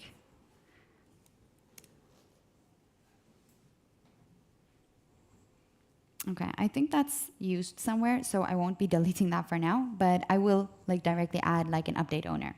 So I just wanted to add that to make it like less confusing, but that's okay, we can leave all this stuff. So, okay, now you can go to soliditybyexample.com to kind of see how it works. I also have GitHub Copilot, which helps me a lot. So I'm just going to write a function to, oops, not this much, to update the owner. Now there's one owner of the smart contract, which we saw on our front end as well, but let's say we want to change it, right? So when you want to change it, you kind of need like, you need a new way to change it. So I'm gonna write like update owner. And I'm not sure why my Copilot is not helping me right now, but that's okay. And it basically gave me a suggestion, but this is not what I want to do. I actually want to pass in an owner over here. And I want to make this function public, correct? That's correct. And then basically like the owner will be this new owner that I pass. Now it's giving me an error because the owner is actually immutatable. So I'm not able to update it. So I'm just going to simply remove the immutatable keyword from there. So now basically it's allowed to update. So this is basically a function. And the key here is that everyone can actually call it right now. So we will change, we will add a modifier over here because we don't want everyone to come in and change the owner. But it's just like a small function to update the owner, takes in an address, like the owner, and then it updates the owner of the smart contract to be this one. Cool. So let's redeploy it and let's actually see if I made any mistake or not. It's redeployed. Now there's like an update owner. So let's say I'm going to grab some funds from the faucets. Let's say I want to update the owner to be Vitalik.eth. So currently the owner is this address, 2266. I send this. Perfect. So someone came and updated. Now, you technically don't want anyone to come in and change the owner of your smart contract. So what we're going to do is we're actually going to pull in this modifier. A modifier is basically something you can use to check if your smart contract, it's like an if-else statement. You can think of it like that. But before even entering the function, if the modifier is true, it will only enter it. So I'm going to move this over here. Like I'm going to make it so that the update owner function is only available to the owner itself because we don't want everyone to come in and update it. So I just simply pull the modifier over here. Now only the owner. So if the owner is, if the person running the function is the owner, they can update it. Now you might be like, okay, but what is the owner of this contract, right? Because we just deployed it and we didn't even talk about the deploy scripts. So I'm going to go ahead and show you guys the deploy scripts. So I go into the deploy folder. Now there's a few folders which are important, which is mainly the contracts, the deploy scripts, and then we'll also talk about the front end piece. But when I go to the deploy scripts, I can see like there's quite a few comments to help you understand better who the deployers are. But when we deploy the smart contract, it's actually going to be like a deployer account, which is one of the hard hat accounts, which is pulled over here. Since we want to know who the owner is, I don't want it to be a random owner. I'm going to use my front end to be the owner of this contract. So let's say let's make this purple blue person the owner. I go over here. I simply just say the deployer will be this account. So I'm going ahead and editing my deployment script so that I can be the owner of the smart contract. As you can see, like the args passed in will be the owner. So when you come over here, you can see like the constructor takes in an owner. So now when we add it in our deployment script, we say the owner will be this address. Okay, so perfect. Now when we run it, hopefully this person will be the owner. Let's see if that's actually true. Okay, yes, 5181. Now we know who the owner is. So if I come here as this person, like the DB75, I should not be able to update the owner, right? Like let's say I want to make it Vitalik.eth. I send it. Okay, not the owner. So because the modifier kind of checks who the owner is, I'm not able to update it if I'm not the owner. So as you can see over here, the modifier displays a message called not the owner if it does not pass. And when I was making this transaction, because I made it from the incognito window, I was not the owner. But let's say I want to make it from here, Vitalik.eth, send. Okay, this passed because this person is the owner. Now, because now the current owner is Vitalik, I can't make a change actually. So if I just do it one more time, I want to update the owner to like eda.eth, which is actually not my ENS. But let's say I want to, I will not be able to because now the owner is Vitalik, so only he can do it.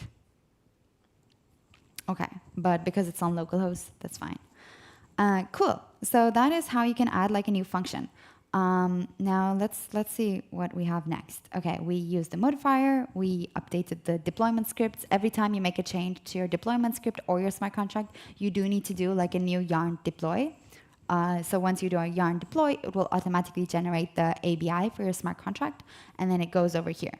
So your front end will basically understand that it's changed, and it will get like the new ABI. And I think it's actually under here. So as you can see, the contracts folder. So you have like the deployed contracts over here. So this will be updated every time you run yarn deploy. Cool. Now let's actually make a front end. So you basically probably don't want your users to interact from this tab because this tab kind of shows everything. So ideally, you would like build your own new page for that certain functionality. And that's basically what we're going to be doing today. And as someone who really does not enjoy building front ends, Scaffold-ETH makes it quite easier for you to build front ends to interact with. And that's what we're going to get to next. And I have exactly 32 minutes left, so we should have enough time to build a cute front end. Now, the page over here I need to go to is, up until now, we were all in the hard hat folder. Again, if you chose like Foundry when you were setting up your environment, you will have the folder named as Foundry. But because I chose hard hat, I see it as hard hat. Cool. So now I'm closing this package. Let's close this. Now I want to go to pages.tsx. So this is my main page. This is the page which we're going to be editing. I'm just going to like delete everything. And then let's see if, not here. Okay, cool. This is our page. Not a lot going on. The debug contract still exists, by the way. So I'm going to make like a small card which allows the user to update the owner because we made changes to our smart contract, but you basically want your user to interact with your homepage. And this is especially like very interesting to me because Scaffold-ETH gives you like out-of-the-box components to allow you to interact. And the first thing I want to do is, for example, the connected address comes here. So let's kind of show the connected address to the user, right? Right now our page is blank, but I want to see who the address is connected here. And it's basically going to be this burner wallet. But let's do that. Connected. Okay, this GitHub Copilot is giving me something nice. I don't want to show this yet. I just want to show the connected address. So the connected address, okay. So my connected address, as you can see, is this. This is not very pretty. So I'm going to be using Scaffold-ETH hooks to make it like look better because for your user, you probably want to like do an ENS resolver. If the person has an ENS, you probably want to show the ENS address. Like maybe if they have an image, you want to show that. So we're going to be basically pulling in Scaffold-ETH to hooks to have it like a nicer interface. And I'm going to do this on the second line. Connected address. And then we add the address component. So the address component comes with Scaffold-ETH. As you can see, it was already here. GitHub Copilot automatically did it to me. And let's go back here. Cool. So you see, this is the top line is when you don't use the component. I mean, you can write it yourself, of course. But because Scaffold-ETH comes with like the out-of-box component to make it ready for you, now we can see like the image. If this person had an ENS, it would actually show their ENS. So this is one thing which I wanted to show. Now, even before getting to that, what we'll do is let's build a card. And I talked about Daisy UI. We use Daisy UI for the front end. It uses Tailwind CSS. So it's basically like a library for Tailwind CSS. Gives you like some components out of the box. So I go over here. You can have like an alert, art box, button, everything, bubble, whatever you want to, and I'm going to be basically searching for a card. Oh, not CRAD, but card. I don't know what CRAD is. Okay, cool. So this Nike shoe, I'm gonna get the JSX component. I wanna kind of show this. So all I did was I went to daisy.ui.com. I chose whatever component I want, and now I'm going back to my homepage. I'm gonna delete this connected address now that we showed that off. I'm just gonna copy paste the shoe component. Now it's gonna show me like a Nike shoe on my webpage. Well, we don't want the shoe, but we do want the card component. So we're going to be editing this card component. Let me like delete the shoe. Bye-bye. Let's make this DappCon app. Cool. They made a joke over here. We're going to delete the joke. And we can delete this. We don't need this. All we want is a card component. Okay, cool. We have a card component over here. Not very entertaining, but we will do like nice stuff here. So what I want to do in my card component is I want to show both the connected address, and then I want to read the owner from my smart contract. So first of all, let's pull in the connected address. The connected address we saw already. Not very interesting, I would guess. Now we see the connected address. You can go over here. The connected address is here. Now we're going to do one thing, which is show the owner, right? Like we want to see who the owner is. Now the way it kind of works is you can use WAGMI hooks, both for your use account as well. I think, yeah, this guy directly comes from WAGMI also. But we also have built-in Scaffold-ETH hooks, which you can use to read from your smart contract. And I'm going to go ahead back to our docs, interacting with your smart contract. So we have all these in the Scaffold-ETH docs. Basically, because we get the owner from the smart contract, you need to read that variable there. And by using use scaffold read contract, you can specify your contract name, what your contract name is, and the function you want to read, and if it takes any arguments. So we're directly going to be using this. I went to the docs. I looked at how you can read from your smart contract, since the owner is a variable which we won't be changing. I go over here, copy paste. I probably need to pull that in, import this. Okay, use scaffold contract read. Now we have that. We want the owner.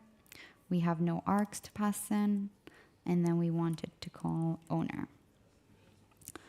Perfect. So we basically pulled in our hook to read from my smart contract. And then we're going to be displaying who the owner is. And let's see if this works or if I am not correct. Owner address. And then this will be owner. Let's call this owner address to make it the same. Cool. So basically what we did over here is we needed to read from my smart contract. We passed in the smart contract. We use scaffold read contract hook. And it gives you the details over here, as you can see. It only takes like the contract name, the function. It doesn't have any arguments. We're just reading the variable, and it gets back our data. Let's see if it actually works. Cool. So the owner is Vitalik. So you can see Vitalik, and as you can see, because Vitalik has like a avatar, you actually can see the avatar as well. And then when you click it, it should actually take you to the block explorer. Now it's on localhost, so it will only show localhost. But whichever network you're on, it will actually direct you to that Etherscan. Perfect. This is going good so far, I hope.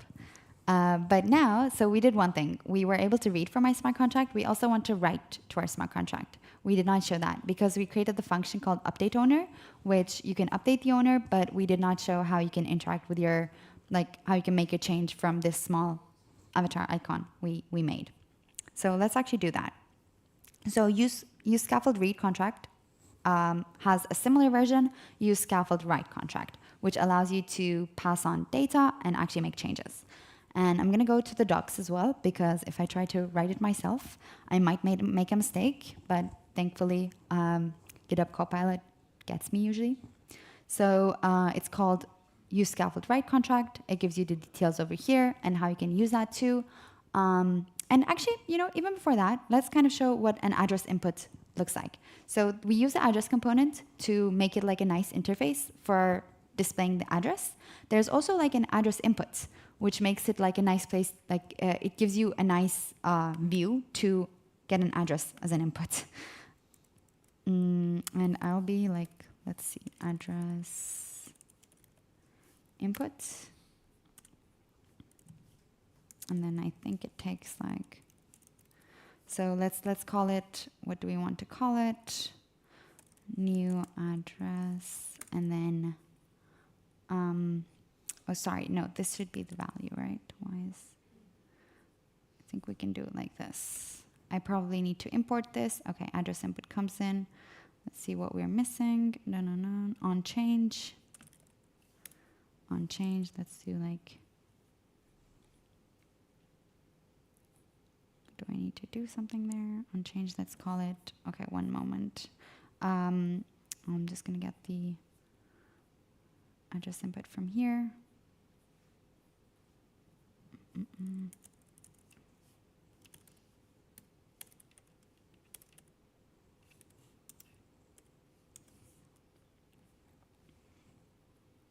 Address input. Okay, cool. I did not add it, so that's fine. So basically, okay, I will add the address input from, I think, my other. I think it should be like this. It will be like the owner address, and if it does not work, we'll find a way. And then we want to create like a new owner. And I'm going to call this new owner address. And then React should actually understand that we want that. And then it's called, okay, cool. So we probably need to import React as well. Yes, so we basically have like a new owner, and then we basically set it to a new owner, like React kind of allowed, like I think I'm doing something wrong over here, but that's okay. So the value will be the owner address. And then on change, it will be like a new owner, but I'm having something wrong here. So we'll get back to the address component.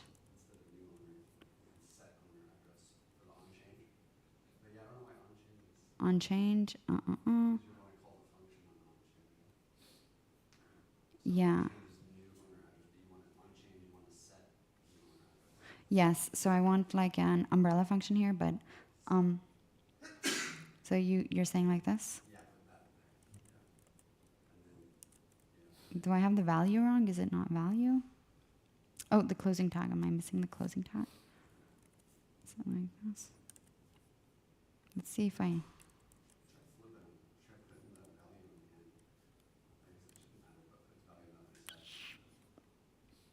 Okay, that's fine. We will fix this.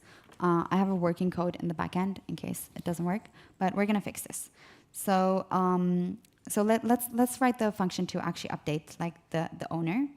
And I'm going to delete this for now. We're going to come back to the address input. I'm doing something wrong there, which I'm not sure what.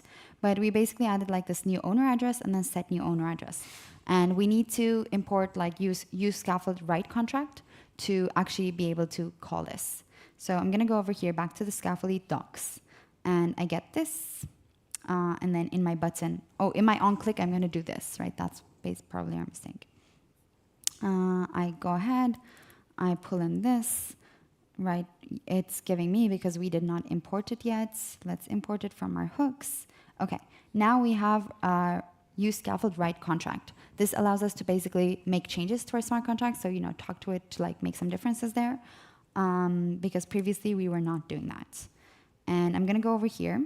I get the button directly. This is a nice button, so I'm gonna copy this from here and we're going to make changes to it. I come back here. I put that here.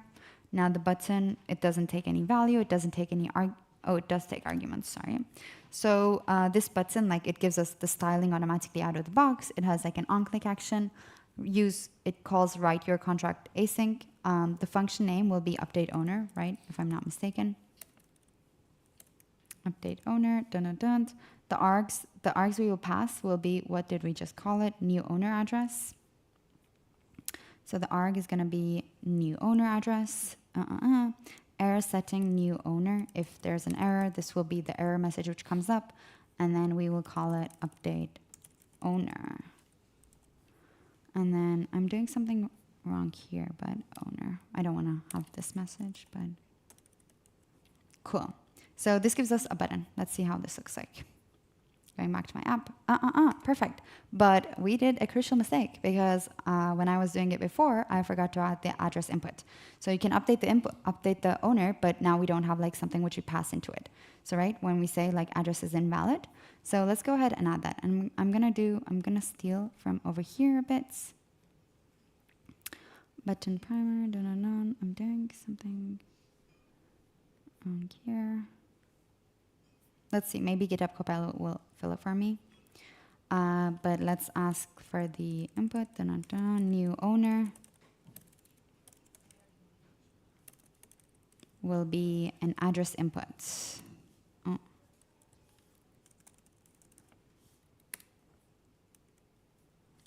And then the value will actually be like owner. And then it should be on, is it on change? Sets, this should be correct, but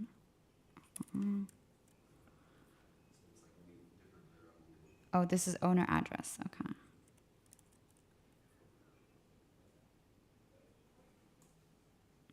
Should we just delete this?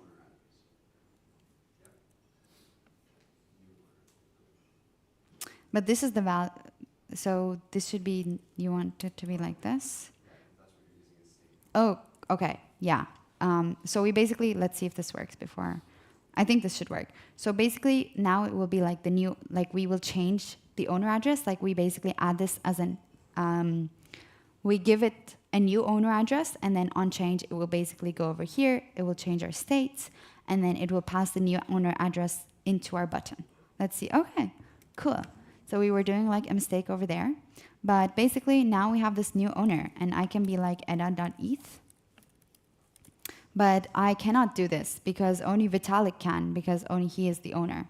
So this will actually give me an error. Yeah, not the owner. So let's quickly redeploy our smart contract. We have 17 minutes left, so we're good.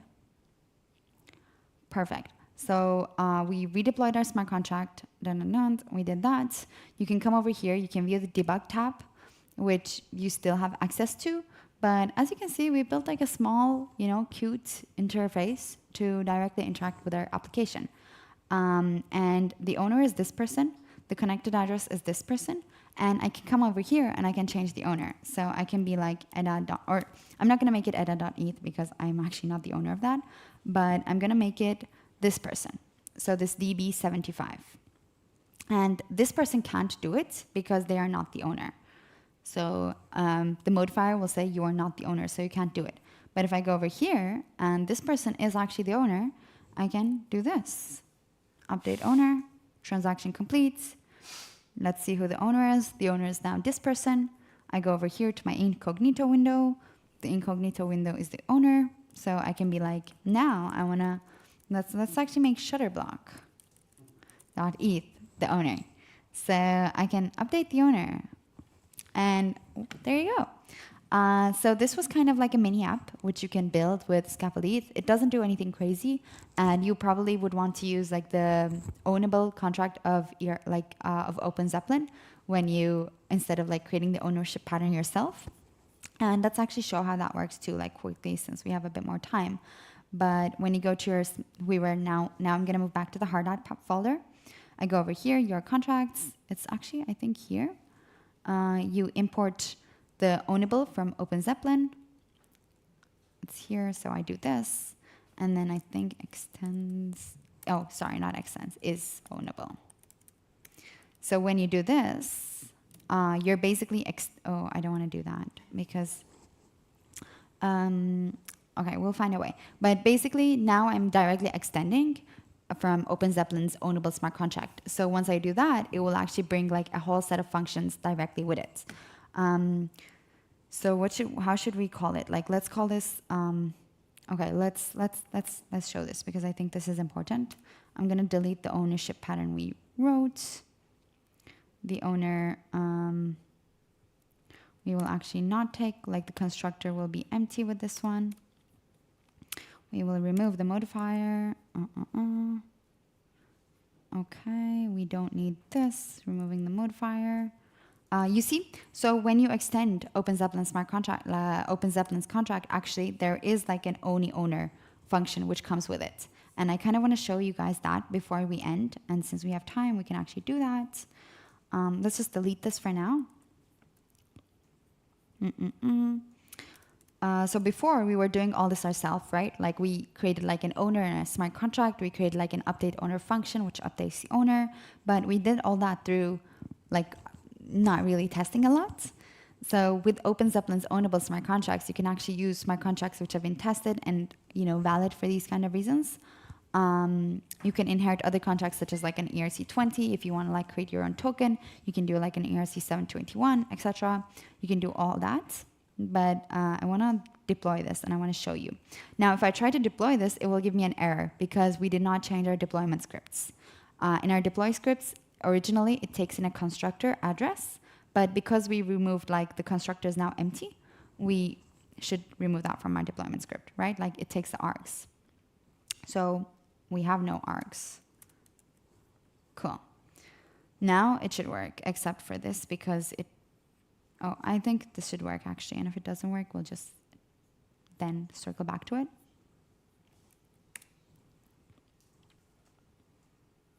Cool. So now let's see what our debug contracts tab comes with. You see, renounce ownership and transfer ownership.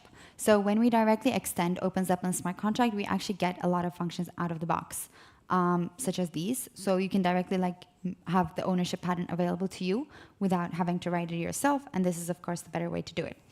And it's probably only the owner which can do it, which is this person. Yeah, so that's kind of how you can extend the OpenZeppelin smart contracts. Now, I do have 10 minutes, so before we end, I do want to show speedrun Ethereum one more time. And now our packages is giving us an error, probably because in our front end, like we call the owner functions, but we deleted that from our contract, so that's why it's red right now. And a few things just to kind of reiterate is that the greatest things about, like the good things about using Scaffold-ETH is it comes out of the box, especially like if you're working on hackathons, it's pretty easy to get started. We actually built, like, I participated in like 4 hackathons with Scaffold-ETH, so it was fun. Didn't win anything, except for the last one, we won like $100. Not too much, but it was a nice hackathon. So what comes out of the box is the burner wallets. As you can see, I did not interact with MetaMask at all. It was pretty easy, pretty like fast moving to just use your burner wallets. We had an built-in faucet, which allowed us to get like money directly. So that's how I got this money. So I can do as much as I want. It's only like on localhost. So I am pretty rich in localhost ETH right now. I can see my faucet over here. I can see like the block explorer. The block explorer kind of shows you all the events, everything that happened, all the transactions. Yeah, and then debug contracts tab automatically comes out of the box. So let's say you're like, okay, this is great. I'm starting to use it. What can I do next? That is exactly where speedrun Ethereum comes in. Oh, not the builders page. So once you kind of go through Scaffold-ETH, you're like, okay, I'm good with this. Then you can head over to speedrunethereum.com to actually build like bigger products. So it starts off with like a simple NFT example where you build like an, and let's actually show this. So you build like a small app where you can create NFTs, randomly generate them.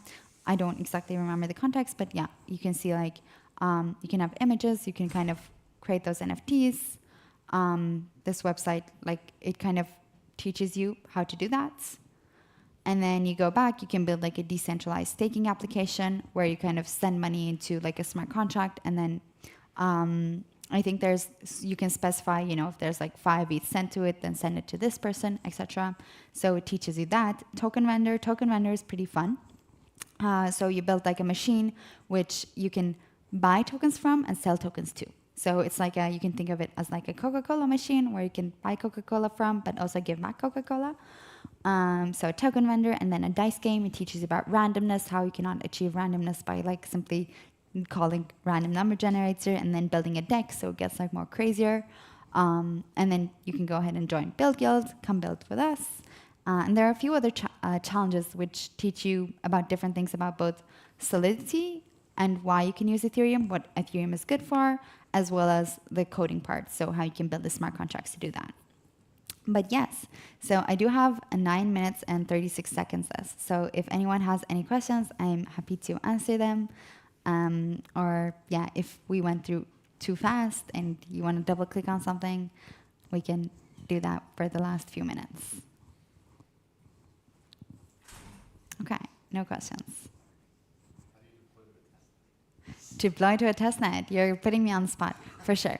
So let's try and do that while we have a few more moments left. I'm gonna go over here. So that's actually a good question. Let's see if we can do that in 10 minutes. You think we can do that? I'm doubting myself, but we'll see. Okay, I redid the changes which we did because this is a really good question, and I do want to deploy to testnet. I don't know what the error is, but I think there is no error actually. I think this is just saying. Is my update owner not here?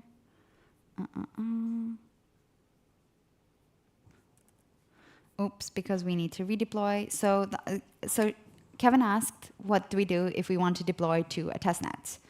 And I don't want to waste time on the smart contract, so I'm just going to remove update owner, and then we'll try and deploy to the testnet if we have enough time, right? So, oh, awesome. Thank you so much. Oh, no, but this is here, no? I did add it. Oh, we can just remove this button. Oh, but this button is not the error. Our smart contract is giving an error. We did not inherit. Let's try again and maybe actually read the error. Cool. Okay, there was no error actually. Something, I think, moved too fast without saving. But okay, so we did everything on localhost, which is obviously you might want to be like, okay, now I want to go to the live test, like not live, but testnets. Then you kind of, and I'm going to go over here and I'm going to cheat as well to see like how you can ship your app because I don't remember the exact steps. But you basically need to change your network in the hard hat config, or if you're using Foundry, in the Foundry folder. So one other thing which we kind of touched upon is when you deploy the smart contract, it automatically takes in like a hard hat account. So you don't want to, you might want to be like, I want to generate like a new account and use that. So you can run like yarn generate. And let's actually try to do this. There's not too many steps over here. So I hope we can do this. So first step is to configure your network. And we're going to go to the hardhat config.ts. Let's go there, hardhat, config. Because I'm limited of time, I'm having issues. So the default network, you can change this. I think you can also change like the network. Oh, this is already configured. Okay, we don't need to change this, but what I'm going to do is I'm going to use Scaffold-ETH. Okay, so the network, I think we can change it on our deployment script. I go over here to the deployment script. Do I change it here? Let's see which. Okay. Oh, cool. We actually don't even need to change it there. You can just specify it on your command. I forgot about that. But you can also change like the default network. I sometimes do that for the ease of use. But when I actually want to, now this will probably not work because we don't have any money in our account. But you can do like a yarn deploy, network, and Scaffold-ETH. And it will deploy our contract to Scaffold-ETH. Now you might be like, okay, Ada, but it did not deploy it. Why did not deploy it? Because the account we're using does not have any ETH inside it, and you need some money to actually deploy the smart contract. So it says like funds for a transaction not enough. And let's do that. Let's actually like generate. Let's do a yarn generate. So all the steps are in the docs, by the way. So basically it tells you you can run yarn generate to create like a random private key, and then you can do yarn account to see what that account is, and you can send Scaffold-ETH. So I'll do that, and maybe Kevin will be very helpful enough to send me some Scaffold-ETH because I don't have any. Now my private key is saved in that wallet. Now I do a yarn account. It will show me like a QR code.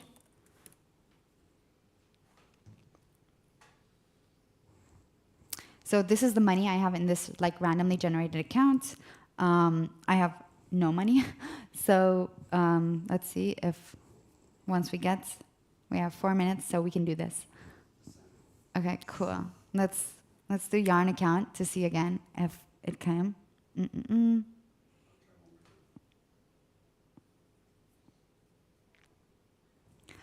These are the built-in networks, but if you're like, my network is not there, you can go ahead to the hard.config folder and you can edit it.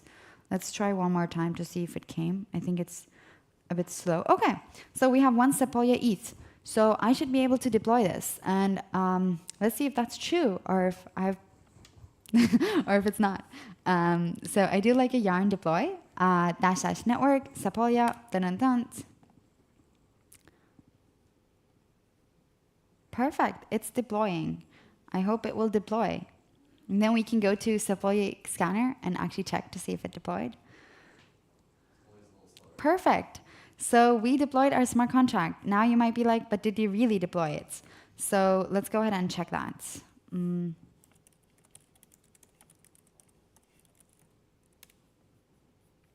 Okay, let's just like not do this.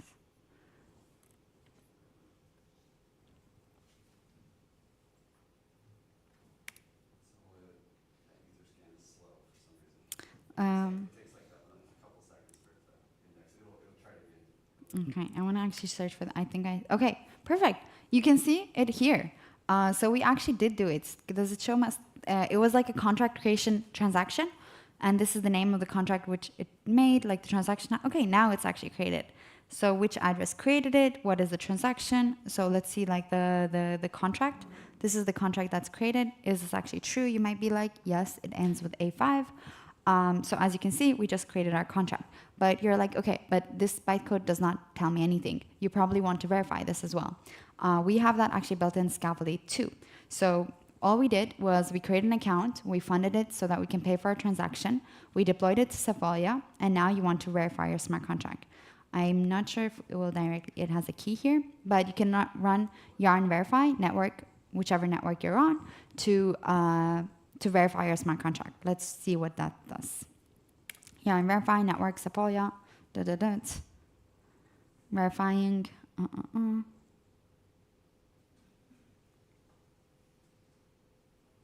Taking a few moments.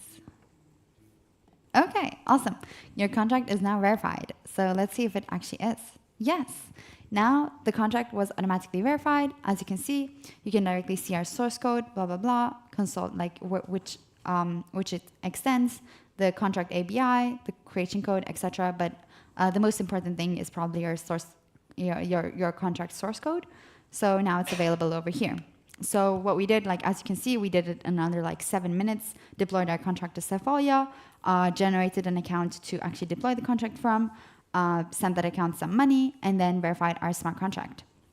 And that's all like quite fast. And we have inside Scaffold-ETH an Alchemy API key and an Etherscan API key, because you might be like, how were you able to like verify it so fast? Because we have the Etherscan API key there, but you're welcome to like, get your own key and change everything before you ship it. We won't be moving to the next step, but you can actually do like a yarn vercel and you can directly deploy your like app live. So if you're like, I want to ship it, I'm going to move fast, ship fast and break things, you can directly do like a yarn vercel and then automatically like send the app to be live. So that is, I think if I do like a yarn vercel, it will probably ask me for quite a few steps. Because I'm not sure if my GitHub is connected, but we can try. I have like 46 seconds.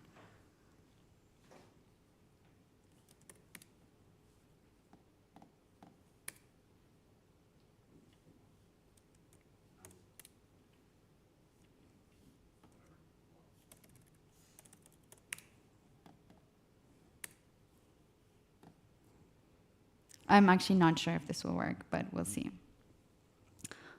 No, okay, thank you, Kevin. Oh, okay, we actually deployed it quite fast. Let's see if this works. But it is faster than I imagined.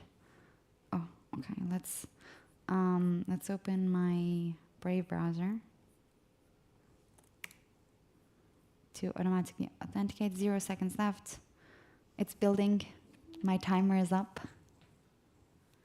We should stop now. Perfect. But this is, yes, this will hopefully build. This is the end of the presentation. It takes a bit time, but as you can see, we were actually able to even ship the app. And yes, if we have a few more moments, we can leave the screen on. Otherwise, otherwise, this is the end. I hope. Yeah, thank you for coming. And if you remember one thing from this presentation, it should be like speedrunethereum.com. Yes, thanks again.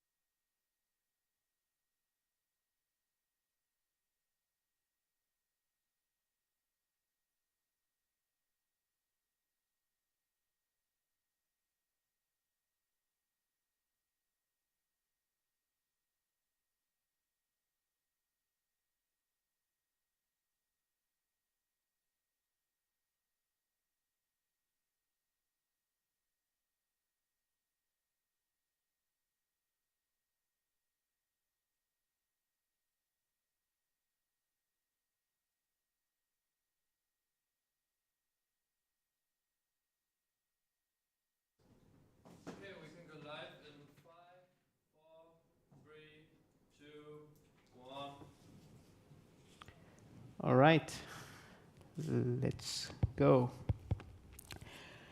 Okay, hey guys, and I'm Vijay, and I'm one of the co-founders of Fileverse. And I'm mainly doing this for the live stream, so let's follow along. And what I'll do is I'll try to demo what we are doing at Fileverse, and just to give you a brief overview of the things, and also tell a bit about things like how we are doing identity, what are the different key pieces that we figured out, and so on and so forth. So if you have any questions, do drop them in comments, and we'll take a look at it later. So there is this analogy that we use internally at Fileverse. What Safe does for assets, we do for data. And what we are trying to build is we are trying to build a knowledge and collaboration layer, which is on-chain. So, but before we begin, I would like to make the case for non-financial use case for Safe multisigs.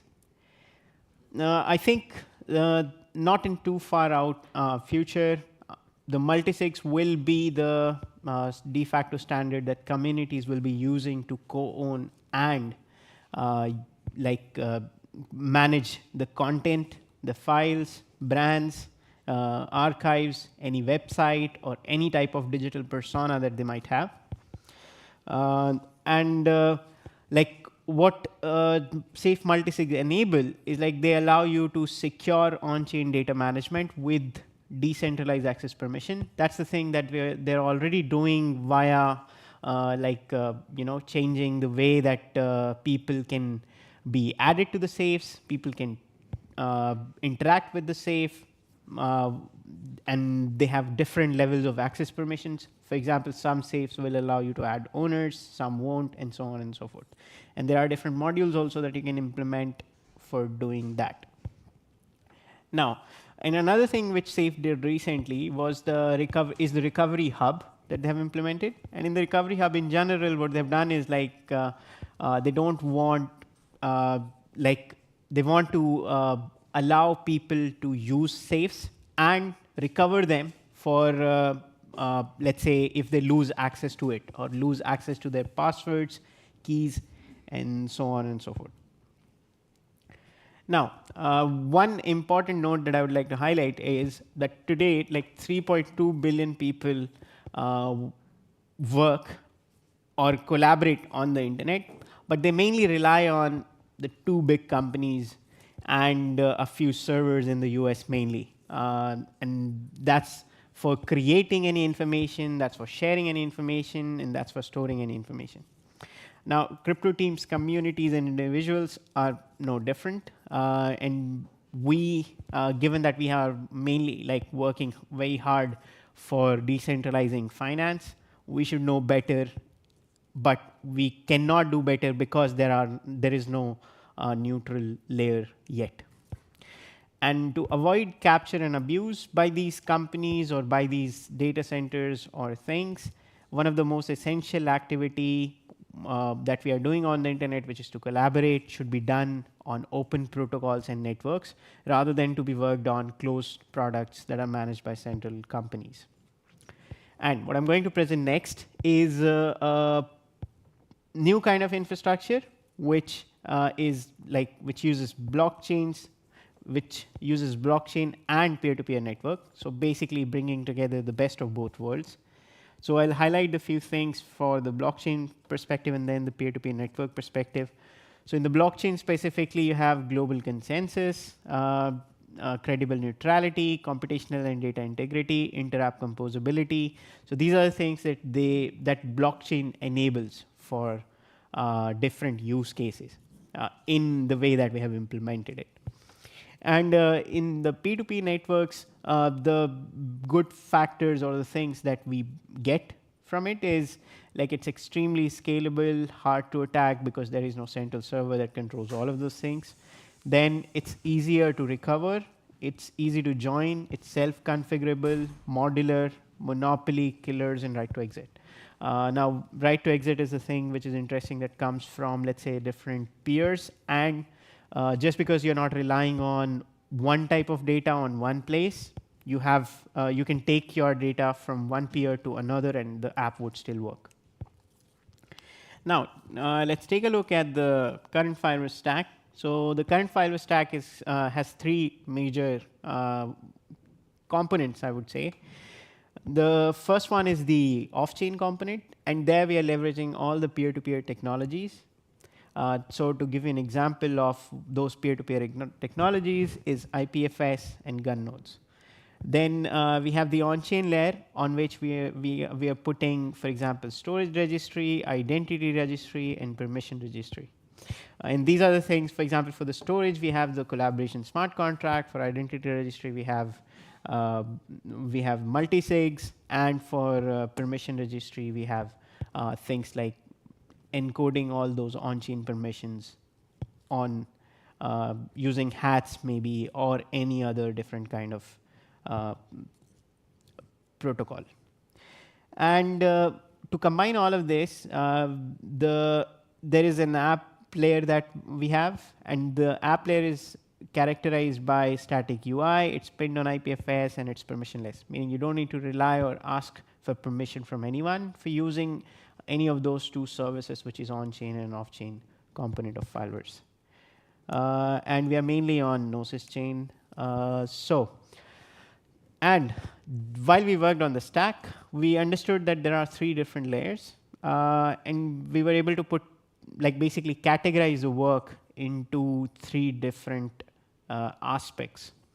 And those are the three different aspects, which is identity layer, storage layer, and collaboration layer. So in the identity layer, we have, for example, who is the one that's going to do it. Storage layer, it's where the thing will be stored. And for collaboration layer, it's things like how will people work with one another, right? And to take an example of identity layer, in that we have EOAs, meaning a normal wallet. Then we have ERC4337 based safe accounts. So these are multi-sigs, but they are modular as well, so that you can enable or disable different modules while making sure that you're doing sponsorship for other users on their behalf. And you have safe multisigs. That's something that we enabled in the last SafeCon that we did, which is you can use the safe for deploying a Fileverse portal and things. Then in the storage layer, we have different technologies. So for example, you have IPFS, you have Arweave, you have Swarm, a lot of different things that you can just bring together and put or select or pick and choose, for example, for whatever use cases you might have. Then on the collaboration layer, we have real-time collaboration, granular permission, and collaboration smart contract. Now, in this, the real-time collaboration piece is the thing that we figured out fairly recently. And in this real-time collaboration, what we're trying to do is we're trying to make to allow real-time collaboration in an app where it's peer-to-peer, decentralized, peer-to-peer, and for example, can be stored anywhere, right? And in the granular permission, it's specifically the on-chain aspect of the permission. And in the collaboration smart contract, we have things like adding the owners to the portal, adding different types of agents to the portal, and basically keeping track of all the storage that that particular smart contract is using. Then in the identity layer, I'm going to highlight this programmable identity concept in a bit. But EOAs and multisigs are fairly apparent, so I'm not going to explain them. I would rather go into the programmable identity concept. So in this, you have programmatic access. So how are we dividing the programmable identity? Is we're giving programmatic access, cryptographic access, and recovery, combining all these three things into the ERC-compatible 4337 safe wallet. And I'll explain how we do that. So what we are doing is we're writing an abstraction on top of the ERC4337 compatible safe. And we are adding two modules. One is the recovery module, other is the key module. And what these two things do is the recovery module is the thing where you can mix and match different criteria for recovery, and cryptographic keys module is where you are storing and you're making the multi-sig wallets sign something for you if necessary. And this is something that we have worked on, and there is this recovery work that we have done with for enabling this recovery module and the architecture of it as well. Now, if you want, you can scan this, but I'll just go to the next step, which is, yeah, so, no, this one. All right. So when you'll clone it, you'll have this kind of setup on your side. And README has some instructions, but I'll walk through them one by one. So first one is to add relevant env vars. In this, you have simple things like Pimlico API key, private key, contract address, and file ID. Then run npm account. So this one, this command, what it's going to do is like it's going to, one sec, I'll show the code as well. So what it's doing is like it's taking a private key, which was something that I had put in the env var, and generating a signer out of it, and using that signer to deploy a safe smart account. This is the address that I get. So I'm going to show you something since I have a bit of time. I'll show you how to do the whole thing. And meanwhile, in the process, I'll also demo the product. Now, you have this create your portal. So if you go to the link that I mentioned in this, one sec. In this, you'll be able to create your own portal. And I'm going to do the signature now. So once this is done, what's happening underneath is like we're deploying a smart contract on the behalf of this particular wallet.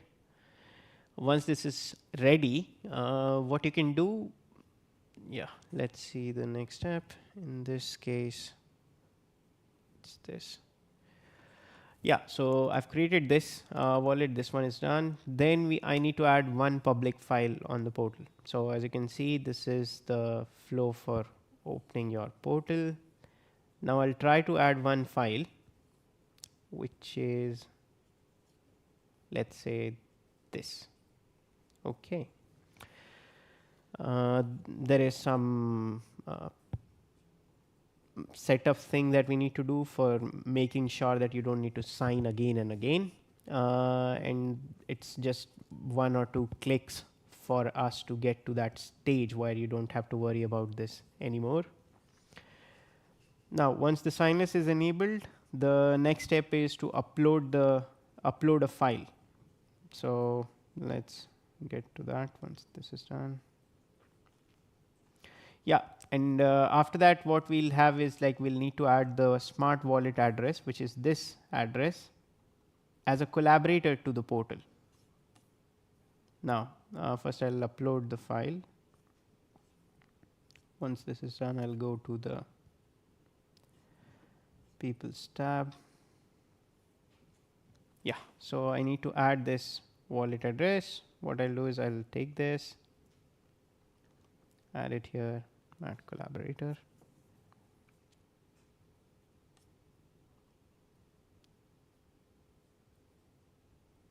Now, yeah, so once I've added this, the next thing that I need to do is like add the portal address and the file ID to env var. Now, portal address and file ID are this particular address, and file ID is the file that you just uploaded actually. So in this case, it's 0, and this is the contract address. So what I'll do is I'll go ahead and add it. In this case, here, and file ID is 0. All right. Next, now that this is done, the next step is to do this npm run retrieve. Now what this thing is doing is it's pulling the data that is there in this particular file ID and in this particular contract. So this IPFS hash, metadata IPFS hash, content IPFS hash, and the file type, which is public. So this is what the current, this particular file ID 0 and the smart contract is representing. Let's go to the replicate. So in this case, what's happening under the hood is like that smart contract wallet, which was added as a collaborator, is copying this data and putting it on this smart contract. Now what does that do is like it will create one more file here which will have the similar content as this. Now it has different use cases of its own. One of the use cases is to do different kind of automation, to do different kind of file. Okay, I think it replicated. Yeah. So what it's doing is replicating that file. One sec. This is correct.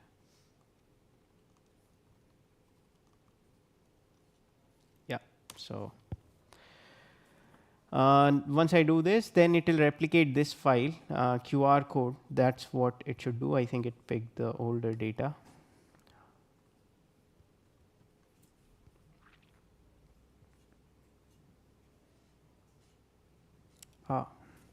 Yes, I think I know. Let me change the content here. I think that was the missing step. Yeah, let's go. Now when I press replicate, it should replicate the file, this one, the one that I just pasted. What it shows is like these are the things that you can do for doing different kind of automation, and the different kind of automations are the use cases that you can solve with this thing. Now, I'll highlight some of the use cases that this programmable identity allows for you to do. Is like what you can do is like you can write automation agents that can pull files from a collaborative workspace and generate websites for you on demand for whatever content you want. Then bots can archive all your data with respect to like whatever you have created on any other website. It can pull that data from there and put it on the portal smart contract. And bots can track engagement of frames on Farcaster. I'll show one like video at the end, which will explain explain this use case. Then execution agent getting verifiable storage space for storing their input and output. For example, you have an AI agent that you have written that you want to read the data from somewhere and then write somewhere. You can use this programmable identity for making use of that storage, making use of that collaboration, and everything else. Then community bots that cover an event using Farcaster feeds. So what this means is like it'll browse through all the Farcaster content and it'll cover that specific event. So to give an example, for DappCon, if let's say there are multiple tweets that are done or multiple Farcaster casts that are done, what happens is basically this bot will aggregate all of that and put it onto a very good website where you can do search, retrieve and retrieval and things. Then you have community curated wiki, which uses social primitives. Now, what does that mean? That means like let's say there are different people that want to work on one particular slide. For example, imagine this slide being crowdsourced. That's something that would be possible with these programmable identities use cases. And what you can do is like you can add token gating on top of these things if you want. Now, I'll show the video. Is there sound? Yes. Perfect.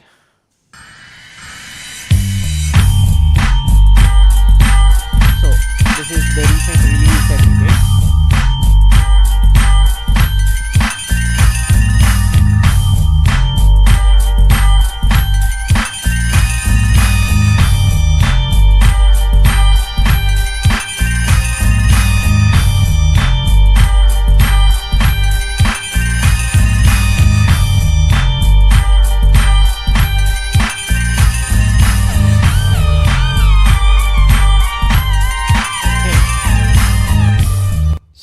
At least the music is recognizable.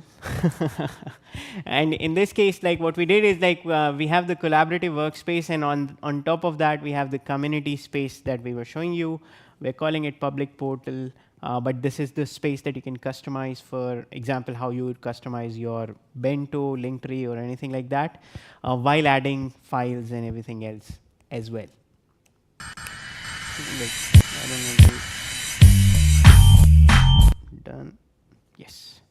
Now, if anyone wants to try out this experience that they just saw, you can scan this QR code, and that should give you the access to the public portal. And with that, since I don't have any questions, we can end it. Thanks, guys.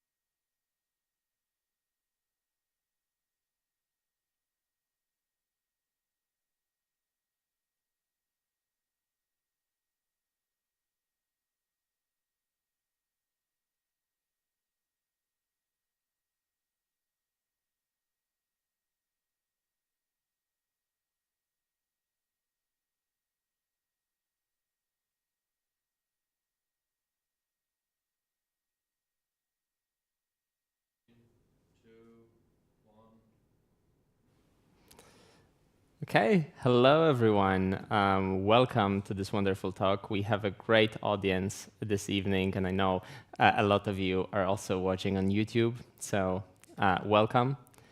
Today I'm going to talk about analyzing live smart contract systems and how we do it at L2Beat.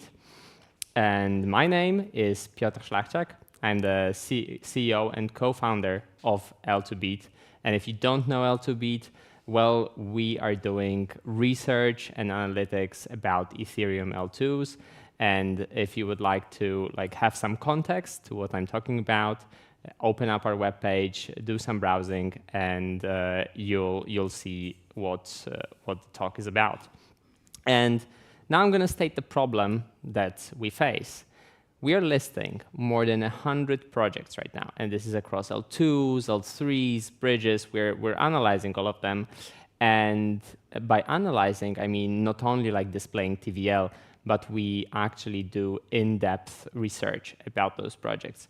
We look at the smart contracts, we look at the upgradability, the security guarantees, and we would like our information on the website to be up to date.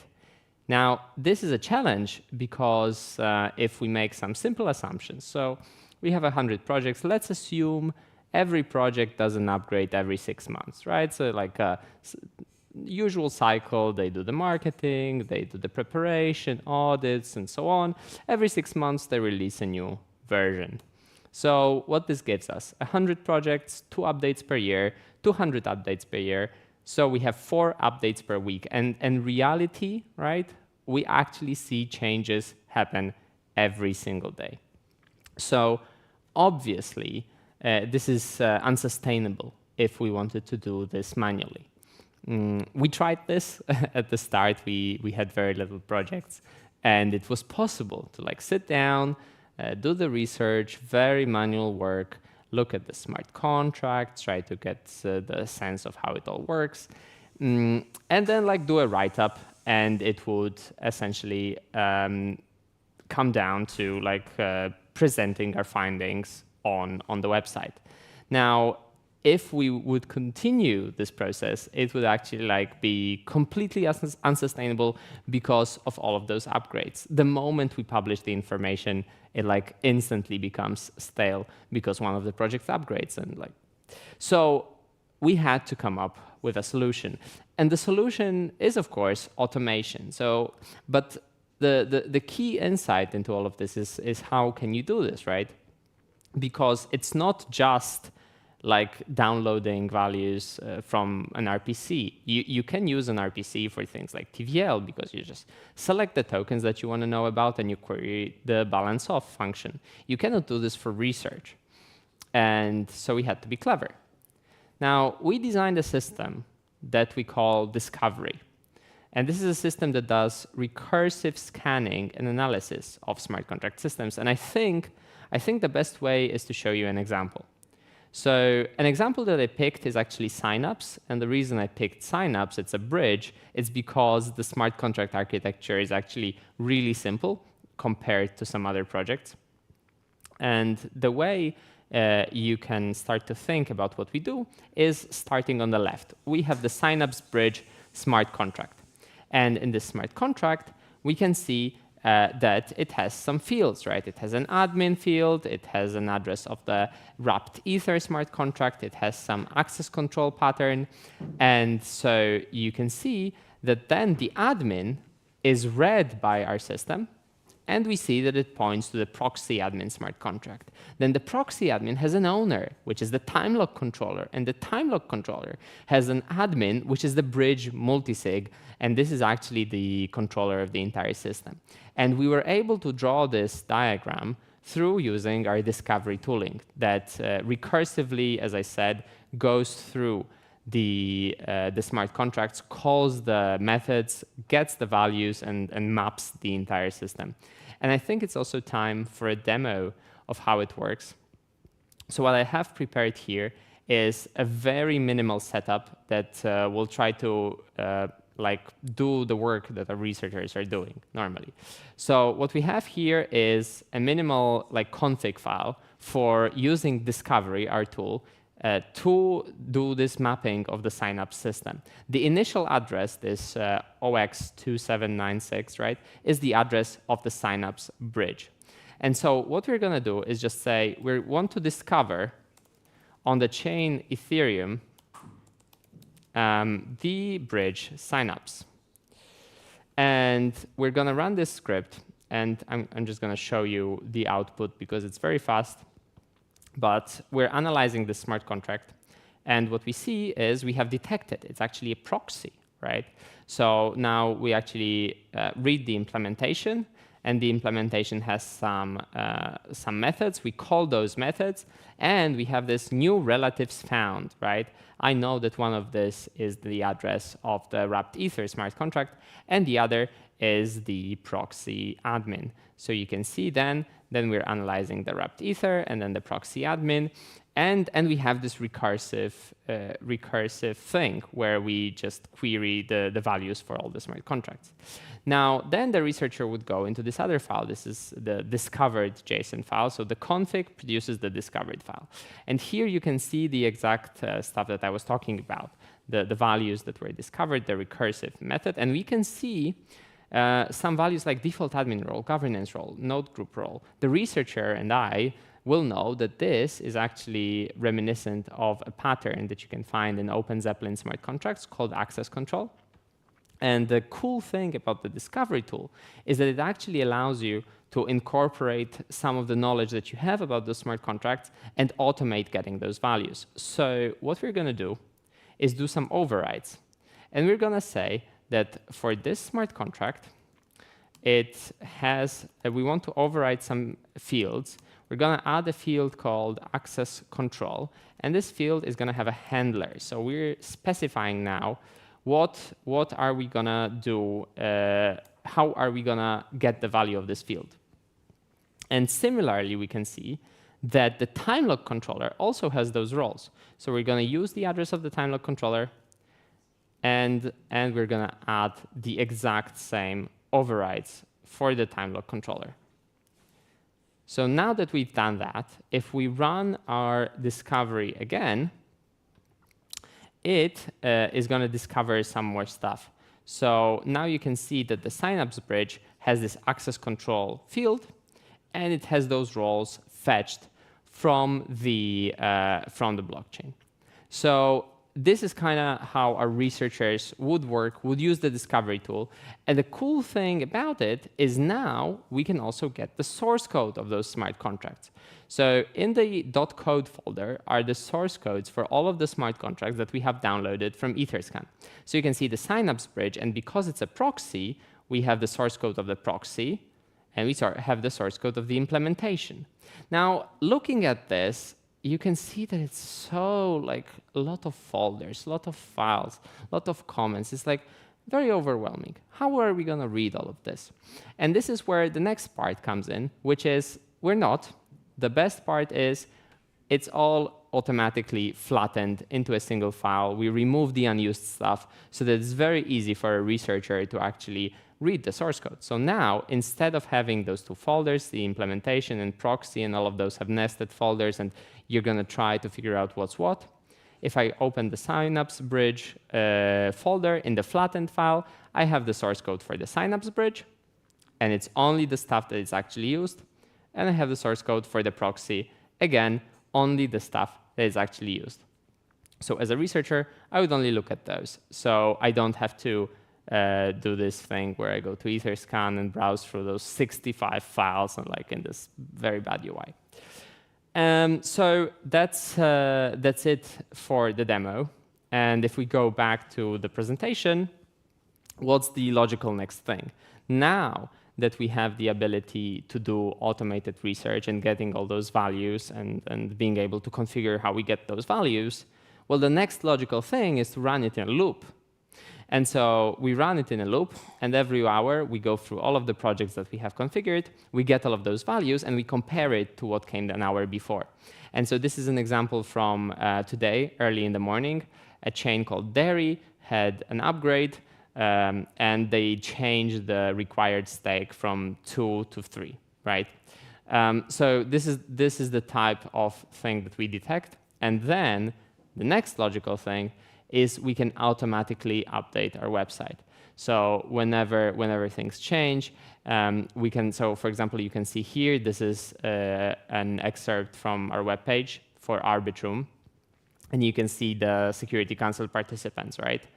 If someone were to add people there, remove people there, this probably doesn't affect the security of the system. This probably doesn't require a human to go in and like write something specific about how the system works now. It's a simple change. So those changes can be automatically reflected in the website. And for more complex changes, let's say that the implementation changes for some of the contracts, we just say, okay, this system is now under review, and one of our researchers sits down and actually runs the discovery locally, reads the source code, and figures out what has changed.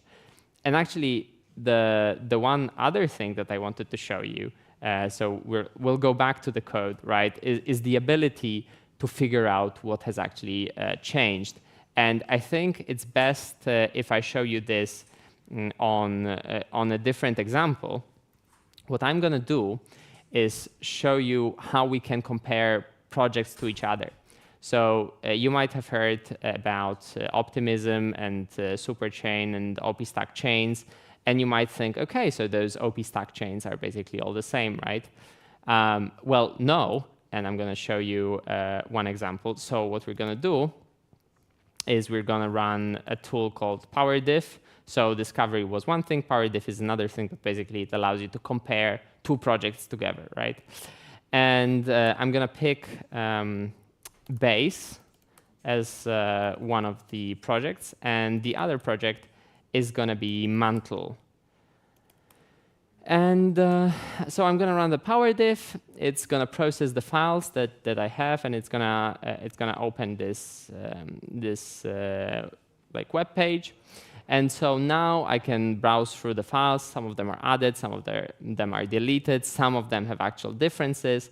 And so I can choose a file to like look into. And for example, the difference between Base and Mantle in one of the files, like the L2 output oracle, is that one of the system has those value and mint variables, and the other has like mint value and if value, right? So there are differences that we can pick up on using the research tools that we have built, and this is how we can actually know, what did they do when they deployed the projects.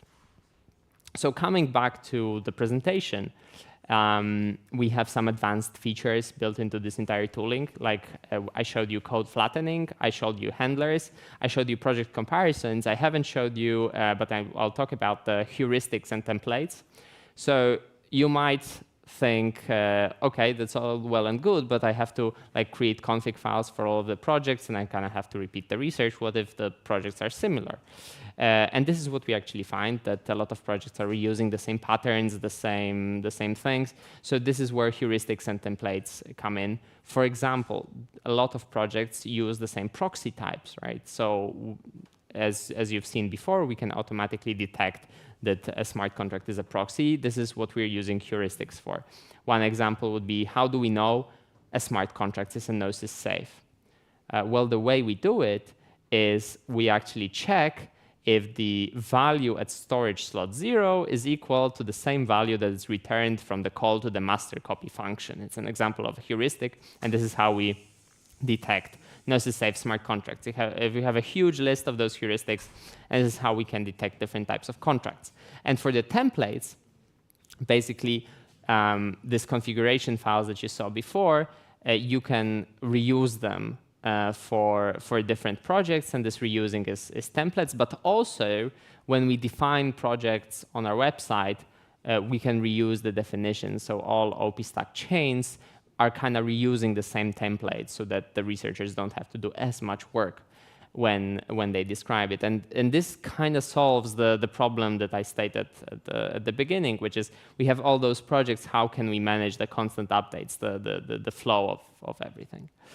And now let me talk about something that is like coming up, that's not yet really built, but that's being built right now, is automatic detection of project permissions. So this is again an excerpt from L2Beat's website.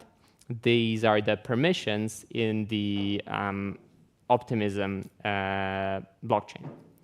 And what you can see is that it's kind of hard to see what's going on. We have the proxy admin, we have the proxy admin owner, the proxy admin owner multisig, and this multisig is actually two multisigs, the foundation and the security council. And I know this, but it's not easily readable from here. And I was thinking maybe we can change the format to sort of say, these are the entities that have control of the system. And going through the entities, we show what they can do. And also, we are building this in an automated way. So again, not to overburden the researchers. Once the system detects that, oh, there is some owner of the smart contract, it gets automatically assigned as this entity that we want to list in this permissions. So this is what's coming in the future with this tooling, and it basically allows us to keep up, hopefully, with the constant flow of new projects that are coming.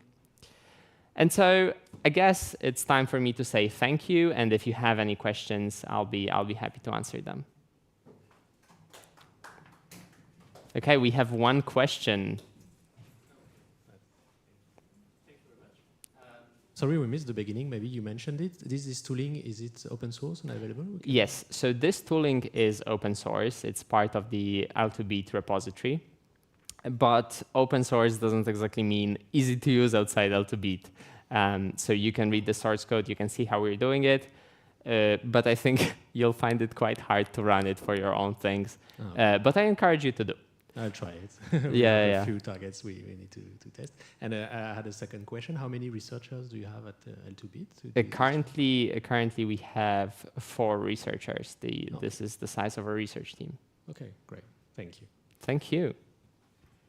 Okay, do we have any more questions? Okay, then thank you very much. You have been a wonderful audience, and yeah, thank you.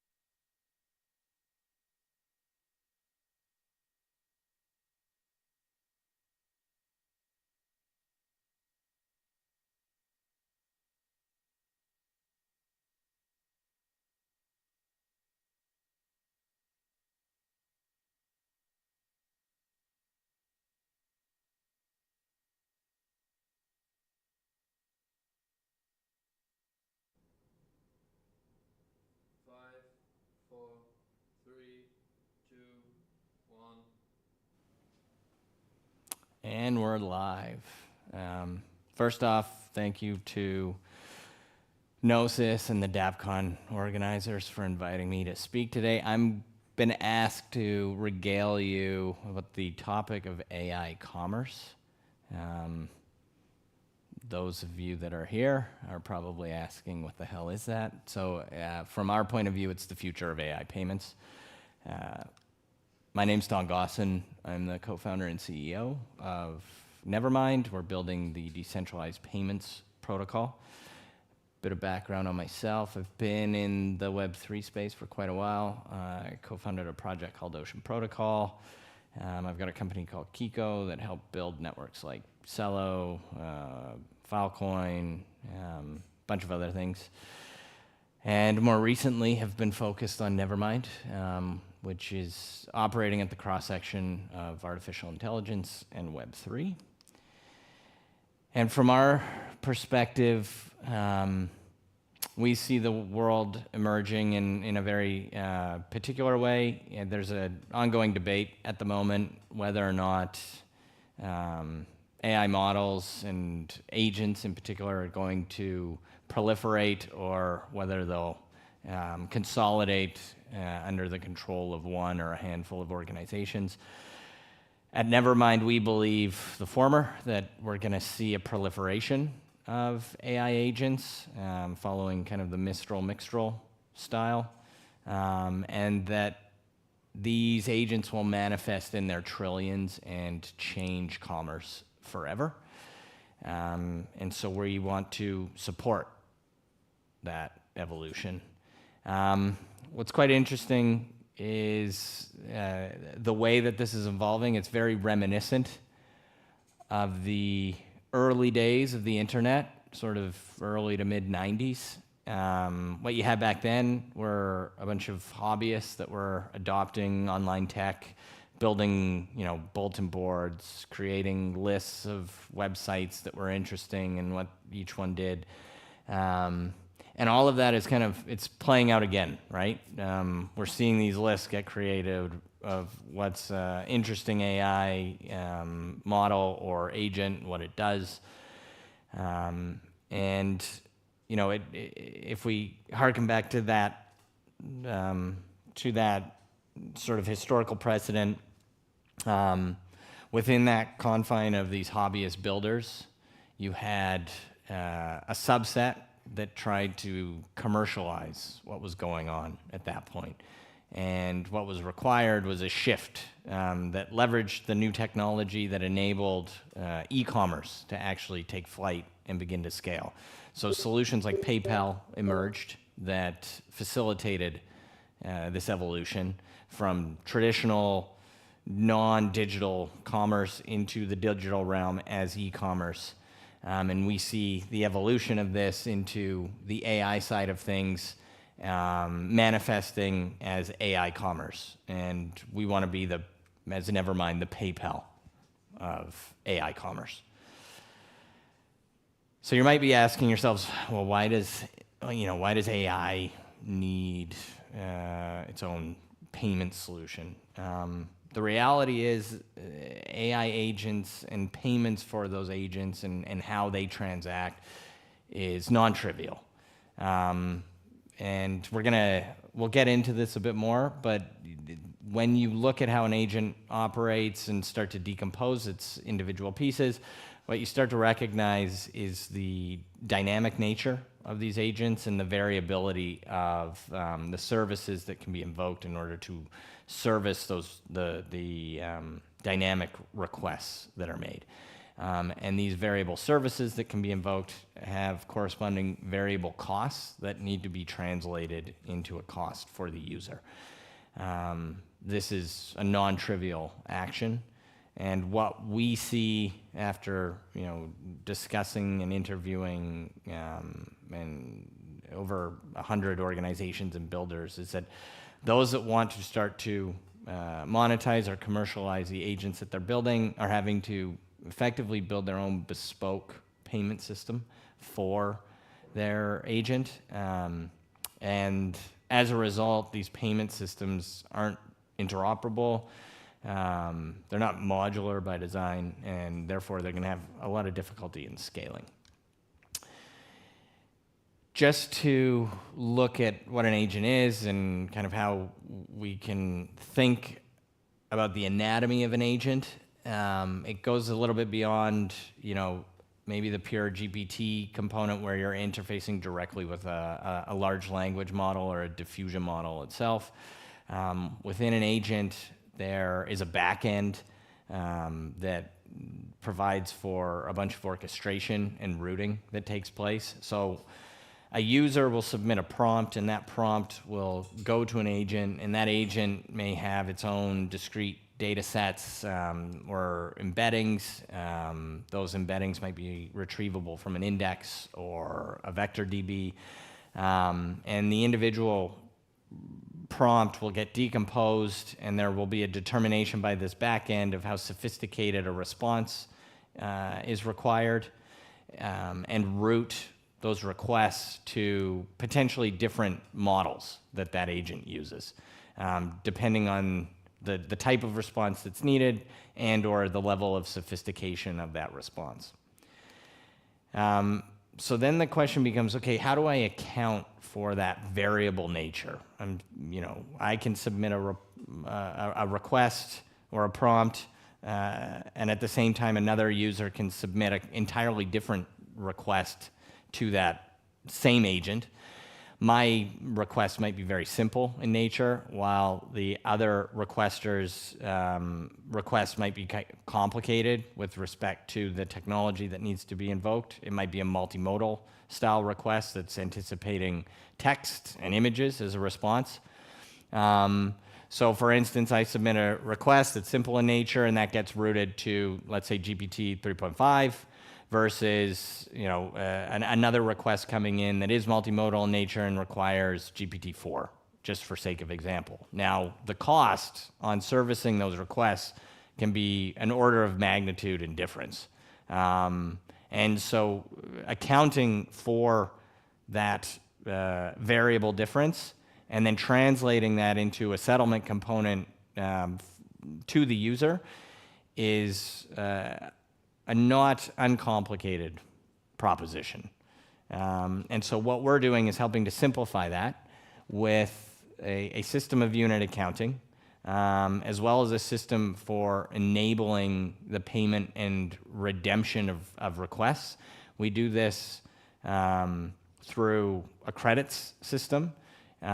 This is the prevailing type of solution that exists for these particular style of solutions at the moment.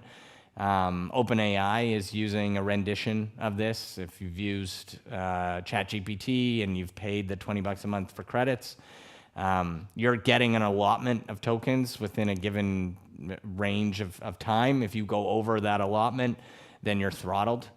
We're doing the same sort of thing, but our backend is using crypto rails for this credit issuance, redemption, and actually system of unit accounting that works with the metering.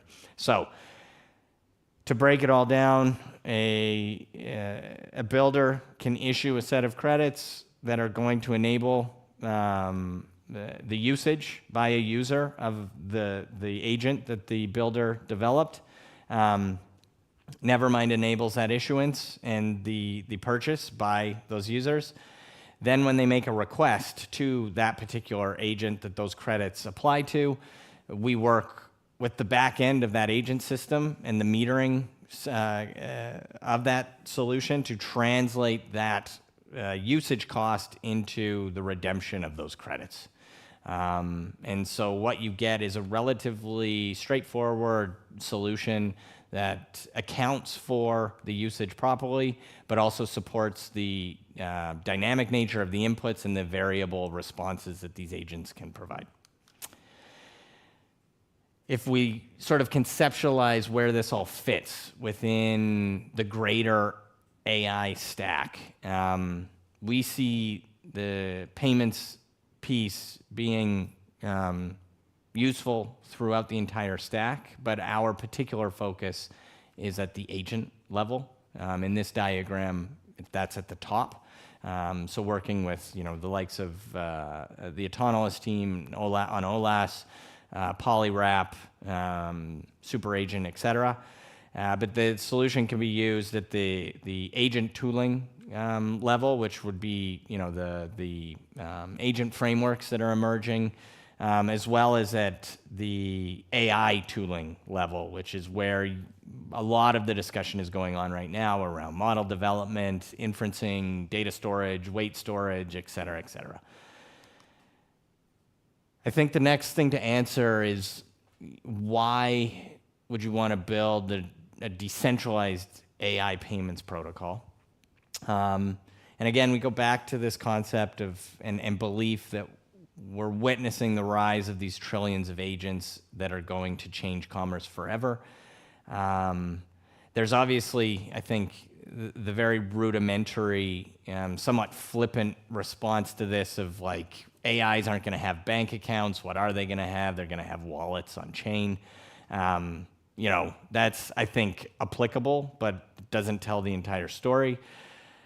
One of the main drivers for decentralizing the payments piece, we think it's absolutely necessary in order for these AI agents to manifest and to scale and proliferate, especially in a semi-autonomous and more importantly, an autonomous way. The issue is the payments choke point. And what do I mean by that?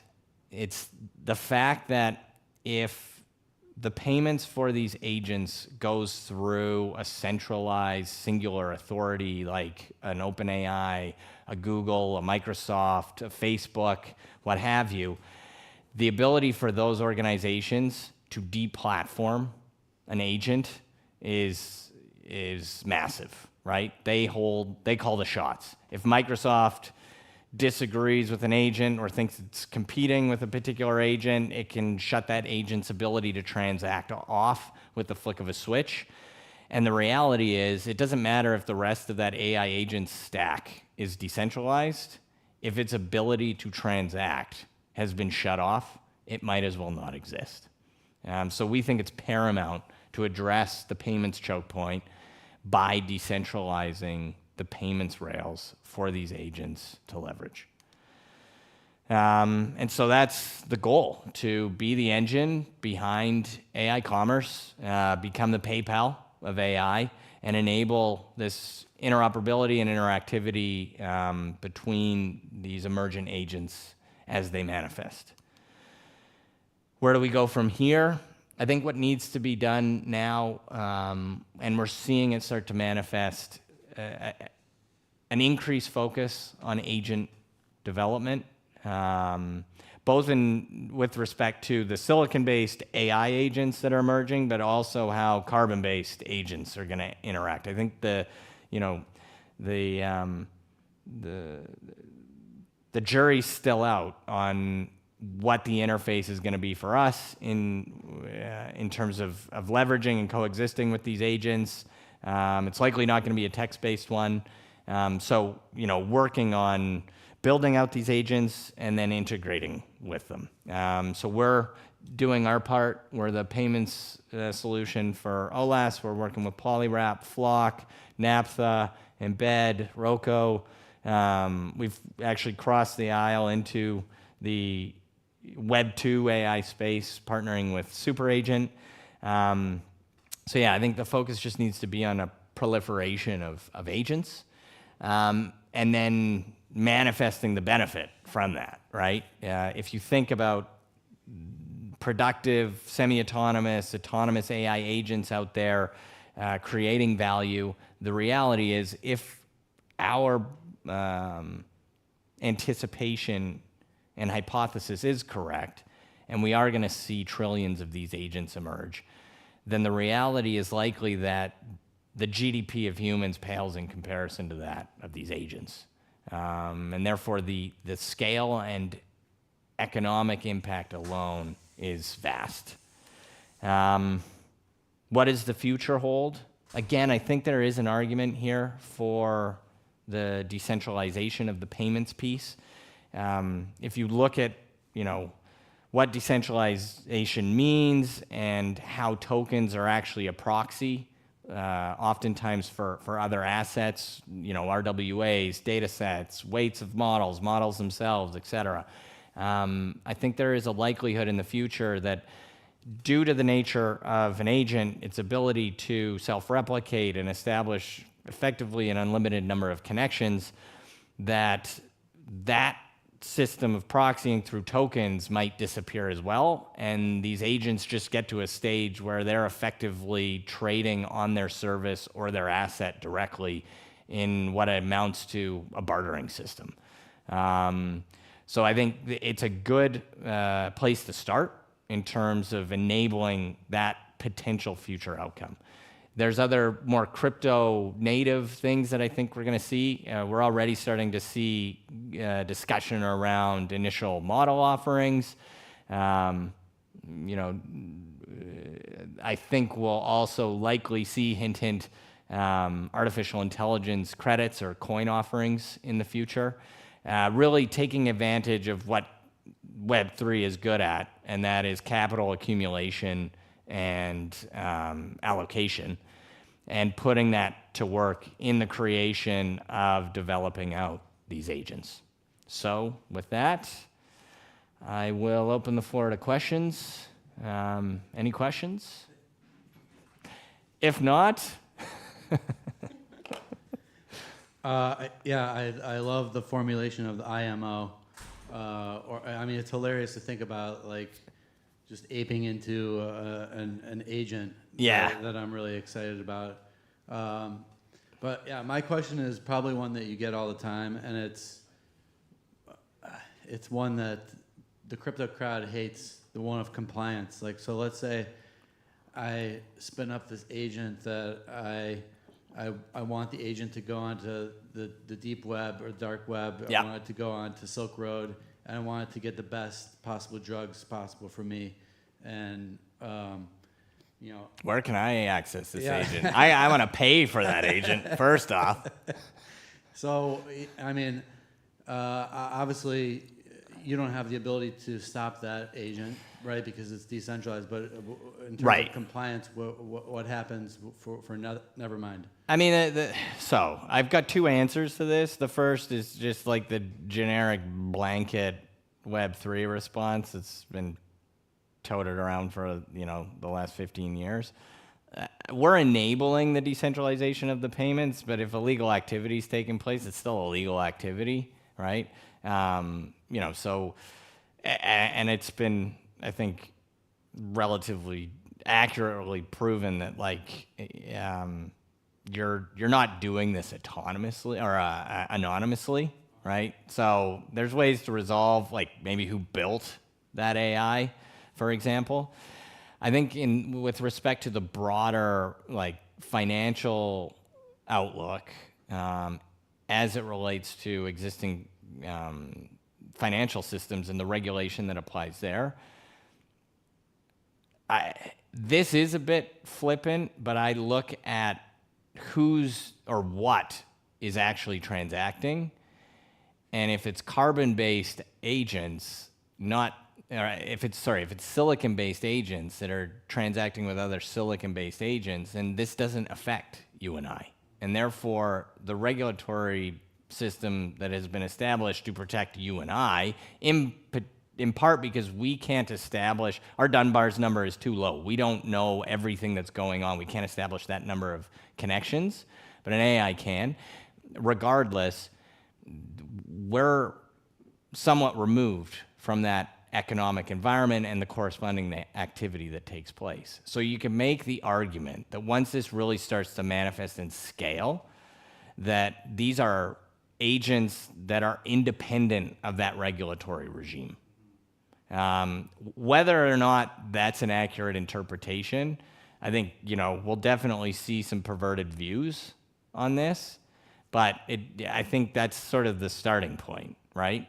A dog isn't a human, so therefore regulation doesn't apply to a dog. Is it the same for this autonomous thing over here? Yeah. It's a question of regulatory capture and also yeah, like you have to prove intent in the first place in order to charge someone with something. So you'd have to be able to, charge.